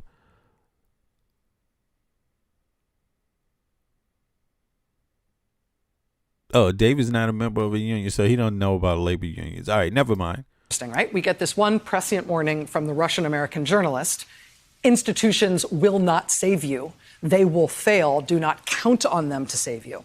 We get another warning from the eminent historian of 20th century. Look, somebody said, here's somebody else. I'm about to go, y'all. But somebody else, I just want to entertain the chat a little bit. Hold on, here we go. Look at this. CPC says, are you a Matto fan? No, I'm not a Matto fan. I'm not a Matto fan at all. I watched this also. You watched it too. Are you a fan of Sasha Riley? I know that's kind of word salad the way that I said it, but I think you kind of understand what I'm saying. I do. No, I understand. I understand perfectly. So your dad would obviously, my understanding is your dad was the kind of pilot that those sort of criminals would want to use because they could use him to fly anything in any situation. Yeah, I'm listening to Sasha Riley. You are too. Are you a fan of Sasha Riley's? Since you're listening to him, you a fan of his? You a fan of mine? Since you listen to me, what's up? You listening to me? So, are you a fan of mine? Are you a fan of Rachel? Are you a fan? I don't even know her damn name. Of Rochelle Maddow? You a fan of hers? You watching her? You a fan of me? You watching me? What's up, David? Is that the logic you apply? Is that simple? Cause you weak, cuz you weak, cuz. I don't even think you're African American, David. I'm gonna be honest with you. I don't think you are. You weak, cuz you weak, cuz you weak. Okay. Collapse of democratic and rule of law countries. He says, yeah, institutions are important, but institutions do collapse unless each one of us actively defends and saves them from the kinds of pressures they're about to come under. Pick one. Do something to support it. So in the middle of the New Hampshire primary yesterday, right, this very important... Trump. David love him some Trump, boy. Woo! David love Trump. You in love with Trump, David? You in love with Trump? Is Trump your girlfriend?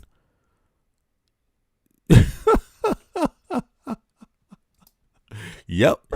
He been out here defending Trump all day long, boy. Woo! For the Democratic Party trying to pick their nominee to run against Donald Trump, we get this other story, right? This new milestone that we have hit in the Trump administration on rule of law issues. And it is a big enough story that it resulted in split front pages all around the country today. And this was the front page of the New York Times this morning. On the right hand, you see there's the politics. Sanders is winner in New Hampshire. On the left side, in all capital letters, Justice Department acts to ease sentence for Trump ally. 4 U.S. prosecutors quit Stone case after bosses step in to overrule them.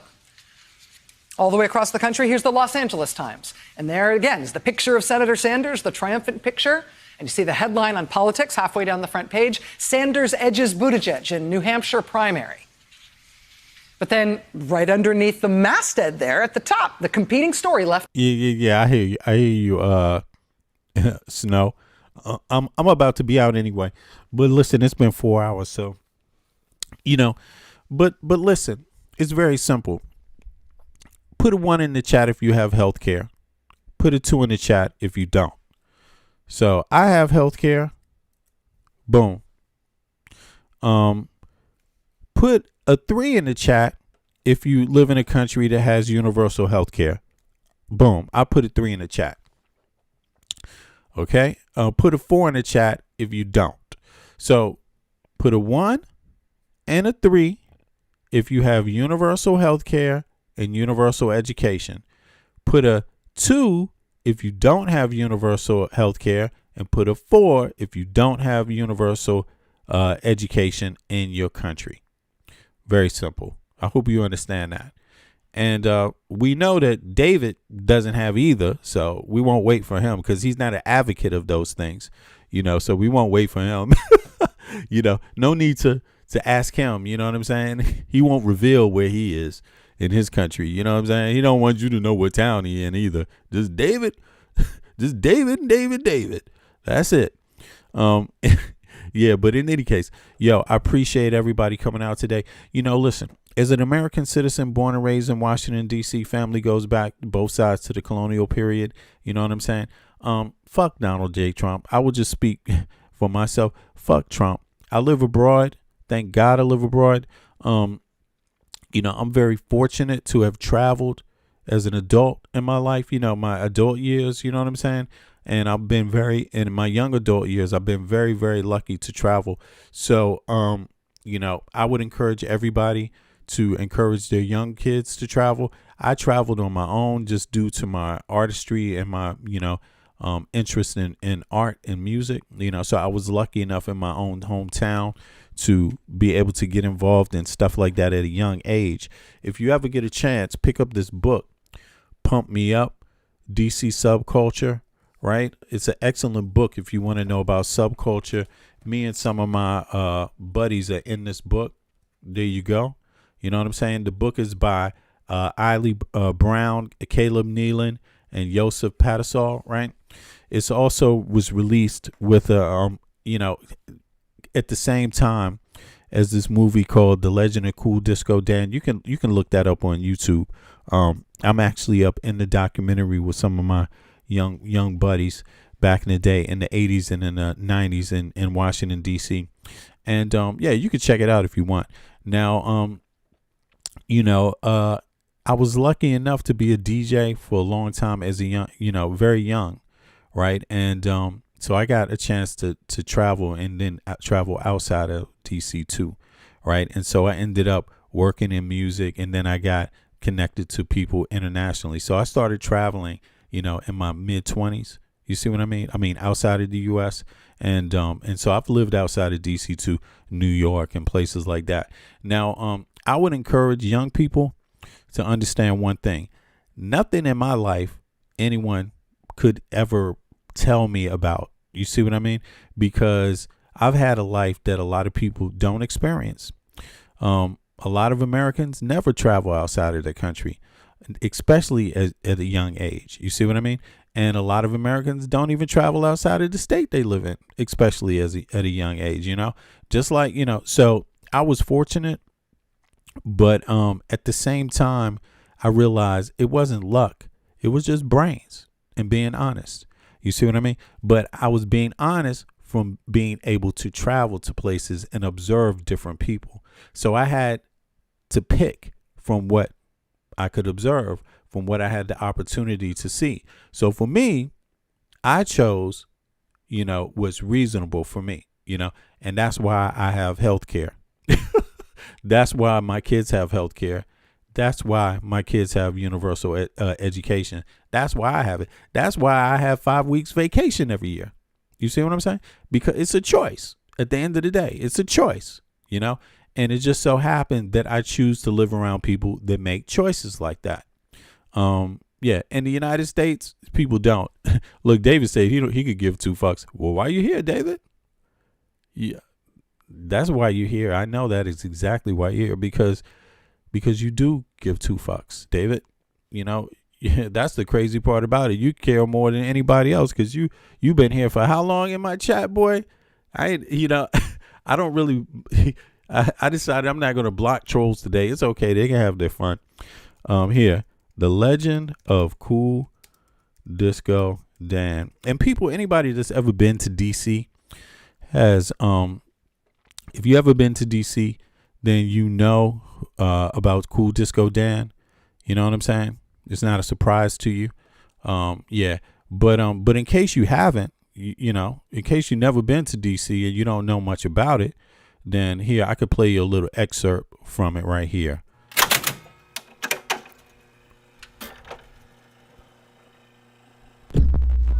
Washington, D.C., murder capital.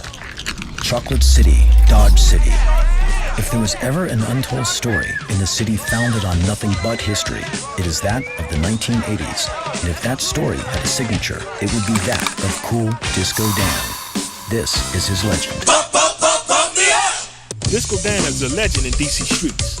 Cool Disco Dan you is like part that, Dave? of the story. Little as bitch. Much as the Lincoln Little Memorial. Bitch. He Little tagged the bitch. city. He said, "City, I'm here. My name is Disco Dan. What can you do about it?" Here's this kid out of nowhere who becomes someone in a way Davey, you ain't shit, boy. that no one would ever have expected. It seems that overnight, the little bitch. My name is David. I'm a little troll. All up in couldn't media go shit. 25, 50 feet without seeing Cool Disco Dan's tag somewhere. We would be riding through Washington, D.C., and I would tell my husband, "There's Danny." Disco Dan is invisible. Nobody never know what really Disco Dan look like. Damn, who is this Disco Dan dude? If you knew about it, you were cool, and if you didn't know about it, you weren't cool. And it was one of those things that sort of helped define people. Disco Dan was like Zorro. All right, R.I.P. to Disco Dan, yo. He would make his mark, and then he would leave. I've seen it hundreds of times, but I never knew the real story. You should emphasize the cool when you say Cool Disco Dan. Oh, what? But I Who was never that? knew the real story. You should emphasize the cool when you say. Seen it hundreds one of more times, time? but I never knew the real story. You should emphasize the cool when you say Cool Disco Dan. Yeah, you should emphasize the cool when you say Cool Disco Dan. You know, it just rolls off your tongue, Cool Disco Dan. Didn't say Cool Street Dan or cool anything. The disco just totally threw it all off. It was the 80s and disco was bad. Any man who's claiming disco is probably cooler than you. We writing graffiti because of the fact that I love for go-go. The sound that I was looking for sound of my own, but it ended up being the sound for the town. DC, they got this crazy thing called go-go. It was a alternative to hip-hop. It's just like a boom, tap, boom. It's a sound that came out of the poor section of DC where we played music on buckets. Here, street gangs are crews based on the blocks and the neighborhood. The crew was the people who all went to the go-go together. He says your name, the whole house heard it because he's talking through the microphone. You're a star. Gangsta trying to go, You standing on a $4 million corner right here. You couldn't get money in 19. Yeah, but in any case, that's just young life. You know what I mean? But thank God that I learned so much from that time. And yeah, exactly. And I don't mind a hater, David. You're welcome to come through and hate all you want, man. No problem. But look, I would advise you to show more of yourself. Be real about yourself. Show it. Don't be afraid to do a podcast. Don't be afraid to show your picture. Don't be afraid to actually document some of your stuff, your real life, man. Don't be afraid to do that. It's okay to do that. You see what I mean? I mean, you could also be in the chat. That's also okay too. But, you know, back up some of your views. You know what I'm saying? Back up with some of let us see some content. Let us get some perspective on what we're reading. You see what I mean? Because as long as we don't see a real person in front of us, it's kind of like anybody could say these things, man. And it is anybody these days. That's why they call them trolls, man. But in any case, I appreciate everybody for coming out. Also, Dave, no problem. Come on back. Come on back, man. I will be back at the regular scheduled program, right? At 9, right? The late stroll. So I appreciate everybody for coming through. And, you know, again, I could attest to one thing for sure. Having health care takes a lot of my worries away. Having a union job takes a lot of my worries away. Having universal health care takes a lot of my worries away. You know, and having 5 weeks vacation a year takes a lot of my worries away. And I just wish the rest of you have the same, you know. And if you don't have it, hey, it's all about the decisions. You don't have to have it. You know what I'm saying? And I respect that too. You just do your thing and don't worry, I won't stop you. Ladies and gentlemen, I appreciate you though. But guess what else? It's still fuck Trump. You love Trump, your massa. They want war. Crime babies looking for food. Starvation, the recipe. People subdued. When the people you trust got it in for you. Deceit is the word of the day in every crew. Don't let it go. It's from the days of old. Time is up, but some still do not know. Can I make up my mind? Is it worth the dime? Do I have to take a minute just to make it mine? Life's never fair, but don't listen to the TV. Go out. I see you, Smug. I see you, Smog Snow. I see you. Yeah. Wow, and take a listen to the streets with the people in the slums and the homeless bums with degrees and degrees sitting under a tree. It's not easy in the world for the poor man, the one that brought you to reality. See, they don't want you to know about the black sheep. Leaving 7 roads to the 12 families all around the globe with an ancient code. Is it really asking a lot to say a death old? Cause we sitting on the earth looking back at extinct.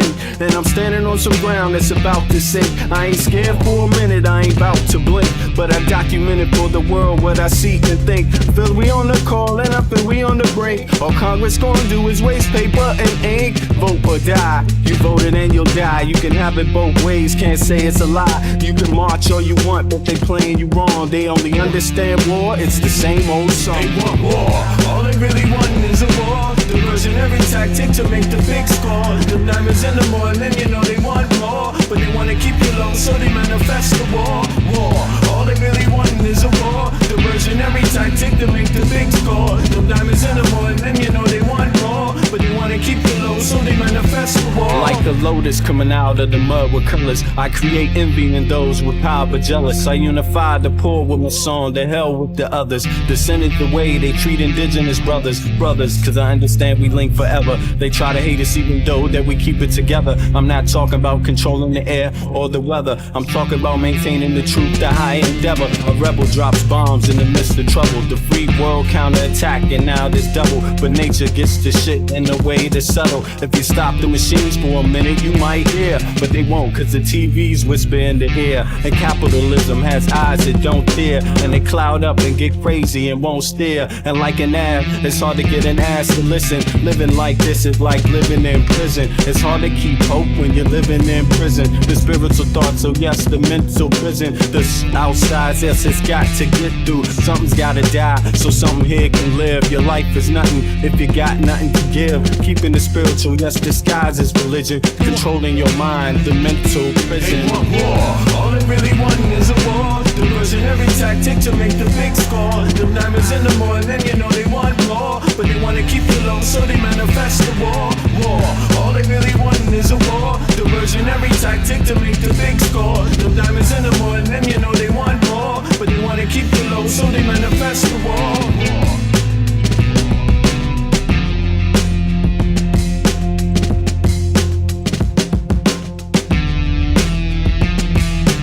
War.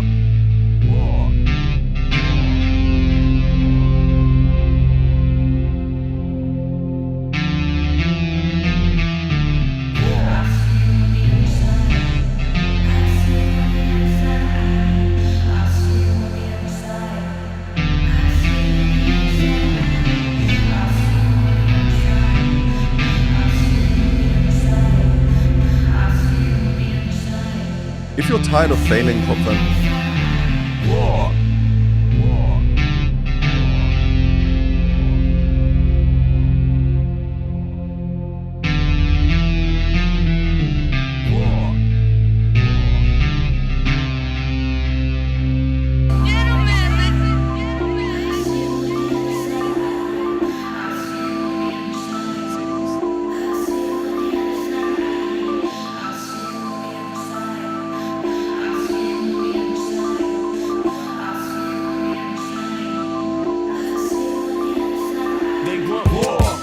Babies looking for food, starvation, the recipe, people subdued. When the people you trust got it in for you.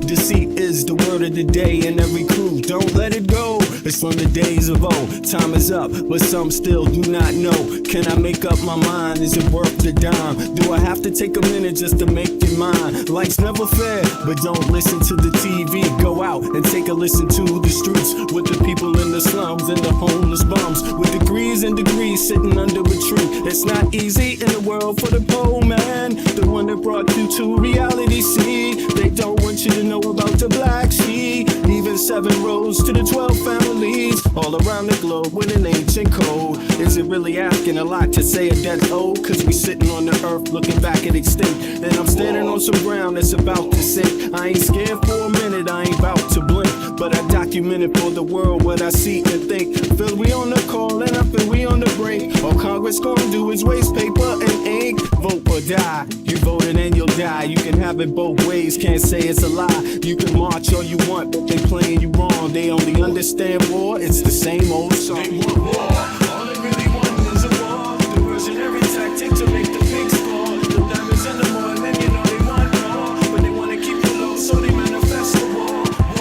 All they really want is a war. Diversionary tactic to make the pigs score. The diamonds in the morning, you know they want more, but they wanna keep you low, so they manifest the war. Like a lotus coming out of the mud with colors, I create envy in those with power but jealous. I unify the poor with my song, the hell with the others. Descended the way they treat indigenous brothers, cause I understand we link forever. They try to hate us even though that we keep it together. I'm not talking about controlling the air or the weather. I'm talking about maintaining the truth, the high endeavor. A rebel drops bombs in the midst of trouble. The free world counterattack and now there's double. But nature gets the shit in a way to settle. If you stop the machines for a minute, you might hear, but they won't, cause the TVs whisper in the ear. And capitalism has eyes that don't fear, and they cloud up and get crazy and won't stare. And like an ad, it's hard to get an ass to listen. Living like this is like living in prison. It's hard to keep hope when you're living in prison. The spiritual thoughts, so yes, the mental prison. This outside, yes, it's got to get through. Something's gotta die, so something here can live. Your life is nothing if you got nothing to give. Keeping the spiritual, yes, disguise is religion. Controlling your mind, the mental prison. All they really want is a war. Diversionary tactic to make the pigs score. The diamonds in the morning, you know they want more, but they wanna keep you low, so they manifest the war.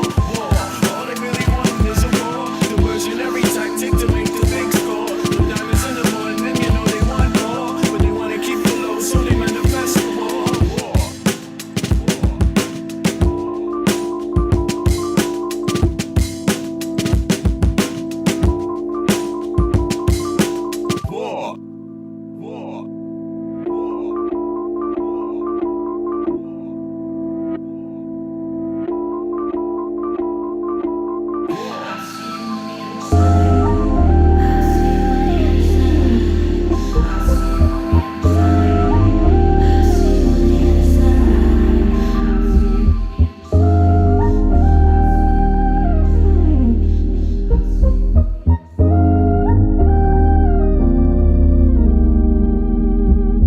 I know how to see a whack MC when he bustin', but I just back away real cool, no fussin'. I'd rather go kicking in the streets with the bums and use the knowledge to collect what? Some funds. Open a non-profit and build a damn school. And this is the story of how a great king rules. There's many that claim to know the local demographic, but don't have the nerve to tell you the truth. It's tragic, but I do, so sit back and let me spit this shit to you. You feel better when I spit this shit to you, despite the system trying to clamp down on the people.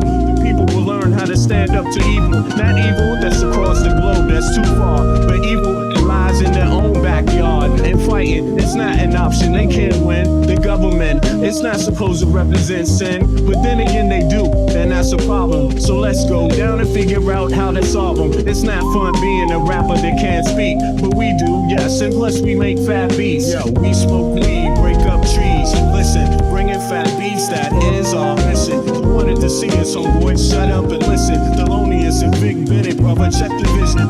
Mentalities of different realities. Enter the Star Trek room when you hear the boom. I be the Walkman with the super bass. Automatic stop, yes, stereo cassette player. With the delayer, freaky lyrical sprayer. Extraterrestrial rhyme sayer. I be the poetical VIC/master of the ceremony. Testimony, won't you come step with me? I'm on a historical journey. Kinda like Sigourney. Implore me to represent the attorney that represents my niggas, go figure. It's the card, they call me Uncle Bigger. Niggas love your blunts, down your liquors. I be the parallel to the fiction. You fixated on this brother's nature. Relaxed behavior, I might save your change. Flip it, rearrange the whole concept. You was good for all your brain. Insane, psychotic, neurotic, black onyx, and hooked on phonics. Just atomic, bees like a bonnet. Cut with the Asiatic, they all up on it. Rhyme static with the bombastic type of skill. You wonder, is this nigga Vic really for real? It's still, but only necessary in the berry. I'm milk like dairy, they quite contrary. That's scary, but I'm a dog in the prairie. I scurry to grab my bones and just bury. Lyrical flurry, go get your secretary with impeccable dictions. My style might vary, so get a hold of your own shit real fast. Fucking with us, we take it right out your ass. Prairie dogs chill while the other dogs howl. Too many dogs get sent to the pound. Back on the hill, me and my peeps just lounge. Prairie dogs, we keep it on the down. Splatter, don't like gun splatter. We try to climb the ladder, wicked men get better. They make it like splatter, but it really don't matter. Cause you know we coming back to our sons and our daughters. Father him, the one who protects ya, and the mother, she will never neglect ya. Through divine nature, the people respect ya, and in this way I deliver my lecture.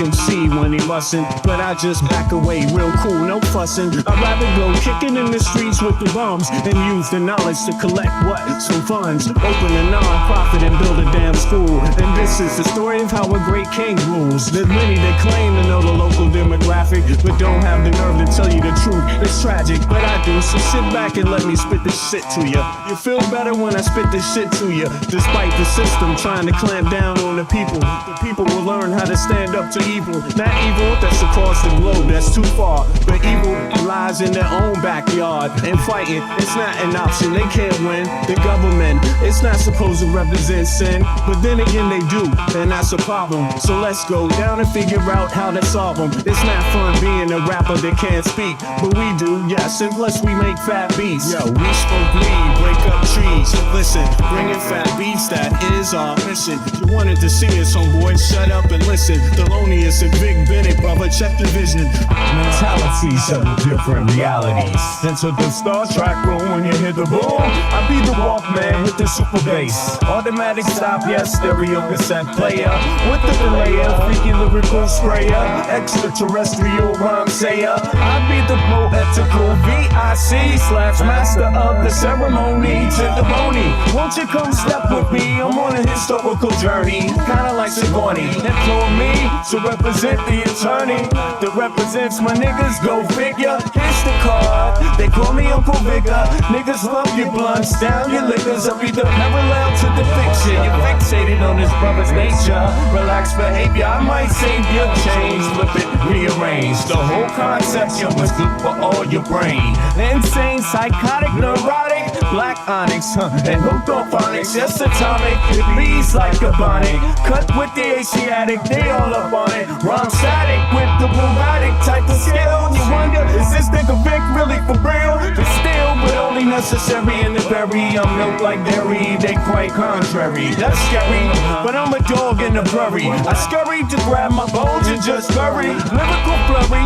go get your secretary with impeccable dictions. My style might vary, so get a hold of your own shit real fast. Fucking with us, we take it right out your ass. Every dog chill while the other dogs howl. Too many dogs get sent to the pound. Back on the hill, me and my peeps just lounge.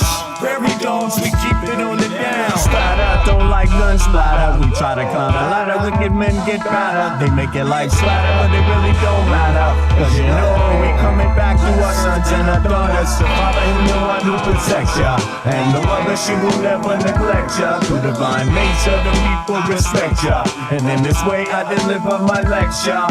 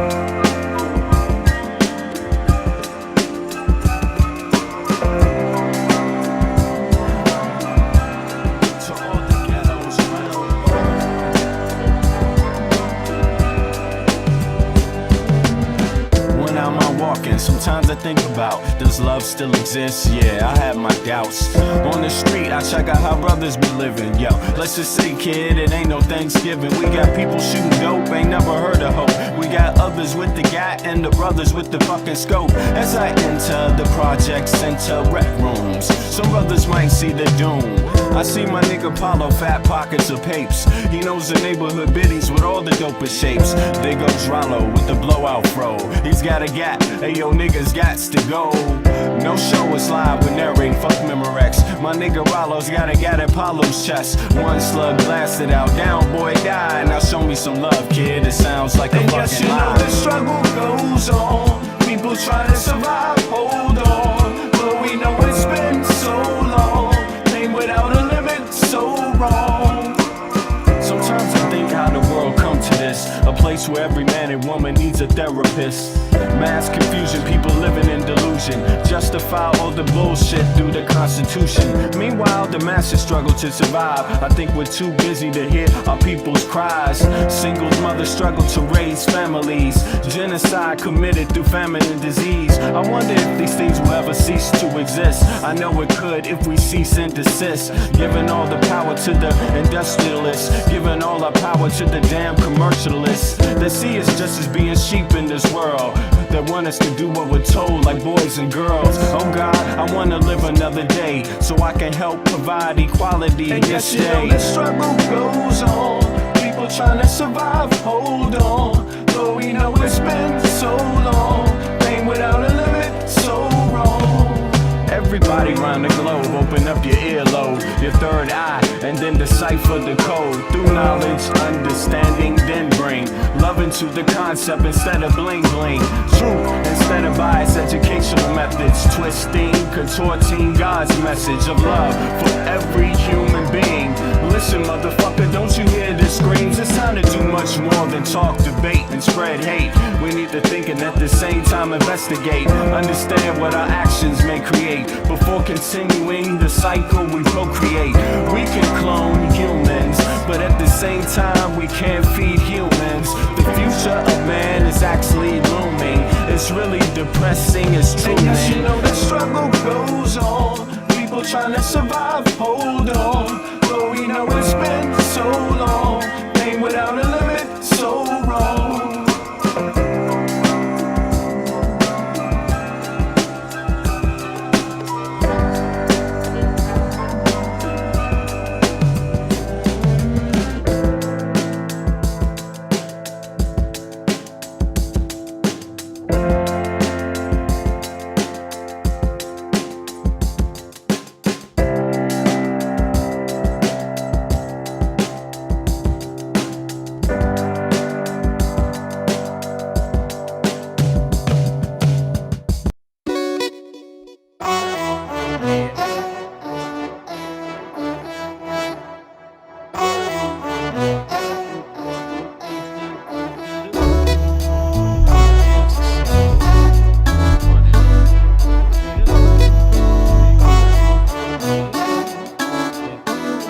Can you feel it?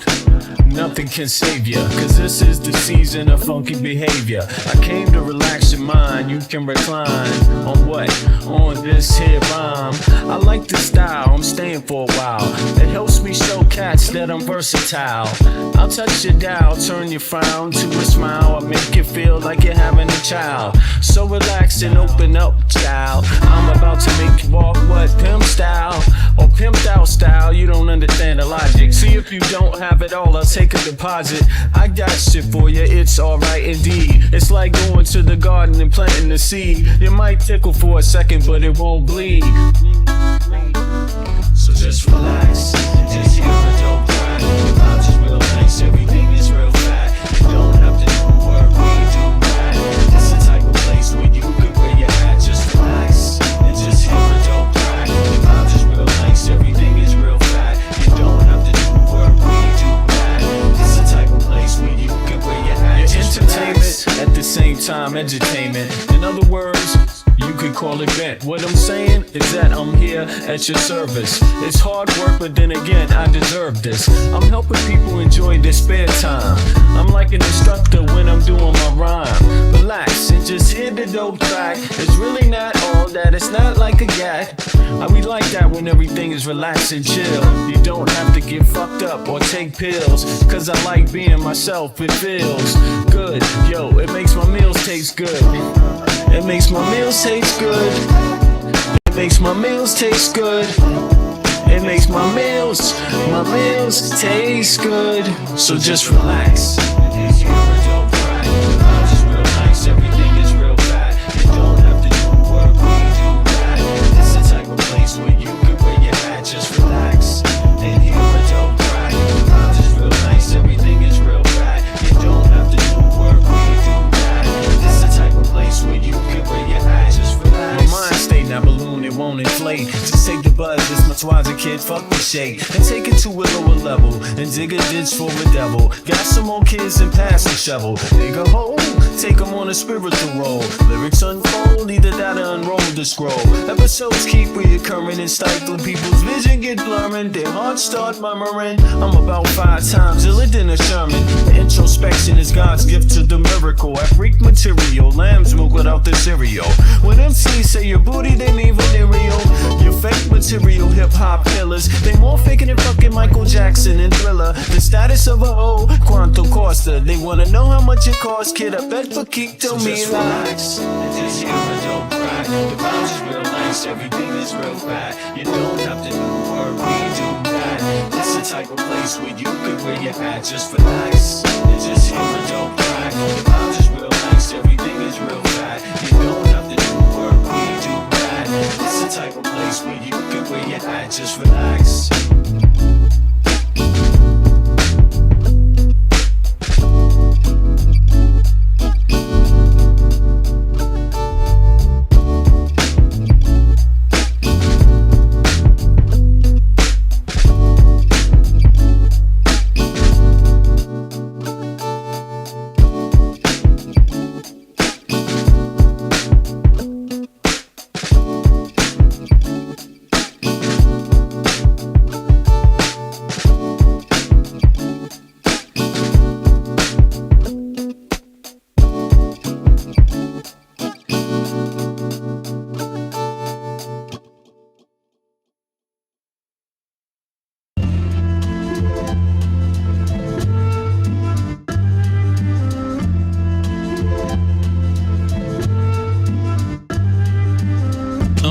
Feelings I never felt in my life. It's hard to explain what I'm going through is new. I'm good looking, clean up well, but without this fine young little lady, I'm still in hell. She's brown skinned, Eritrean. Love every second of the time that we spend. We're good friends, there's no need to pretend. The way she walks and moves her hips, those smooth curves, I just love to kiss. It's Sunday morning, make her breakfast in bed, bring her a latte and chill up in the spread, and manifest all the thoughts in my head. The comforter of my life. You know what? She may not know it, I want her to be my wife. It was my finest wish to stay the night. She's doing fine on her own, about to buy a home. Me, I'm working out some shit, but I've grown. I'm working hard to keep things right. Focus on my music so we can have a life outside of the system and the bright lights. She feeds me juice and curry when I'm hungry. Caress me on my body, it feels lovely. A lot of pain that I took on in my life, I need you to make it right. Need you to make it right. The feelings I'm feeling, it's real in my life. I know you're something special, want you to be my wife. All I need to know is will you treat me right. I wanna make love tonight. The feelings I'm feeling, it's real in my life. I know you're something special, want you to be my wife. All I need to know is will you treat me right. I wanna make love tonight. Brown eyes, caramel skin, beautiful face, where do I begin? Your hips, they keep making me excited. Your breasts, just how I like it. If you're the key to my life, then will you be there for me? All I'm asking is will you trust in me? It's complicated, but I wanna do it right. If we keep true to the love, we can make life. Your destiny is to be with me. I'm waiting for you to be one with me. Your soulmate, I would do anything for you. Baby girl, it's you I adore. Word life, you are my life. I won't deal with nothing that's trife. We're gonna spend all our time together, me and you, girl, forever. The feelings I'm feeling, it's real in my life. I know you're something special, want you to be my wife. All I need to know is will you treat me right. I wanna make love tonight. The feelings I'm feeling, it's real in my life. I know you're something special, want you to be my wife. All I need to know is will you treat me right. I wanna make love tonight.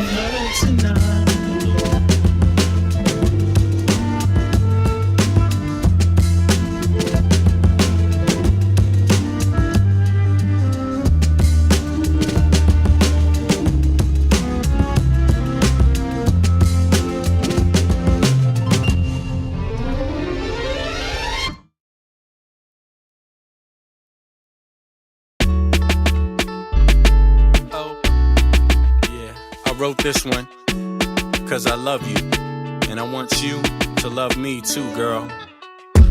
I just want to love the way you love the way I love you. I just want to love the way you love the way I love you. You my TRL, I'm looking at you. The look in my eye, you can tell that I wanna know you, better yet show you that I treat you right, this I owe ya. The feelings I feel are not obscene. It's no secret I'll go in public and scream. I'll LOV you, my baby girl. The feeling's so true, we can make our own world. We were made for each other, I feel like your love we had a child, we'd be father and mother. There ain't no other I'd rather spend my time with. This love can endure anything that splits. If it wasn't legit, you wouldn't hear it. I could never be confused by your spirit. We just take it still a rollie, cause we both know what we do. I'm in LOV with you. I just want to. I want to love. Baby girl, love the way you love. Love me. The way I love. I love you. I just want to. Hey. I want to love. Oh, love the way you love. Love me.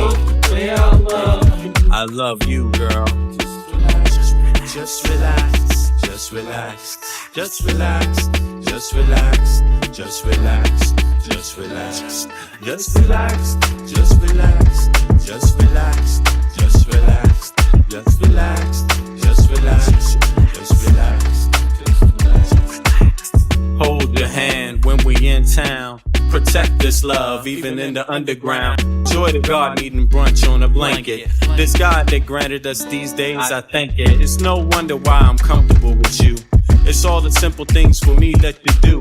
When you rub my back, it's feeling so nice.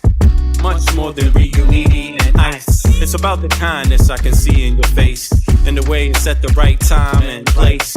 No other woman I'd rather spend my time is. This love is so fresh I can taste. I just want to love. Love the way you love.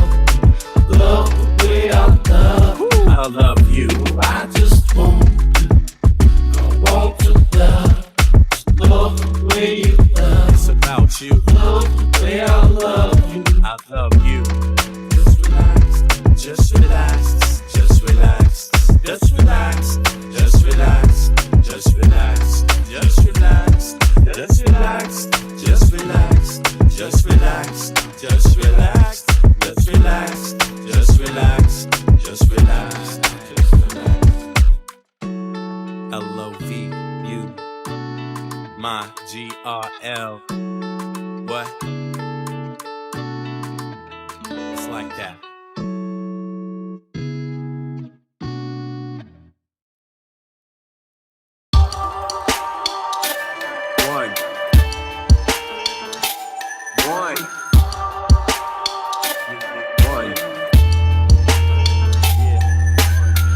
Money, act funny, do your thing, dummy. But over there, they thinking, you do your bid like a molested kid, but guess what? They still singing, make shit happen. I was born for this rapping, all this backstabbing in the hell you can't imagine. Hands and titties and yes, the ass cheeks clapping. All of this sweet things lead to digits on a napkin. See, I got feelings, but they all balled up. I'm kinda fucked up, but for real, that's what's up. I'm really shy, but then I don't know why. I know I'm going to die, but first I wanna get high. Roll the weed till the eardrums bleed. We need some fucking hate, yeah kid, that's what we need. Cause in this rapping skills contain bullshit. It has similarities to life that's sick. It can really suck, getting stabbed by a knife or shot. It doesn't matter, you just go for what you got. For real, I'm ambidextric, lyrically eclectic. Those who get hit with this get infected.